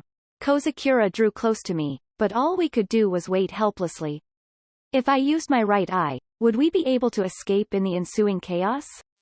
As my eyes raced around the room, trying to find a way out of this, I saw a slug-like sliver of phosphorescence peeking out of Kozakura's ears, too. If she was left alone, Kozakura might be taken into the cult. That said, even if I could see it, I couldn't touch it with my hands. There's nothing to do here, I told a frowning Kozakura. Kozakura-san, you covered for me when we were originally talking to Runa Yurumi upstairs, right? You noticed that? Well, yeah, of course. Thank you. You're acting creepy all of a sudden. I thought I'd say it while I still can. Well, I am an adult, unlike you. The heavy footsteps descended the stairs, and the double doors opened. Runa entered the room with more than 10 bodyguards. Oh, found you, Runa said in an inappropriately cheery voice as she pointed towards us. In my right eye, I could see the lines of her voice all flying out of her throat and toward us. I tried to bat them away, but they passed through my hand without me feeling anything. Those lines entered both my ears, leaving a throbbing reverberation. Kozakura's back shuddered, and in a self-mocking tone she said, if I was going to run into you again, I should have brought earplugs. I'm pretty sure they wouldn't actually work. The cultists surrounded us as we cowered. In their hands they carried stun guns, harpoon guns, and pepper spray. Only one had an actual gun. My Makarov. I felt the anger well up inside me instantly. Don't touch that. It's mine. That's my Makarov. Toriko gave it to me. I wondered where you'd gotten off to, and you came all the way here without permission. I can't let my guard down for a second, can I? Runa said admonishingly. I didn't see any signs saying, keep out. Oh, it's fine. I'm not blaming you. I'm more interested in how you got out of jail. Runa circled around to the left of me. The guy the first assigned to you was a complete mess. He wouldn't do anything but scream and thrash for a while. It was so bad he couldn't even hear my voice. That's never happened before. I was surprised. It scared me. When he finally calmed down, I heard about it. What you did with that eye of yours. Stopping at a point diagonally behind me, Runa continued. The evil eye, was it? You really do have it. This is the first time I've met a girl other than me who has such a powerful and beautiful gift. Sorawo Kamakoshi-chan, was it? I think we could be friends. Not gonna happen. Why not? I hate cults. What cult? You mean what I'm doing? This is just a fan club. I don't mind disbanding it once I find Satsuki-sama. They'll all be too happy to disappear. Isn't that right, everyone? Yes. That's right. We'll disappear. Immediately. The cultists all shouted in unison. See? Shut up, I said through teeth gritted with disgust. What I want is for the two of us to be able to go home, right now, together. If you lay a hand on Toriko, I'll never forgive you. I'll drive your whole fan club insane. Make them bite through their own tongues. Quote. Exclamation mark quote. Behind me, Runa gulped, then began to walk again. She passed directly behind me and continued circling around the opposite side. Kamakoshi-san, you're wonderful. Very cool. I want you as a friend even more now. If it gets you so angry, I want to get my hands on Toriko-san, too. That'll get you real fired up. If I pour my voice inside you then, I wonder what kind of face you'll make. My head suddenly cooled. Okay, I get you. If that's how you want to play it, I'll take you out right here. Your luck ran out. When you carelessly got so close to me. If I grab and pull you in close to me, your followers will be hesitant to use their guns and whatever. That's when I'll use my right eye. Having made up my mind, I glared at Runa who was to the right of me, and was about to spring when. What's wrong? Why the scary face? Runa smiled. In front of me, I saw Runa hugging Kozakura from behind. I redirected my attention at the last moment, right before I would have caught Kozakura in the crossfire. Whoa, did something just come flying? Runa put a hand to her forehead, deliberately shaking her head. I felt woozy for a moment there.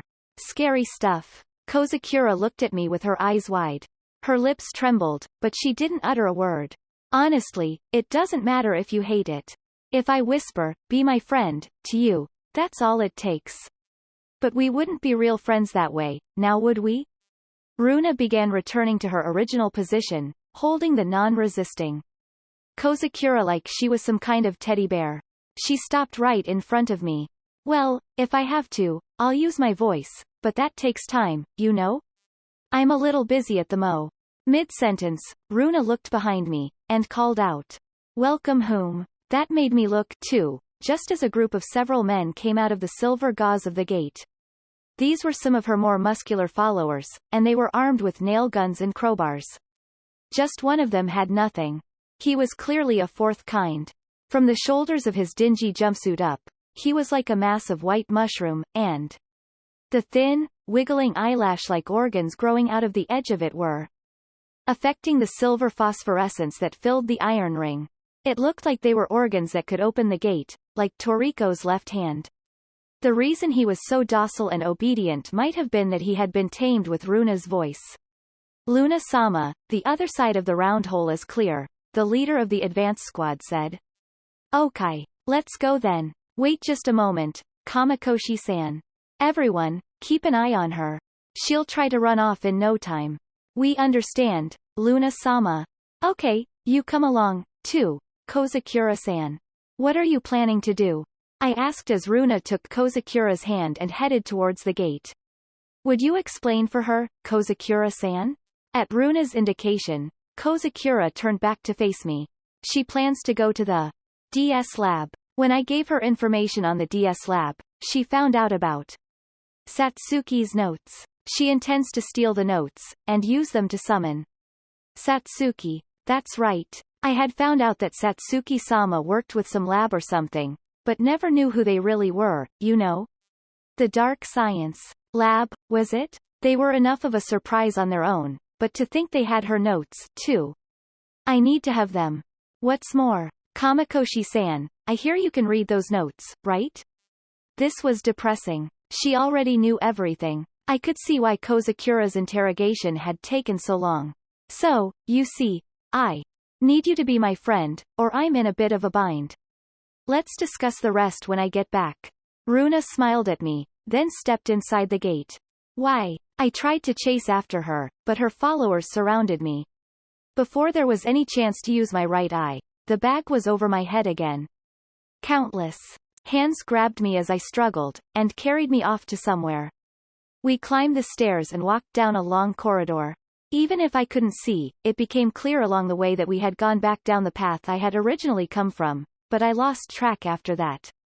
We turned a number of times, climbed some flights of stairs, went outside, and then back inside again. I was suddenly put down, and made to sit on a chair. As they bound my hands behind it, one of them spoke up. I will keep watch. The rest of you, go rest. Understood, Chief. Several sets of footsteps departed, and it got quiet. Suddenly, the one man who remained spoke. Luna-sama said to watch you.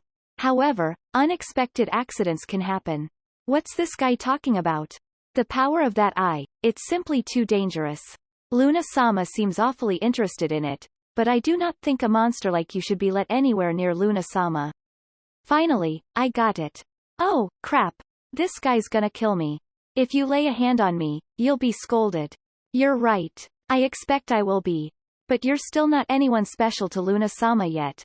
Not her friend. At least, the one Luna-sama is really obsessed with is Satsuki-sama. Not you. I could hear the complicated emotions whirling beneath plain speech. This guy was jealous. Runa Yurumi, the object of his adulation, had taken an interest in me, who had come out of nowhere. I can make any number of excuses. You turned your evil eye on me, and I shot you in my frenzied state, is what I think will be the simplest script. You have a record, after all. I lost my senses when she laid that eye on me, and when I regained them I had already pulled the trigger. Oh, how could this have happened? If I beg for forgiveness like that, Luna-sama should be convinced. I felt something press against my head through the bag. Even without seeing it, I knew, it was the barrel of a gun. My Makarov. This is for Luna-sama anyway. If you survive, you're sure to bring harm to her. Even after all this time trying to keep my cool, I had to panic a little now. I was going to be shot to death here? By a cultist driven mad by jealousy? Without ever seeing Toriko again? Hold on. Calm down. My voice trembled. That was no good. If he sensed my fear, he'd just get cockier. If I underestimated him, I'd die. That's how these things worked. Wetting my lips, I continued. Think this through calmly. Runa Yurumi needs my eye. She wants to read Satsuki Uruma's research notes. Though, having read them once already, I thought that was madness. So, if you kill me, she'll be really disappointed, and angry. Especially when she'd just gotten her hands on Satsuki-sama's notes. It pains me to sadden Luna-sama, but she is the one I follow, not Satsuki-sama. When she finds Satsuki-sama, Luna-sama will surely dissolve her fan club. If she does, I'll lose everything. When he pushed the barrel against me even harder, I started talking faster despite myself. If you shoot me with the bag on my head, won't that spoil the plan you were just talking about? If the script said I used my eye, and you went crazy, you need to take the bag off first or... I won't fall for that. Give up and die. The man took a deep breath, then stopped. I'm gonna get shot. Even though I couldn't see anything beneath the bag, I squeezed my eyes shut tight. There was the echo of a gunshot. ... Huh? As I realized I was still alive, the man raised his voice in panic. That sound was more gunshots. Continuous this time. They echoed, so they were from inside the building. There were screams mixed in with them. Who's there? The man shouted angrily, and almost simultaneously 3 shots rang out. There was another shot, louder than the rest. The sound of the bullet tearing through the air. Then, a dull impact. The man behind me groaned, then dropped to the floor. Footsteps ran over to me, and then around in front of me. The bag was torn from my head. I looked up, and there was a blonde woman, staring at me, out of breath. Toriko. Sorry for the wait, Sorawo, Toriko said, then hugged me tight. She smelled of sweat and gunpowder. There was no doubt about it. This was the real, living Toriko. 6. Why? Are you here? I mumbled, still unable to believe it. This was just too convenient. Was this an illusion my brain was showing me right before my inevitable death? But the realness of the Toriko here, right before my eyes, was enough to blow away all that doubt. The jacket and the camo pants I was used to seeing during our forays into the other world. The boots on her feet. The AK hanging from a sling and the Makarov in a holster. Toriko cut the plastic ties that were binding my wrists, and I stood up from the chair. Turning to look, I saw the man lying face down, clutching his thigh and groaning. He wasn't dead, but he'd lost a lot of blood. Unconcerned, Toriko was doing a thorough check of the man's body. Once I was up and had picked up my Makarov from the ground, Toriko passed me a sheathed knife. Huh? What's this? I took it off this guy. You hold it. I took the knife as instructed and was then handed a water bottle. I was feeling parched, so I accepted it gladly. I gulped down half of it and was catching my breath when Toriko looked down at the man. What do we do with this thing? She asked. Just leave him? Won't he die? I asked, but Toriko shook her head. Dunno. Honestly, this is my first time shooting a guy. Toriko had asked me once before, could I shoot a person? It looked like she'd been prepared to do it herself, at least. No. If I'm being honest, I feel like I already knew that. Even before now, Toriko had shot several things that could only have looked like human beings to her on my command. I was prepared to do it, too. But, you okay? Do you feel sick? Toriko leaned over and peered at me, her brow furrowed with concern. Nah, it's just, once I saw your face, it kinda took the edge off. Get it together, will you? I think there are still enemies around. Even as I nodded, I was at a loss internally. Up until a moment ago, I could have put a bullet in this guy's head and finished him off without hesitation. I mean, he was a cultist, he tried to kill me, he took the gun that meant so much to me, and I'd have actually felt a bit sorry for him, leaving him in pain like this. But I couldn't convince myself to do it now. Not since I'd seen Toriko's face. It was like magic. The harsh me, surrounded by enemies and prepared to do anything to survive, melted away the moment I saw Toriko's face. The me when I was acting alone, and the me when I was together with Toriko were like two entirely different people. This wasn't the time to agonize over that, but it troubled me. As I stared down at the bleeding man, feeling indecisive, other footsteps closed in.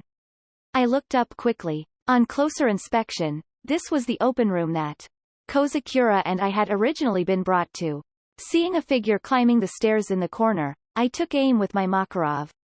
Sorawo, wait. It's okay. Toriko put a hand on my arm.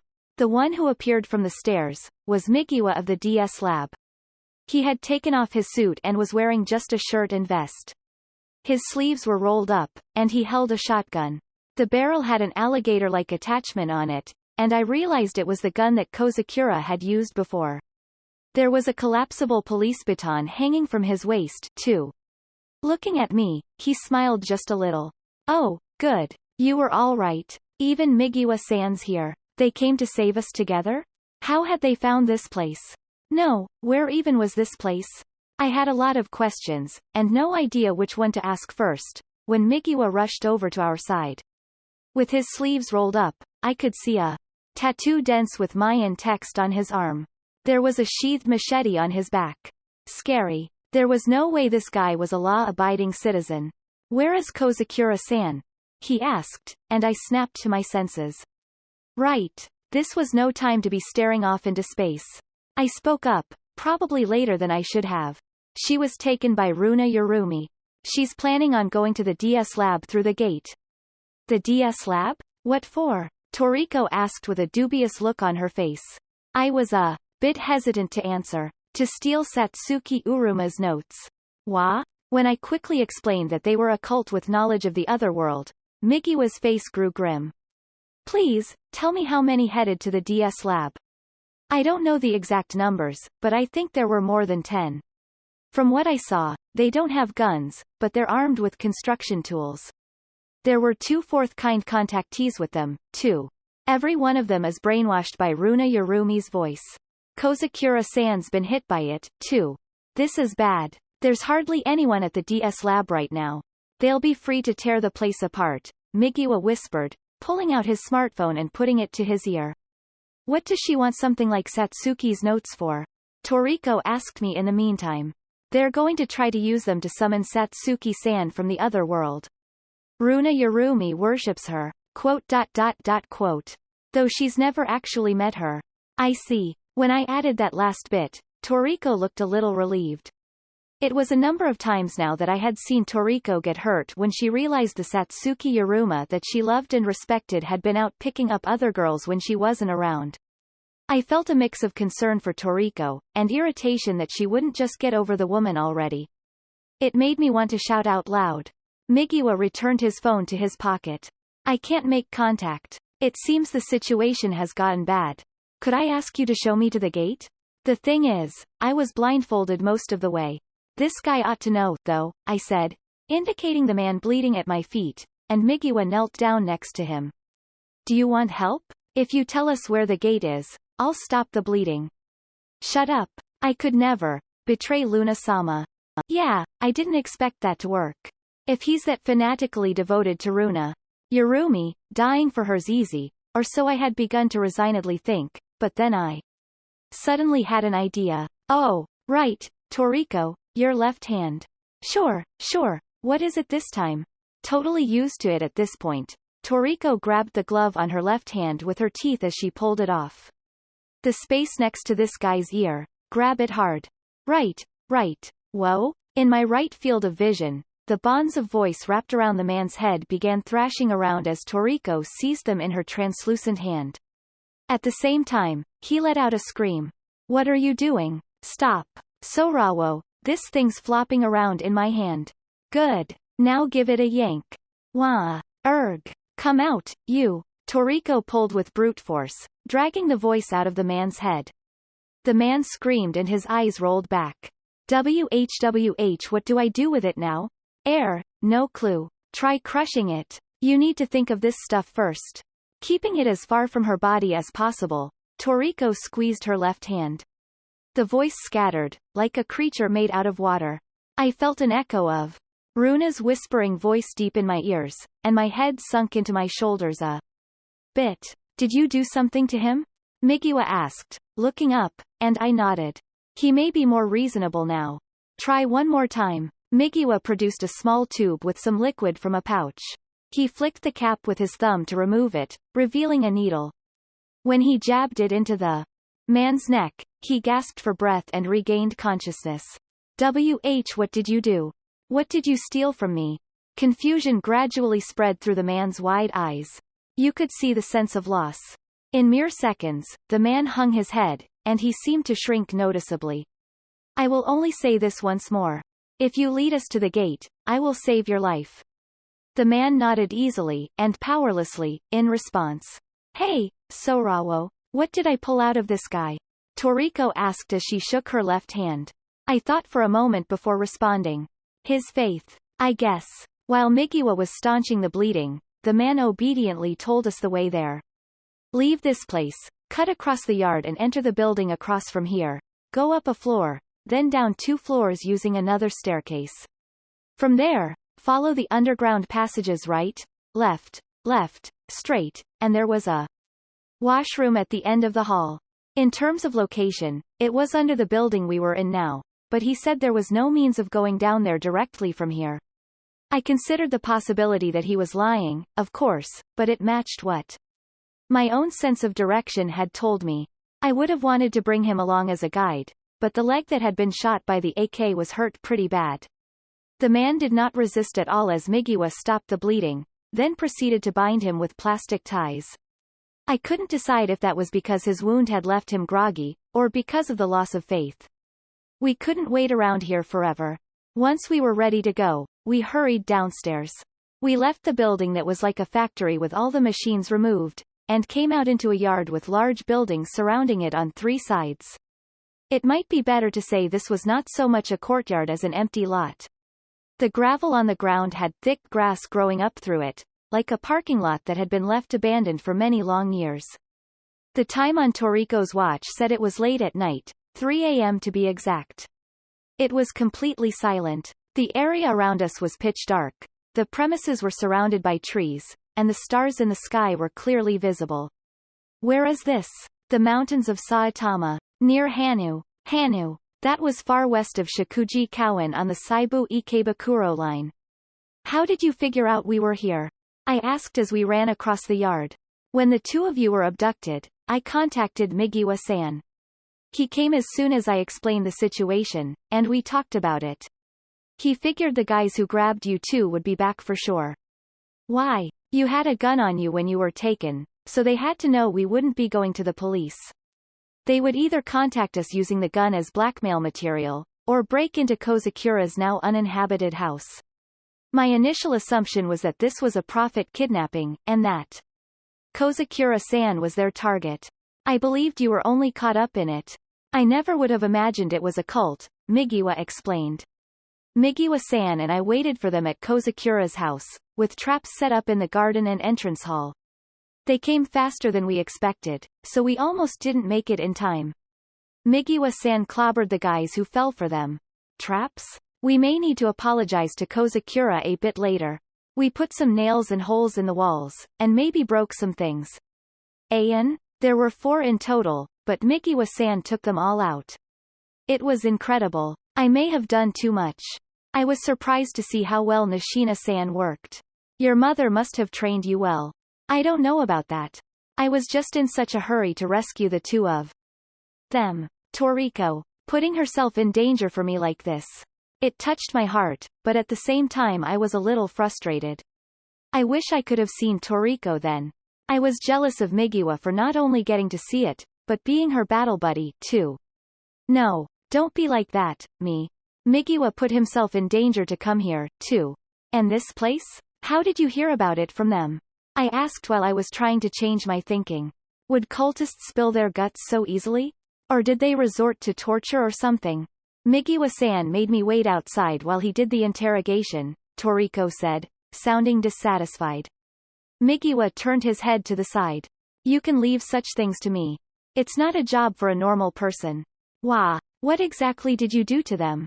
As I was imagining some gruesome scene of torture, Migiwa smiled. Have no fear. I didn't put so much as a scratch on them. I merely borrowed the bathtub and some towels, and we played with the water for a bit. Though, I neglected to clean up before we left, so I may also owe Kozakura-san an apology. I didn't know exactly what he did, but I was sure of one thing. No way was this guy a law-abiding citizen. Your arms look pretty awesome, I said. Looking down at his arms covered in Mayan text, Migiwa smiled shyly. This is embarrassing. It was a youthful indiscretion. I was doing some things in Central America a long time back. Some things? The castanets were in vogue at the time. No, let's not bother with that story. From the way Migiwa spoke, it sounded like a story he'd rather forget. If it weren't for the situation, I'd have wanted to press him for the details. We entered the building across the yard. There were wooden fences on either side of the hall. Inside them, they were divided into a number of enclosures. In one of those enclosures there were stairs up to the floor above. Kind of an odd layout, huh? Toriko whispered suspiciously. It was odd, yes. It was like a barn, but there were no signs it had been used. Besides, why would you put stairs to the upper floor in a cow stall? Even though I thought it was suspicious, I still ran up the stairs. There was a hall lined with glassless windows, and when I peered into rooms as I passed by, there was one with nothing but a long line of urinals, a kitchen that contained a mannequin torso that belonged in a clothing store, a child's room with help written on the wall in red paint, and more bizarre scenes. What is this place? There's no sign of anyone having lived here. It's like a haunted house, Toriko said, sounding creeped out. It's deliberate. These guys use the props from ghost stories to contact the other world. Is there some sort of motif here? This is, unquestionably, the farm in the mountains. The farm in the mountains was a famous true ghost story. This story, which became topical when a celebrity told the story like it really happened to them, involved a series of events at a bizarre facility. There was a farm-like building that was still under construction in the mountains. There were no cows there, and no people, either. The stairs to the second floor hadn't been put in yet, and there was a room covered in ofuda. This place was ensconced in a bizarre atmosphere, and despite it actually existing, no one knew what it really was. I could see some elements of the design of the building we were now in seemed to have been lifted from that story. If I considered their goal, it wasn't surprising. Speak of the devil and he shall appear. They were trying to use a building to test the theory that speaking of something frightening could draw it closer. If I thought of the way they had spread the self-responsibility type stories as a part of that same flow, it made sense. Their activities were all ritualized attempts to contact the other world. That their ultimate goal was to summon Satsuki Yaruma made me think, are you people crazy? But for the person beside me, it was no laughing matter. I could understand how the man who tried to kill me felt. He worshipped Runa Yarumi, yet all she spoke of was Satsuki-sama. The more he served her, the further she went away from him. It must have been hard on him. Never would have thought I'd find myself sympathizing with a cultist. Sorawo, is something up? Toriko called out to me, and I looked up. Huh? Nothing, really. You sure? You were looking a little depressed. Toriko cocked her head to the side a bit as she looked at me. I'm fine. Thanks, I replied with a smile. She's sure paying close attention to me, huh? Geez. Once we found another set of stairs and descended 2 floors, we came upon an underground passage. Migiwa took point and Toriko brought up the rear as we advanced cautiously. I was in the middle. Along the way, we came to a place I recognized. There was the sound of weeping from inside the confinement room. Even when we passed in front of the cell, it didn't stop. What's all that about? Toriko asked in a quiet voice. I dunno, I said. The look in Toriko's eyes seemed like she wanted to say something. It pierced into me. She suspects me of something. I'm offended. We encountered no cultists along the way. Descending the hidden stairs in the toilet, we were finally standing in front of the round hole again. This gate is connected to the DS lab? Migiwa asked. That's what they were saying. Let's hurry. We gotta save Kozakura, Toriko said hurriedly. Okay, walk in front of the iron ring, then. Okay, We approached the round hole with Toriko leading the way. I focused on my right eye, and the silver haze shimmered in front of my eye. All right, now touch the space inside the ring. Toriko reached out with her left hand, and touched the curtain. It's there. I just pull it back, right? Right. Give it a good hard yank. Toriko swung her left arm wide. Bang! On the other side of the parted curtains, there was a dimly lit parking garage. We leapt through as the thin membrane began to recover on its own. 7. The gate closed behind us.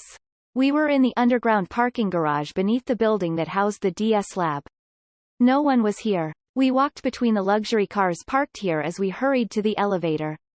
When Migiwa pressed the up button, the bell chimed and the door opened. When we got in, the control panel had been forced open, and the hidden keypad that allowed you to go to the DS lab floors was exposed. Migiwa plugged in the number and the elevator began to rise. We will have to reconsider our security measures, Migiwa said. We each checked our magazines as we waited for the elevator to arrive.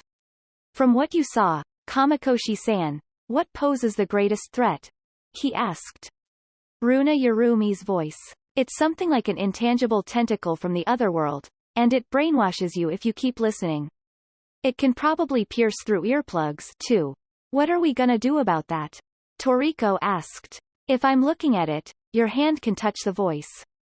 Like you did earlier, Toriko scowled. That again. It feels really weird, you know? Like a living creature. I can't help but imagine what it looks like. It's not that gross when you can see it. Don't worry. Say that after touching it yourself. You mentioned there were 2 fourth kinds as well, correct? Do you know what they were like? One was like Toriko, able to touch substances from the other world. The other I haven't seen. There were another 10 or so humans armed with construction tools in addition to that, yes? Those numbers and weapons were just an educated guess. Treat them accordingly. Thank you. Let me warn you in advance. Should the need arise, I will shoot. I believe that may prove shocking to you, but please understand the necessity. Migiwa explained. I understand. Okay, Toriko and I both nodded. How much experience do the two of you have with this sort of thing? This sort of thing? How should I put it? The in and out. The in and out? There had to be a better way to say that. This is my first time doing anything like this. Mama taught me to shoot a gun, but this is my first time actually doing this, too. I understand. I will draw their attention, so you two do your best to stay out of sight and move safely. I can handle the rest somehow, but I will need to ask the two of you to handle Runa Yurumi. The elevator slowed, then stopped. The door opened in front of our readied guns, and a dark hall with barely any light appeared before us. Migiwa led the way as we left the elevator, guns ready. The word lab was written on the wall in the elevator hall. This was the floor with Satsuki Uruma's research room. I remembered it well. The area was silent, but there was a sort of uneasiness in the air. Like lots of people had been here until just a little while ago. I peered into the corridor from the elevator hall. There was a single door open, and light leaking out of it. That's Satsuki's research room, Toriko said in a hushed voice. We approached the open door, keeping an eye out as we did. My expectation that the room must have been torn apart proved to be incorrect, and it was actually still neat and tidy. Though, thinking about it, that should have been obvious, huh? Runa Yurumi worshipped Satsuki-sama, so she wouldn't tear it apart like during a household search. The notebook that had been on the desk last time we came was already gone. If I recall, Migiwa had said it was sent to the artifact warehouse. Once we had cleared the room, Migiwa returned to the doorway. They must be on the upper floor. Let's go. Yeah, Toriko said, sounding sad to leave. Is something wrong? I asked. Before, when we were in the dark corridor, there was light pouring out of this room, right? When I saw that, I couldn't help but think, oh. Satsuki's come back. So, I'm feeling a bit down. I shouldn't have asked. I got miffed, and told Toriko in a voice I must admit sounded grumpy. This really isn't the time, is it? Come on, hurry up and let's go. Look, Migiwa-san is already going. I started walking with large strides, taking firm hold of Toriko's hand. Whoa, hold on. Just hurry up, okay? I half-dragged Toriko out of the room. Migiwa nodded to us, and then continued down the corridor. I followed behind him without letting go of Toriko's hand. No way was I going to let her look back. We reached the stairs and started going up. There was the slight echo of voices from up above. One floor up, there was another dark lab, and no one was there. When we climbed another flight of stairs, we came out on a comparatively brighter floor. Peeking in from the stairs, I saw a white hallway. This was the medical floor where the fourth kinds were kept. There was blood splattered on the floor here and there. Following the blood spots with my eyes, I saw a man slumped against the wall, and a nurse kneeling down, attending to him. The man was the doctor with the shaved head who we had met before. The doctor was sweating profusely and breathing heavily. There were several nails sticking out of his left shoulder and chest, dyeing his white coat a bright red. He'd been attacked with a nail gun. The doctor and nurse looked up at us. Migiwa brought a finger to his lips, making the gesture for silence. The nurse pointed around the corner, and Migiwa nodded. Toriko pulled out her smartphone. When she put just the camera around the corner, the hall appeared on screen. We could see two cultists walking down the hall of fourth kind treatment rooms towards us. The walls facing the hall were filled with windows for the treatment rooms. If we fired off a shotgun here, there would be damage to the rooms. While I was thinking about what to do, Migiwa reached for the end of the shotgun, and twisted the spreader. The alligator mouth that had been horizontal was now diagonal. He disengaged the safety, adjusted his grip on the shotgun, and then revealed himself to the enemy. Halt! Drop your weapons, or I'll shoot. The two stopped in shock, then started shouting incoherently as they turned their nail guns in our direction. Migiwa pulled the trigger. The shot, constrained into a 45-degree angle by the spreader, hit both of them. They fell to the floor, the sound of the gunshot echoing until it faded away. Migiwa walked over to the fallen men and kicked their nail guns away towards us. They seemed to still be breathing, but were in no condition to resist. Migiwa quickly bound them with plastic ties, then hurried back to us. Migiwa, the rest are upstairs, the doctor said between ragged breaths. They headed for the warehouse. They've got Kozakura-chan. I know, that's when it happened. Another man appeared at the door to the stairs. This one had a shotgun in his hands. He raised the barrel, pointing it towards us. Migiwa had his back to us. He hadn't noticed the man. Look oh! Before I could finish my warning, Toriko fired. The AK's bullet hit the man in the upper arm, and the impact shook him to the left. He pulled the trigger almost at the same time. The barrel went wide, and the shot tore into the wall above my head. The man dropped the shotgun and fell down. Toriko turned to look, but when she saw the bullet holes behind me, she went pale. Sorawo, are you hurt? I'm fine. I shouted back, and Toriko arched her eyebrows, then let out a big sigh of relief. Phew, I panicked there. Toriko seemed even more shaken up than me, who had nearly been shot to death, so I went over and put my hand on her back. I'm fine. Just fine. Didn't even get a scratch. As I patted her back, I could feel the tension in her muscles. Yeah, this situation was a first for Toriko, too. Maybe she was more tense than me, because she had a greater understanding of just how dangerous guns were. It was true she was a good shot, and the AK made for a reliable weapon. But Toriko was no pro. When she saved me in the mountain farm, Toriko's hands had been quivering then, too. Toriko was a kind-hearted girl. She had to be afraid to shoot people, and even more scared to get in a gunfight. She was enduring it for me. Even I had to realize that much. Migiwa got the shotgun away from the man and bound him like the other two from before. I apologize. I let my guard down. This is embarrassing. Toriko was looking, so I'm fine. Right, Toriko? Toriko let out a long breath, then nodded. Through the palm of my hand, I felt her tension lessen slightly. Thanks. I'm calm now. Yeah, I'll go take a look, okay? Toriko moved away from me, and poked her head out the door the man she shot had come from. Doesn't look like any more are coming. Roger that. Let us be on our way. As Migiwa started to walk away, the doctor called after him. Who are these guys? A cult led by a fourth kind. They worship Yuruma-san. Ah, shit. So that's why they asked me where the notebook is. Did you tell them? Before I knew it, I'd blabbed everything, including the door code to the warehouse. It makes no sense. You couldn't have done anything. There's no resisting her voice, I said to the frustrated doctor. Don't worry about it. Just rest, Migiwa added. Can I count on you to look after him? The latter half of that was directed to the nurse. Seeming to come back to her senses all of a sudden, the nurse nodded. Let's go, Sorawo, Toriko said. Why yeah. Toriko picked up the shotgun the man had been holding and handed it to me as if that were a perfectly natural thing to do. As the nurse went about administering first aid, the three of us climbed the stairs. 8. There was a red carpet under the soft lights.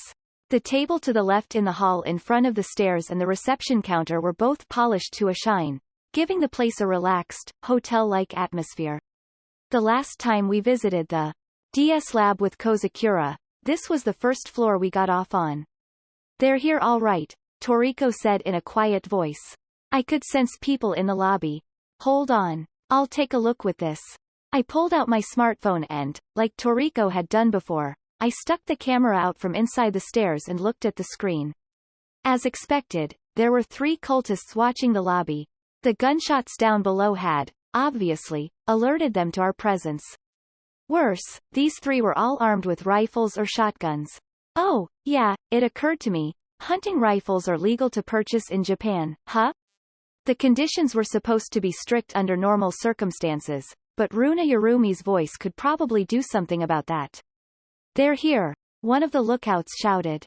His gun turned our way and he immediately opened fire. The bullet nearly grazed me, so I panicked and pulled my hand back. The other lookouts fired, too. The bullets tore holes in the wall we were hiding behind, and chunks of trimboard flew everywhere. This is dangerous. Please, stand back, Migiwa told us, and we backed away from the corner. They're waiting for us. What now? I asked. The enemy aren't robots. I figure Migiwa-san and me can win a shootout if the 2 of us take them on together, Toriko said with a serious look on her face. Migiwa shook his head. No, that would be dangerous. I cannot expose the 2 of you to gunfire. But you don't want to get shot either, right, Migiwa-san? If you will pardon my rudeness, I believe I am more ruggedly built than you are, Nishina-san. If you're going to go that route, then I can say I make a smaller target than you. They had both naturally excluded me from their fighting force. Yeah, sure, I was useless with a gun, but I didn't like feeling I was in the way. Hey, I've got a shotgun, too, you know? The shot spreads, so even I should be able to hit, right? I interjected, and Toriko frowned. It doesn't spread that far. This is close range, and they're behind cover, too. Regardless, I believe it would be a poor idea to engage in a straight-up shooting match with them. It would be best if we could raise some sort of smokescreen. When they both contradicted me, I was not amused. Well then, how about I make an opening? Do you mind if I try? What are you planning to do? Toriko asked. I got down on all fours and approached the corner again, sticking out the rear-facing camera of my phone. I didn't want it getting busted, so I was going to pull it back in if they looked like they might shoot, but maybe because they were being wary, no bullets came. I could see one of them on the phone. If reinforcements came, that would be trouble. We needed to deal with this quickly. I looked at the 3 I could see on my phone's screen and focused my mind on my right eye. Nothing happened at first. Then, after about 10 seconds, the middle one started scratching his head constantly. The other 2 looked uneasy, too, mumbling curses so loud I could hear them. They clicked their tongues, spat, and glared at one another in irritation. What's going on here? Toriko, who was looking at the screen from behind me, asked. I thought I'd test if my eye worked through the screen, but... Finally, unable to bear it anymore, one of them pulled the trigger. There was a boom, and chunks of the reception counter went flying. He hadn't been aiming at all. Get the hell out here. Shut up. The hell do you think you're doing? Don't piss me off. I'll kill you. Oh, yeah? Why don't you just try it? Things were escalating quickly. Just as I was thinking they might shoot each other, Migiwa leaned out around the corner and opened up with his shotgun. 1, 2, 3 shots. The spreader caught all of his targets, and the 3 men dropped in no time. By the time I hesitantly poked my head out, there were no longer any guns turned in our direction. The men lay bleeding on either side of us as we crossed the smoke-filled lobby. That eye. It's really dangerous, huh? Toriko said, sounding a little dazed. Migiwa agreed. I never would have expected it to work through the screen. Was that something you had tried before? No, it wasn't. As I answered, I was reminded once more how messed up my eye was. Maybe they were right to call it the evil eye. I'm glad you're the one who got that eye, Sorawo. Huh? Why? It'd have been terrible if someone bad got it instead, Toriko said in a somber tone, and I was speechless. I'll have to do my best not to be bad, then. We moved past the lobby, and the entire wall at the end of the hall was taken up by a door that was about 4 square meters. Looking through the crack where the door was open, I saw thick stone stairs leading upwards. The artifact warehouse is past here, Migiwa said and tried to move on, but I stopped him. Migiwa-san. Hold on a moment. Yes? I think it would be better if Toriko and I went it alone from here. Migiwa turned and furrowed his brow. Why is that? Runa Yurumi's voice. If you get hit with it, you won't be able to resist. Like you saw with the doctor downstairs. With my eye, I can see her voice, and Toriko's hand can knock it away, but we can't handle any more than that. What will happen to me if I hear the voice? You saw how I drove those guys crazy with my eye just now? She can give more direct orders for what she wants you to do. If you turned your gun on us, we'd be helpless. It might have been possible for me to drive Migiwa crazy with my right eye, and override the effect of her voice that way, but I couldn't predict how the interaction of the two would play out. Besides, considering how skilled with a gun he was, Migiwa would waste no time in shooting me. Do you agree, Nishina-san? Migiwa asked, and Toriko thought for a moment before answering. I'm with Sorawo. I wouldn't want to get in a shootout against you. Very well. I will be on standby here, so if you require assistance, please, call me. Migiwa cleared the way, and indicated the direction of the warehouse. With his right palm. Please, both of you, be careful. With those polite words of parting from Migiwa, we turned towards the stairs that led to the warehouse. We climbed, guns ready. There was a thick double-layered hatch at the top of the stairs, and beyond it was an area that resembled a display room in a museum. The hatch, which normally would have been closed, was wide open. There was a spiral staircase wrapped around the support pillar in the middle of the warehouse. The wall was lined with a number of glass cases, each filled with a variety of objects. A stuffed cat with 5 legs, a statue of Mary with cracks that resembled oracle bone script, a Swiss Army knife with tools that could only be meant for torture. All of these were likely items gained through contact with the other world. I recognized a number of them. The ones they had bought from us. The family photo where the faces occasionally became dogs, and the plant that had grown in the shape of a shirt, both of which were still fresh in my memory, caught my eye. At the bottom of each case was a simple plate bearing a number. I couldn't tell if proudly displaying these items of otherworldly origin showed a composure of the mind, or an insane degree of contempt. As habitual explorers of the otherworld, we probably weren't in any position to decide one way or the other. We climbed the stairs, and came to the second floor of the warehouse. It was an open showroom that used up the entire floor. I tried focusing on my right eye to see what would happen, and the silver glow of the items in the cases made the dark floor shine like a starry sky. Several of them were colored differently, or didn't shine at all. It interested me, but there was no time to go looking around, so we kept on climbing. The next floor up was also part of the warehouse, but it was slightly different. There were few glass cases here. Instead, there were plastic and metal cases of varying size and shape, along with wooden boxes and simple shelves. They had numbered plates on them, so I could tell the containers must have held artifacts. This wasn't a display room, but simple storage. One of the few glass cases near the stairs was broken. Someone must have stolen whatever was inside. It had to be Runa Yurumi. Did that mean it had held Satsuki Uruma's notes? That's when there came a voice from upstairs. Oh, you came? Kamakoshi-san. Beside me, Toriko jumped a little. I'm impressed you made it this far. Was it the power of your eye? Wow. Toriko brought her face close to mine and asked. This voice, it's Runa Yurumi's? When I nodded, Toriko rubbed her face, as if trying to refocus herself. I get what you were saying now. This voice is nuts. I know, right? I pointed to my right eye. Let's end this quick. My eye, and your hand. With both of them together, we can take her out. Once we've dealt with her voice, what do we do next? What do you mean? What do you want to do with Runa Yurumi herself? Oh, right. Punch her out, then stuff her mouth full of cloth or something? You're so violent, Toriko criticized. The voice came from above again. Hey, since you're here already, why don't you come up here? Help me out, Kamakoshi-san. What an attitude. Toriko and I looked at one another, nodded, then climbed the spiral staircase. 9. We finished ascending the stairs and reached the highest floor of the warehouse. Unlike down below, the walls here were lined with piles of labeled boxes, and there were cabinets overflowing with files. There was a large, latticed skylight in the back, and beneath it was a desk surrounded by potted plants. The strongest impression the place gave off was of a lab at the university. Runa Yurumi was sitting on the desk, and she waved to us.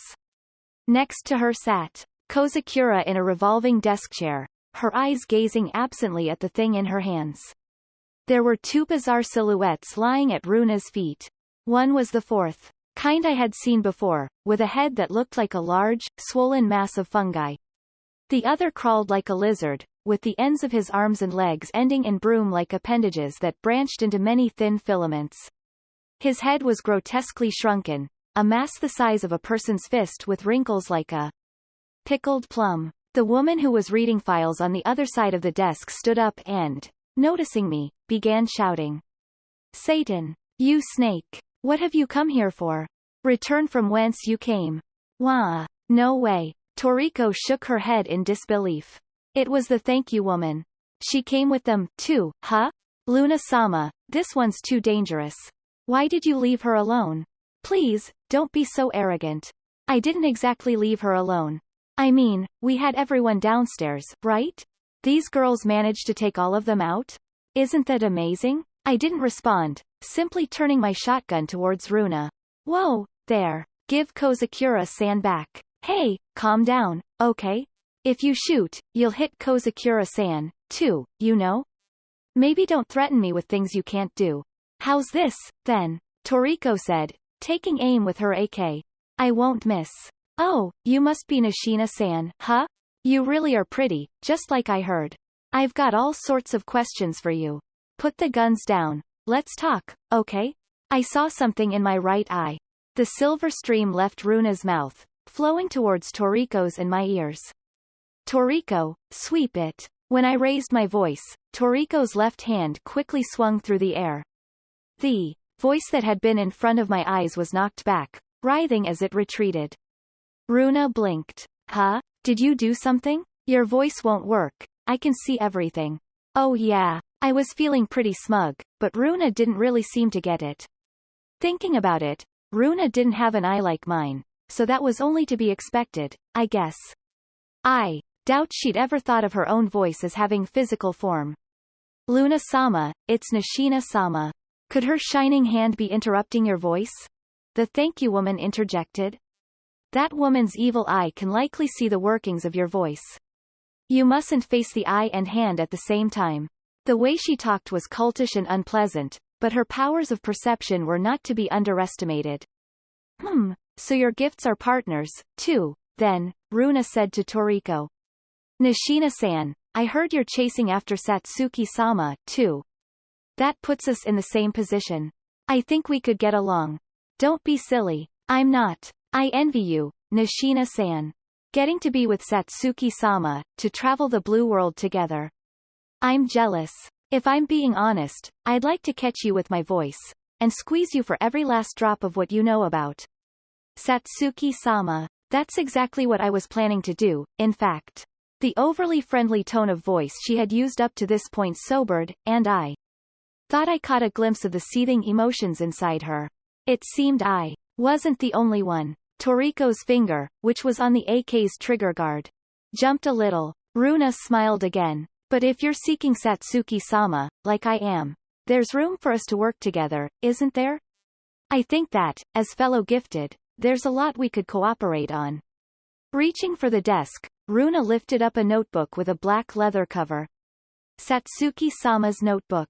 I can't read it myself, but if we had Kamakoshi-san there helping us, I'm sure. Hands off Satsuki's notebook. There was ice in Toriko's voice. It was about as cold as it was when she warned those thugs at the beach in the other world. I watched, thinking she might open fire at any second. Runa took her hands off the notebook, her smile never fading. The thank you woman behind her carefully took it from her. I'm fine either way. Because, to tell you the truth, even without Kamakoshi-san's eyes, we may still be able to read it. What do you mean? Runa pointed to the thank you woman. She did the research for me. If we go to the blue world, we can probably read the notebook there. There were a number of files open on top of the desk. Photocopies out of books, handwritten notes on loose leaf, photos and diagrams, and more were all scattered there. Were those the contents of the thank you woman's bag? I don't know the way there, but you do, right? There's a gate at Kozakura-san's house, too, isn't there? If we can go to the other side through there, we can read the notebook. Then we can call Satsuki-sama. Why would you listen to a headcase like? I was being snarky, but Runa cut me off. Don't make fun of my mom. Mom? Looking at the thank you woman again, there was certainly a resemblance. So she made her mother call her Luna-sama, and wait on her like a servant, but then she still got mad if anyone insulted her? Whatever, just give the notebook back. Hurry up, Toriko said sharply, showing no intent to hear Runa out. Runa furrowed her brow. What do you mean, give it back? Is this yours? It isn't, right? It's Satsuki-sama's. You've been treating me like a thief this whole time, Nishina-san, but aren't you the one trying to take possession of someone else's things? Pointing a gun at me like that, isn't this an armed robbery? Shut up. You don't know a thing about Satsuki. You seem to want to think you were special to Satsuki-sama, but you weren't, you know? I've heard from Kozakura-san. Satsuki-sama had her eye on other girls, too. It's true you were with Satsuki-sama before she vanished, and maybe you were even the last one to see her. But have you ever imagined what Satsuki-sama was doing without your knowledge? Shut up. Ah, are you mad? Well, I'm right, aren't I? Kozakura-san and Kamakoshi-san won't bring it up because they feel bad for you, but everyone knows. You do, too, and you just don't want to admit it, right? Satsuki-sama threw you away. Because you weren't good enough for her. If that weren't true, she'd have taken you with her, now wouldn't she?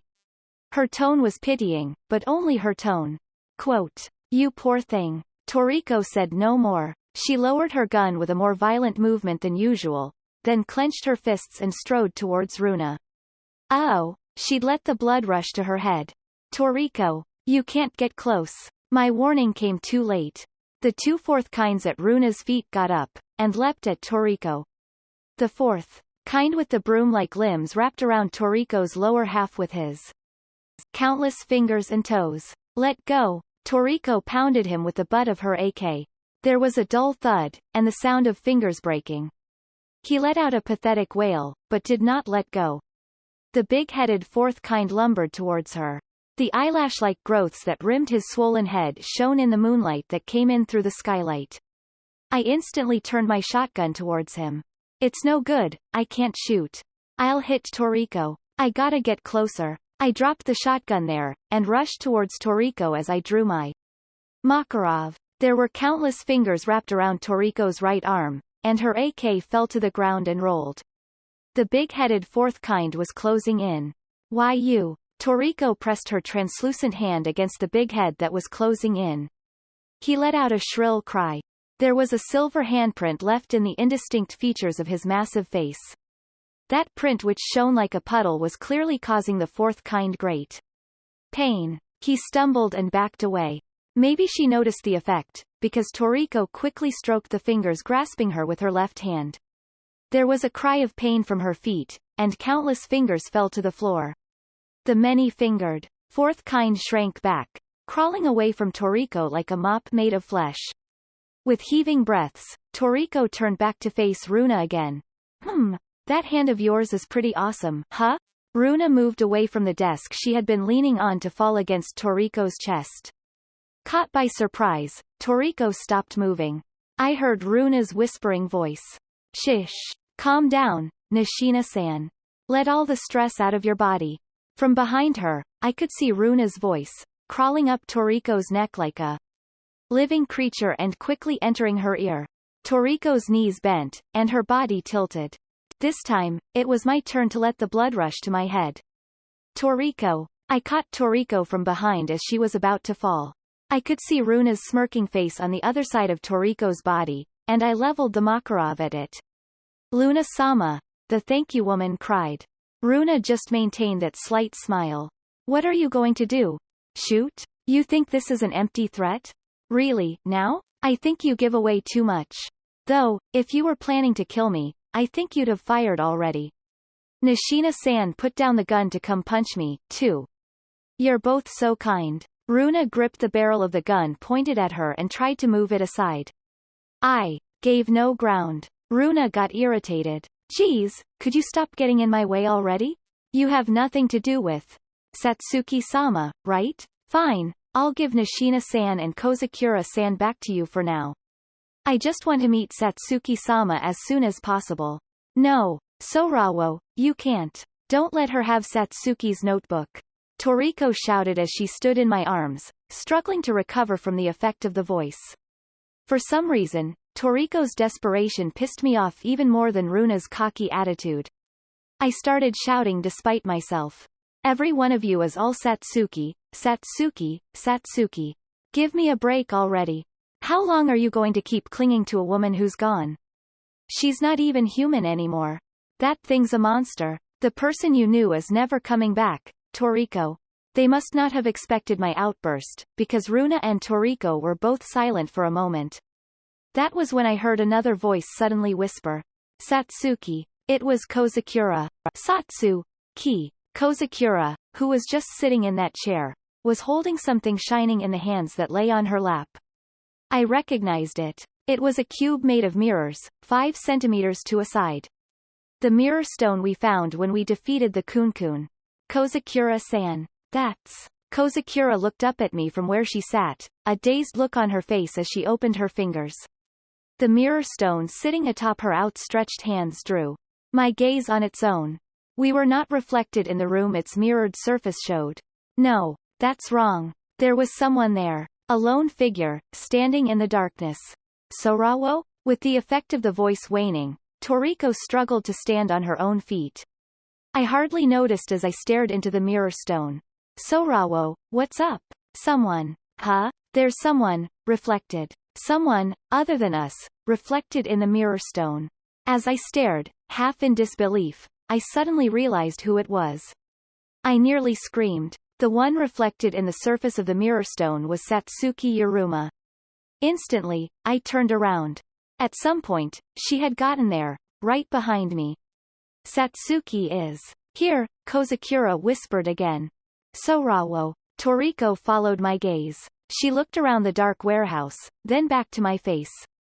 Is it Satsuki? Is she here? No, she's not. My denial was too quick, and too desperate. You can see her, huh? Toriko said in a whisper. I couldn't compose my expression. The cold sensation of destruction caught in my throat, and I was unable to speak, just shake my head. You can see her. I'm right, aren't I? What do I do? What do I do? What do I do? What do I do? She found out. I knew it might come out eventually, but I was sure it'd be okay. I thought I could trick her. The words I had feared finally came out of Toriko's mouth. Wait, Sorawo, have you been able to see her all this time? You're wrong. You're wrong. The lie I so wanted to tell refused to come out of my lips. I felt like I was drowning, only able to manage the shallowest of breaths. Convinced, Toriko lowered her voice. I knew it. That's how it is, huh? You knew it? It's been a mystery to me for a while now. Sorawo, you occasionally would get this dangerous look on your face, glaring at something I couldn't see. No way. I couldn't be sure of it before now. I tried not to let it show on my face. There aren't many people you'd react to with such intensity, you know? I never thought she suspected it. Did you think I didn't realize? Oh, you did, huh? The voice she addressed me with was calm. That actually made it scarier. I couldn't see Toriko's face. Toriko's face, which was always by my side. Toriko's face, which was so pretty I felt like I could stare at it forever. Satsuki-sama, is here? Runa asked from behind me.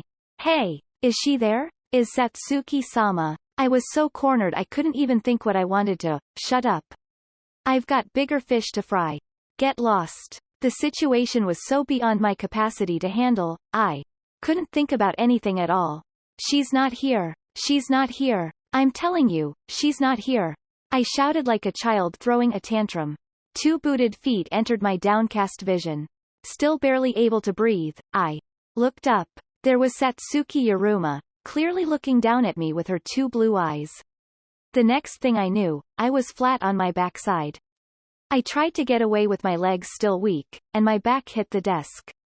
I had faced Satsuki Yuruma, or the being that took her form, several times before now. Each time, I had faced my fear. I diligently used my head. One time using my gun, another my right eye, and resolutely ignoring her another. Yet now, I could do nothing. Nothing came to mind. The moment that Toriko uncovered my lies, everything supporting me just collapsed entirely. With slow motions that reminded me of a massive deep-sea creature, Satsuki Yuruma moved her body, looking from me to Kozakura. The long arms covered in lacy sleeves reached out, putting her fingers around the mirror stone in Kozakura's palm. Ah! As Kozakura let out that lonely exhalation, Satsuki Yuruma lifted up the mirror stone. No one but me could see her. Everyone was watching the mirror stone as it floated into the air of its own accord. When it reached the point in front of Satsuki Yuruma's face, the mirror stone began spinning like a top on one of its corners. The blue, shining eyes were reflected in its surface. It gradually picked up speed, and as it did, the blue light grew so bright it could illuminate the room. Satsuki, Kozakura whispered, and the very next moment, the light burst. There was a sound like a thunderclap, and the ultra-blue flash engulfed everything. When I recovered from the impact and opened my eyes, I was in a field. Long grass swayed in the wind beneath the dark sky. It's the other world. If the time was the same as in the surface world, it was just past 4 in the morning. Was that purple blur on the horizon because sunrise was coming? Satsuki Yuruma was standing in that grassy field. Toriko, Runa, and even Kozakura gulped. The thank you woman let out a terrified cry, and fell to the ground. The 2 fourth kinds let out indiscernible groans and lowered themselves to the ground. It wasn't just me. Everyone could see her clearly. Satsuki, Toriko was the first to shout. Finally, I can see you. Toriko crushed the grass underfoot as she raced towards Satsuki. No, you can't do that, Toriko. Even in this situation, my words remained trapped in my throat, not a single one able to escape. Toriko reached Satsuki Yuruma's side at last, and clung to her. But Satsuki didn't react in the slightest.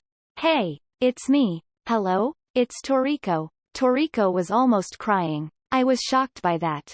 Was Toriko this willing to show her weakness in front of Satsuki Yuruma? I've come for you, Satsuki. Her ungloved left hand took Satsuki's hand. For just an instant, I could see a tense shudder in Toriko's shoulder. That brought the first reaction. The blue eyes fell on Toriko. Like a massive bird of prey, Satsuki Yuruma brought her face towards Toriko. Ah, this is no good. Toriko. Toriko's going to be taken away.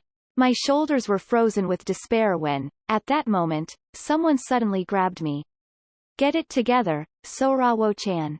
Kozakura stood there, grasping my shoulder. Her eyes were focused, like she had finally regained her senses. Kozakura-san. That's not Satsuki, not the Satsuki I know. Kozakura sneered, as if spitting blood, and then collapsed. Moving her arms weakly, as if trying to push me away after I quickly caught her, Kozakura continued. Move. Quickly. Catch her. Toriko's going to go away. Kozakura's shouts gave me the push I needed. I struggled to my feet, nearly tripping over them as I moved. I hugged Toriko's waist from behind, as if I was tackling her, and my momentum brought us both tumbling to the ground. Ah! As her hand was torn away from holding Satsuki Yuruma's, Toriko let out something like a scream. Sorawo, hold on. Don't go, I said, not wanting to hear Toriko's protests. You can be mad at me. You can hate me. But don't go. You can't go with her. Absolutely not. You can't. Don't go. Don't go. Don't go. I felt like nothing I could say would convince her, so I just kept repeating myself. I didn't want to let her get a word in edgewise. I didn't want her to tell me to let go. Toriko looked back at me, bewildered. As I repeated myself, even I lost track of what I was saying. What kind of face was I making now? Was I crying? Was I angry? Or... Satsuki Yuruma looked down at us impassively as we tussled in the grass. Suddenly, she looked to the side. Her gaze was on Runa Yurumi. Satsuki-sama. We meet at last. She was saying the same sort of thing as Toriko. Her voice quivered, but it was less with tension, and more with ecstasy at having met the object of her worship. I have waited for this day to come for years, ever since I first received your divine revelation. I am your disciple, Runa. Satsuki looked down at Runa, saying nothing. Runa went on in an impassioned voice. I am your humble servant. Take me with you, to the far side of the blue world. Take me, and no one else. Please, choose me, the one who loves you more than anyone else. At some point, Toriko had stopped moving and, like me, watched as Runa and Satsuki Yuruma faced one another. I couldn't say what was going on, but the tension was rising. Something irreversible could happen at any moment. I was afraid to watch, and afraid to look away, too. Perhaps sensing that, Runa continued even as she tripped over her own words. Do you need proof? Proof that I am one of the chosen ones, the gifted. I have the qualifications to be with you, Satsuki-sama. Please, listen to the boon you bestowed on me, the voice. Runa took a deep breath. It happened just as she was about to unleash the voice from her throat. Luna-sama, you mustn't. Unexpectedly, it was the thank you woman who interrupted her. Up until then, her legs had given out, and she had been trembling in fear, but despite her obvious fright, she crawled towards Runa. Please, run away. Can't you tell? This is the evil eye. It's so vile. The thank you woman closed the distance between them, holding up her hand to shield her face from Satsuki, as if she were approaching a bright light. Runa turned around, shouting in irritation. What are you doing, you stupid woman? Don't get in my way. Stand down. The thank you woman did not follow her order. Satan. You vile bitch. Don't you dare deceive my daughter. Chanting that like some sort of mantra, the thank you woman walked in front of Runa. In her hands, she held Satsuki's notebook. Run away. You can't do this. It's hopeless. I'm hopeless and finished, too, though, the thank you woman muttered. What do you think you're doing? You stupid woman. Don't try to act like a mother now. Not responding to Runa's insults, the thank you woman opened the notebook and began to read. Here is how I heard the words she spoke. There was a small gate, and the one person calling the devil finally entered the door, and the flashlight turned on, and off, and on, and off, around, and around, and around. A spell? No, this was more nonsensical. A and B and C and D were lazy, and urinals lined up, and people came, approached, coming, because the creepy voices called before. They called, so it's fine. I opened my eyes in. The bizarre words continued without pause, then suddenly stopped. The next thing I knew, there were a number of figures standing behind the thank you woman. There were 4 white-haired elders wearing what looked like crowns, and they looked down at the thank you woman without emotion. What's that? Toriko whispered. I had a vague understanding of who they were. Or what they came from, to be more precise. They closely matched the portrayal of the unidentified old men who appeared in the net lore story. The round hole underground. The men wearing crowns appeared behind the thank you woman as she read out of the notebook. It was a composition that almost made it look like she was about to sick her summoned monsters on Satsuki Yuruma. But was that notebook something so kind and easily used? In the next moment, my worries were confirmed. The 4 expressionless old men squinted their eyes. The corners of their mouths turned upwards. Those smiles, which showed their gums, were full of greater malice than I had ever seen before. The thank you woman turned around, and the old men watched with horrifying smiles as she backed away. With nowhere to flee, caught between Satsuki Yuruma and the old men. The thank you woman's face filled with despair. Run. Saying that to Runa one more time, the thank you woman balled her hands into fists, and thrust them toward Satsuki Yuruma. It was a hand sign, with her thumb protruding from between her index and middle finger. The warding symbol to protect against the evil eye. It had no effect whatsoever. Satsuki Yuruma raised both her arms, then sandwiched the thank you woman's face between them. Her thumbs dug deep into her eye sockets. The thank you woman screamed. The blood ran down her cheeks, wetting the grass at her feet. Mom! Runa shouted. Satsuki-sama, stop. Why? The old men showed their wrinkled throats, letting out a croaking laugh. They shook with laughter, as though the thank you woman's screams after having her eyes crushed were too hilarious not to, then collapsed like paper that had been wadded into a ball and vanished into the void. There was a bubbling of blood, and then the screams stopped. Satsuki Yuruma released her grasp, and Runa's mother collapsed powerlessly. Satsuki-sama. As Runa Yurumi stared vacantly upwards, Satsuki Uruma's bloody hand reached out for her. There was an incredible scream. That scream, filled with something like the pain and terror of being skinned alive, made me and Toriko cover our ears despite ourselves. LP. The voice released from Runa's throat looked twisted, like barbed wire. At the end of it, the two fourth kinds were still cowering on the ground. The voice wrapped around them, and dove inside their bodies. The fourth kinds rose, groaning. The many-fingered one crawled towards Runa, and the other one began rubbing the air with his swollen head. The voice was soon replaced by a gurgling sound. When Satsuki Yuruma let go, Runa shook her head back and forth sluggishly, standing where she was. Her back was still to us, so I couldn't see the look on her face. The many-fingered fourth kind finally reached Runa's feet. His fingers sought out Satsuki's shoes, wrapped around them, trying to snake from her ankles up to her thighs. The fourth kind's back swelled up, and countless hands and fingers burst forth from it with explosive force. The other parts of his body continued spreading out across the ground. It was as though a tree made of human parts had suddenly sprouted. The tree of meat grew high, writhing and convulsing in pain, then suddenly blacked at its furthest extremities and began to wither. There was a sprinkling sound as the nails fell from his rotten fingers. The big-headed fourth kind was shaking his body around wildly. His head struck the air where there was nothing, creating silver waves as it did. The thin hairs around the circumference of his head connected those waves, eventually beginning to form a gate. I could see the dark warehouse on the other side of that silver phosphorescence. Toriko, let's run, I said, and Toriko seemed to snap to her senses as she looked at me. If she resisted at this point, I was ready to punch her out and drag her with me, but Toriko bit her lip and nodded. Kozakura-san. I turned around, and Kozakura was down on the ground, covering her head. Are you okay? No, I can't take any more of this. Get me out of here quickly. The powerless whisper came back. For someone with as little resistance to fear as Kozakura, this situation had to be utter hell. Toriko and I supported one another as we got to our feet. Runa was still standing there, in front of Satsuki, beneath the tree of meat.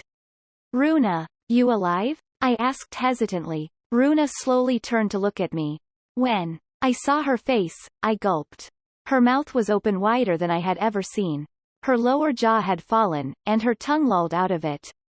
That face, drooling, with her eyes rolled back into her head, had lost all sanity. Raising her arms and thrusting them out before her, like some sort of zombie, Runa began shambling towards us. It was like she was trying to get as far away from Satsuki Yuruma, who was behind her, as she could. Toriko and I looked at one another. There was no need to talk. In an instant, we knew we had both thought the same thing. We had to save Runa. 10 minutes ago, I would have been able to abandon her without much hesitation. I mean, if you think about it with a clear head, she was our enemy. For me, she was the head of a cult, and for Toriko, she was, no, even if I decided not to think about that aspect, there were still way too many things about her that pissed me off. Still, I couldn't abandon her. It was the thank you woman who changed my mind. When I heard the scream Runa let out when Satsuki Yuruma killed her mother, I just couldn't. Toriko and I took a firm hold of Runa's arms and pulled. Though she still had that crazy look on her face, with her jaw open so wide it might get dislocated, Runa fell towards us. I looked back over my shoulder. The gate that Runa's slave, the big-headed fourth kind, had opened was already more than large enough for us to pass through. Sorawo, you take Kozakura. Got it. You go on ahead. I left Runa to Toriko, and rushed to Kozakura's side. We're running. Stand up. I can't. Okay, fine then. Hold on. Kozakura hugged me tightly. With her arms around my neck, I could stand up and lift her. By pure chance, I ended up carrying her like a princess. Thanks to her being the size of an elementary schooler, even with my muscles, I could still just barely manage to do it. It may not have been elegant, but I stumbled forward with my legs spread wide, and rushed through the gate. It being a direct gate with almost no interstitial space saved us. I walked 2-3 steps on the boundary between worlds, and was able to return to the surface. Sorawo, hurry! Toriko shouted from the surface world. It was as I was rushing to her side. There was an intense pain in the back of my head, pulling it backward. As Toriko looked at me, her face stiffened with surprise. Raising her head from my chest and looking over my shoulder, Kozakura got the same look on her face. Satsuki. That one word uttered by Toriko told me everything about the situation. Satsuki had grabbed the hair on the back of my head. The hair I had let grow so long I could tie it back. The hair on the back of my head, which Toriko and Kozakura had liked so much. The hair that, the more it grew, the more it made me look more like Satsuki. Yuruma. That hair. Toriko, pass. I shouted, and Toriko's eyes widened as she seemed to regain her senses. I shook free of the arms Kozakura had wrapped around me, and threw her little body towards Toriko. Eek! Kozakura screamed as she traced a short parabola in the air, and Toriko caught her just short of hitting the ground. During that time, I pulled out the knife I had stolen from one of the male cultists, and unsheathed it. I put my hands behind my head, and put the blade to my hair. The knife had a good edge to it. Slice, slice, slice. 3 cuts, and my head was free. The excess momentum sent me stumbling forward, and Toriko and Kozakura both grabbed me, pulling me out of the other world. I turned back, and my eyes met with Satsuki Uruma's, who was looking at me through the shrinking gate. I don't know what she did to our savior, the big-headed fourth kind, but his head was crushed into a crescent shape, and a black bodily fluid oozed from a hole I couldn't be sure was a mouth or a nose as he convulsed. I saw Satsuki Uruma's lips moving, so I responded. No, I mean, it was red that day. Satsuki Uruma spoke again. I vigorously shook my head. No, I did not promise, and if I cut it loose, I couldn't live, and horned faces would come flowing, wouldn't they? Then there would be a trial, right? Sorawo? I do not know when the end will come, but that is unforgivable as a person, right? Because I cannot forgive that. Sorawo. What are you saying, Sorawo? When I burn, and only my bones are left, I will definitely come. I was conversing with Satsuki Uruma, but that came to a sudden end when I was slapped on the cheek. The next thing I knew, Toriko had grabbed my shoulder, and was looking closely at my face. Toriko? Why did you hit me? I asked in a daze as I slowly came to my senses. What was I saying just now? During the conversation, it totally felt like it had meaning. Over Toriko's shoulder, I could see the gate shrinking. The shining blue of those evil eyes faded out of view, and the hole in space completely closed. Toriko turned back, too, looking at the place where the gate once was. I remained tense, worrying that Satsuki Uruma might reopen the gate and come after us, but after a minute or so, I was able to convince myself she wasn't planning to for now, and I was finally able to let out the breath that I had been holding all this time. Stumbling, I put my hand down on the desk. The thank you woman's files were still on top of it. Satsuki Uruma's notebook and the mirror stone were both nowhere to be found. The light of the morning sun shone through the skylight at a shallow angle, illuminating the upper part of the wall. The shadows near the floor remained thick. I leaned on the desk, slowly sitting down. Runa Yurumi lay at my feet. She was in a bad state, but still breathing. Her face looked so bad. Toriko took off her jacket and placed it over top of it. Then, pulling out her phone, she asked Migiwa to arrange for a doctor or nurse. While I idly listened to her, Kozakura sat down to the left of me. You came to save me, huh, Sorawo-chan? I guess I did. Yes. I did, too, Kozakura, Toriko added, having finished her call. Kozakura shook her head. I thought you two didn't care what happened to me. Nah, that's not true anymore, Toriko said. Well, we couldn't leave you now, I added. What do you mean, anymore, you idiot? You're making me cry here. Kozakura laughed weakly. Sorawo, your hair. Toriko reached out, stroking my disheveled hair. It's just gone back to its original length, I said. Toriko nodded, seemingly satisfied with that answer. Come to think of it, in the self-responsibility series of ghost stories, one thing listed as a common feature of them was a depiction of someone cutting their hair short to escape from a curse. When I noticed that I had acted in accordance with the ghost story without realizing it, I felt kind of uneasy. Sigh. Maybe I'll cut my hair, too. Kozakura grumbled. Unsure what she meant, I didn't know how to react. Kozakura turned her neck until it cracked, then let out a deep sigh. I'm at my limit. Hold on. Sorawo-chan, lend me your lap. Before she had even finished speaking, Kozakura laid her head down on my thighs, and closed her eyes. I could feel the tension fade, and her body go limp. Kozakura-san. I called her name out of concern, but all that came back was the sound of deep breathing. I didn't know if she'd passed out, or gone to sleep. Whichever it was, she didn't need first aid, so I kept leaning back against the desk. Toriko sat down next to me, on the opposite side from Kozakura. The conversation came to an end, and we remained silent for some time. I was the first to open my mouth. You're not going to get mad because I kept quiet about Satsuki-san, huh? There was no answer. Even if you do, I have no intent of apologizing. It's crazy, trying to follow her. Quote. Toriko remained silent. She didn't react to my comment at all. I went on, saying whatever came to mind. I'm glad you came quietly when I suggested we run. If you'd said, or, let me go, I was planning to deck you one. You? Hit me? Toriko let out a listless laugh. Is that weird? A little, yeah. I was serious. Yeah, I know. Is that really true? You've slapped me plenty of times before now. Like, that time we almost died from the Katoribako. I think you really went to town on me then. I think so, too. I mean, I got this left hand because I slapped you after the Kun-kun got you. You were talking nonsense again just now, so my hand moved before I could stop myself. There was something competitive about the way Toriko said that. You're pretty violent, you know that, Toriko? You going to become a domestic abuser? No. Isn't that kind of an awful thing to say? Toriko pursed her lips, sounding hurt by the suggestion, so I decided not to follow up on it any further. When you took her hand, I thought it was over, I said, and Toriko raised her face to look at me. You met the person you've been longing to meet all this time. My lies were uncovered. I thought, it's over, she's through with me. That's not true at all, Sorawo. Not true at all, Toriko shook her head. Satsuki was important to me, of course, but you're already important to me, too. We're accomplices, aren't we? You could trust me a little more, you know?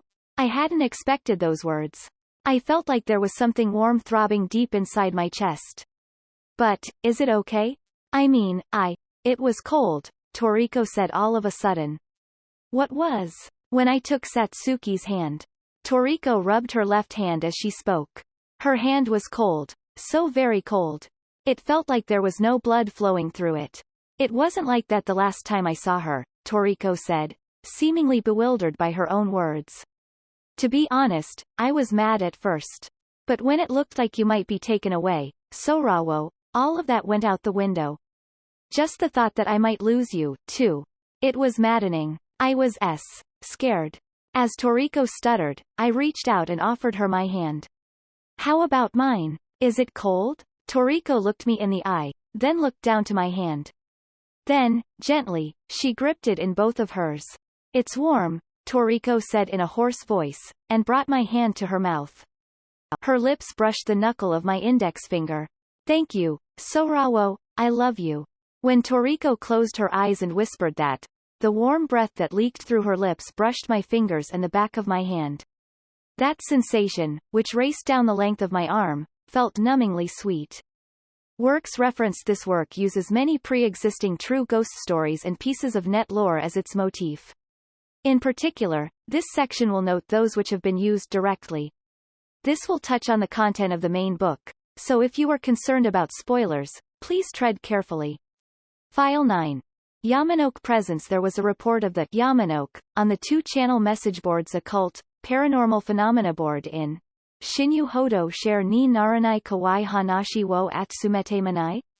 Do you want to gather ridiculously scary stories? Thread 157.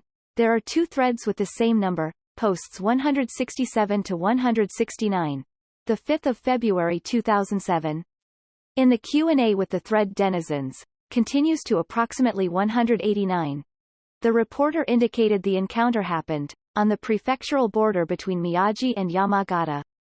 After that, there were those who analyzed the Yamanote from an anthropological angle, and some who appeared talked about local legends of a Yamanote, or Yamanakai, but none of them went beyond vague references. File 10. Sanuki-san and Karateka-san, Sanukakano, was reported in the thread, Fukake na Taiken, Neizo no Hanashi Enigma Part 49 inches, Incomprehensible Experiences, Mysterious Stories Enigma Part 49. Post 665, January 16, 2009. A monkey-like creature appears in the yard, and uses something like telepathy to say, Sanukakano will be coming, so show her this. If you say you took it yourself, she will give you one, too. Bury it in the yard afterward.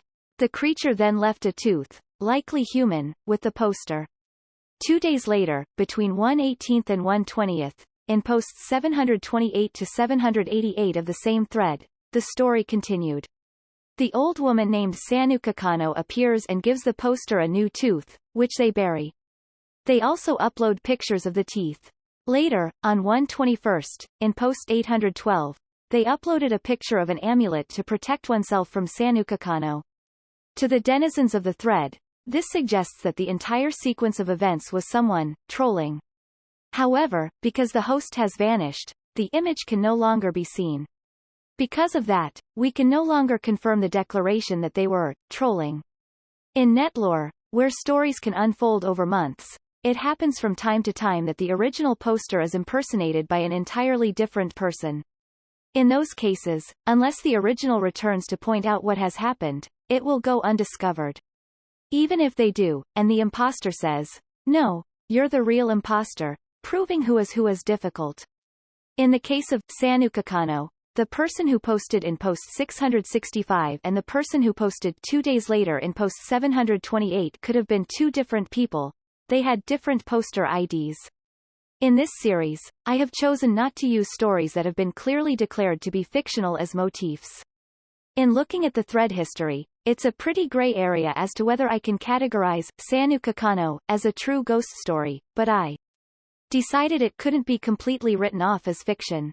Furthermore, one of the titles that I also referenced in Volume 2, Toshiki Agatsuma's FKB Kayaraku Kikamimazushi, FKB Record of Ghosts and Apparitions, Strange Tales, Takeshobo, 2015, has a story titled Zanuki.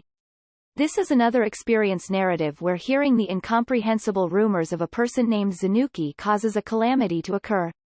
Because it felt creepy that not just the name was similar but the overall pattern of events as a whole, I referenced it as well. File 11. The whispered voice requires self-responsibility on the 2-channel occult board. The first, self-responsibility type, story, which infects the reader, was posted in Shinyu Hodo. Share ni naranai kawaii hanashi wo atsumete manai? Do you want to gather ridiculously scary stories? Post 379.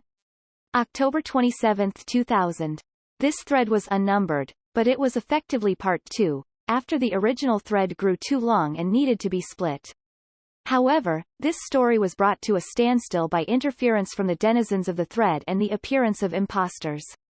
Thread denizens who already knew the story spoiled that it was a horror story that dragged in the audience, but that revelation was vague, and it was unclear where the story had been told before. 2 years later, in Shinyu Hodo Share ni Naranai Kawaii Hanashi wo Atsumete Manai, Part 13 inches, do you want to gather ridiculously scary stories? Part 13, posts 504 to 572. There was a similar story from someone who claimed to have found a similar story from 1997 on the Heiki Chokuzan Q8 BBS log. From that point onward, a series of stories with similar elements, which would come to be called self-responsibility type, or Yamanishi type, stories, would be posted on occasion.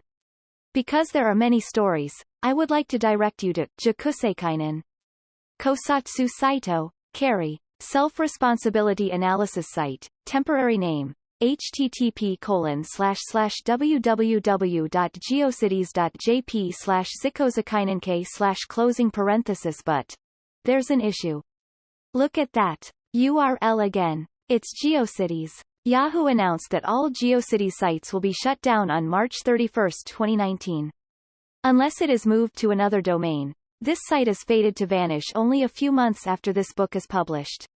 In fact, the investigative thread on the Shitaraba BBS that is linked to on the analysis site is already long gone, and the discussions that would have happened there are lost. Chika no Maruana, the round hole underground, was posted to Kawaii. Hanashi Toko, Hora Terra, Scary Story Submissions, Horror Teller, October 20, 2009. The otherworldly speech of the thank you woman that appears in my story has been pulled from here and shuffled around. Yama no Bokuju, The Farm in the Mountains, references a report found in Gendai Hyaku Monogatari Shinmimabakoro Daishiya. Modern Day 100 Stories, Shinmimabakoro, The Fourth Night. Hirakatsu Kahara, Ichiro Nakayama, Kadokawa Bunko, 2003. This is an unusually famous true ghost story that has been covered on the radio and in magazines on several occasions, so I believe many people will be familiar with it. Additionally, there is an exceptionally detailed after-story recorded in Ichiro Nakayama's Kaidengari Magamagashi, i.e., Ghost Story Hunter, The Ominous House, Kadokawa Horror Bunko, 2017. I know I always say this, but there are many other true ghost stories and net lore from which I have taken direct or indirect influence. Furthermore, as I already somewhat touched on in the section on self-responsibility type stories, I would like to write about the administrators of sites on net lore and analysis, as well as the participants on those sites. These kinds of sites, which gather logs and the debates surrounding net lore, and would otherwise quickly become unsourceable, have taken on an important role in the culture of horror stories on the Internet. It is a great loss to see many of these places being lost to service terminations. The administrators of the sites were the ones who cut the various net lore from their original threads and gave them titles, and the participants on these sites and the denizens of the original threads the ones who saw connections between the different pieces of net lore. It's inevitable that these places will eventually go away someday, but we must not forget just how much influence they've had on the scene. Thank you for always enjoying and being frightened. I hope this book is able to repay my gratitude in some small way.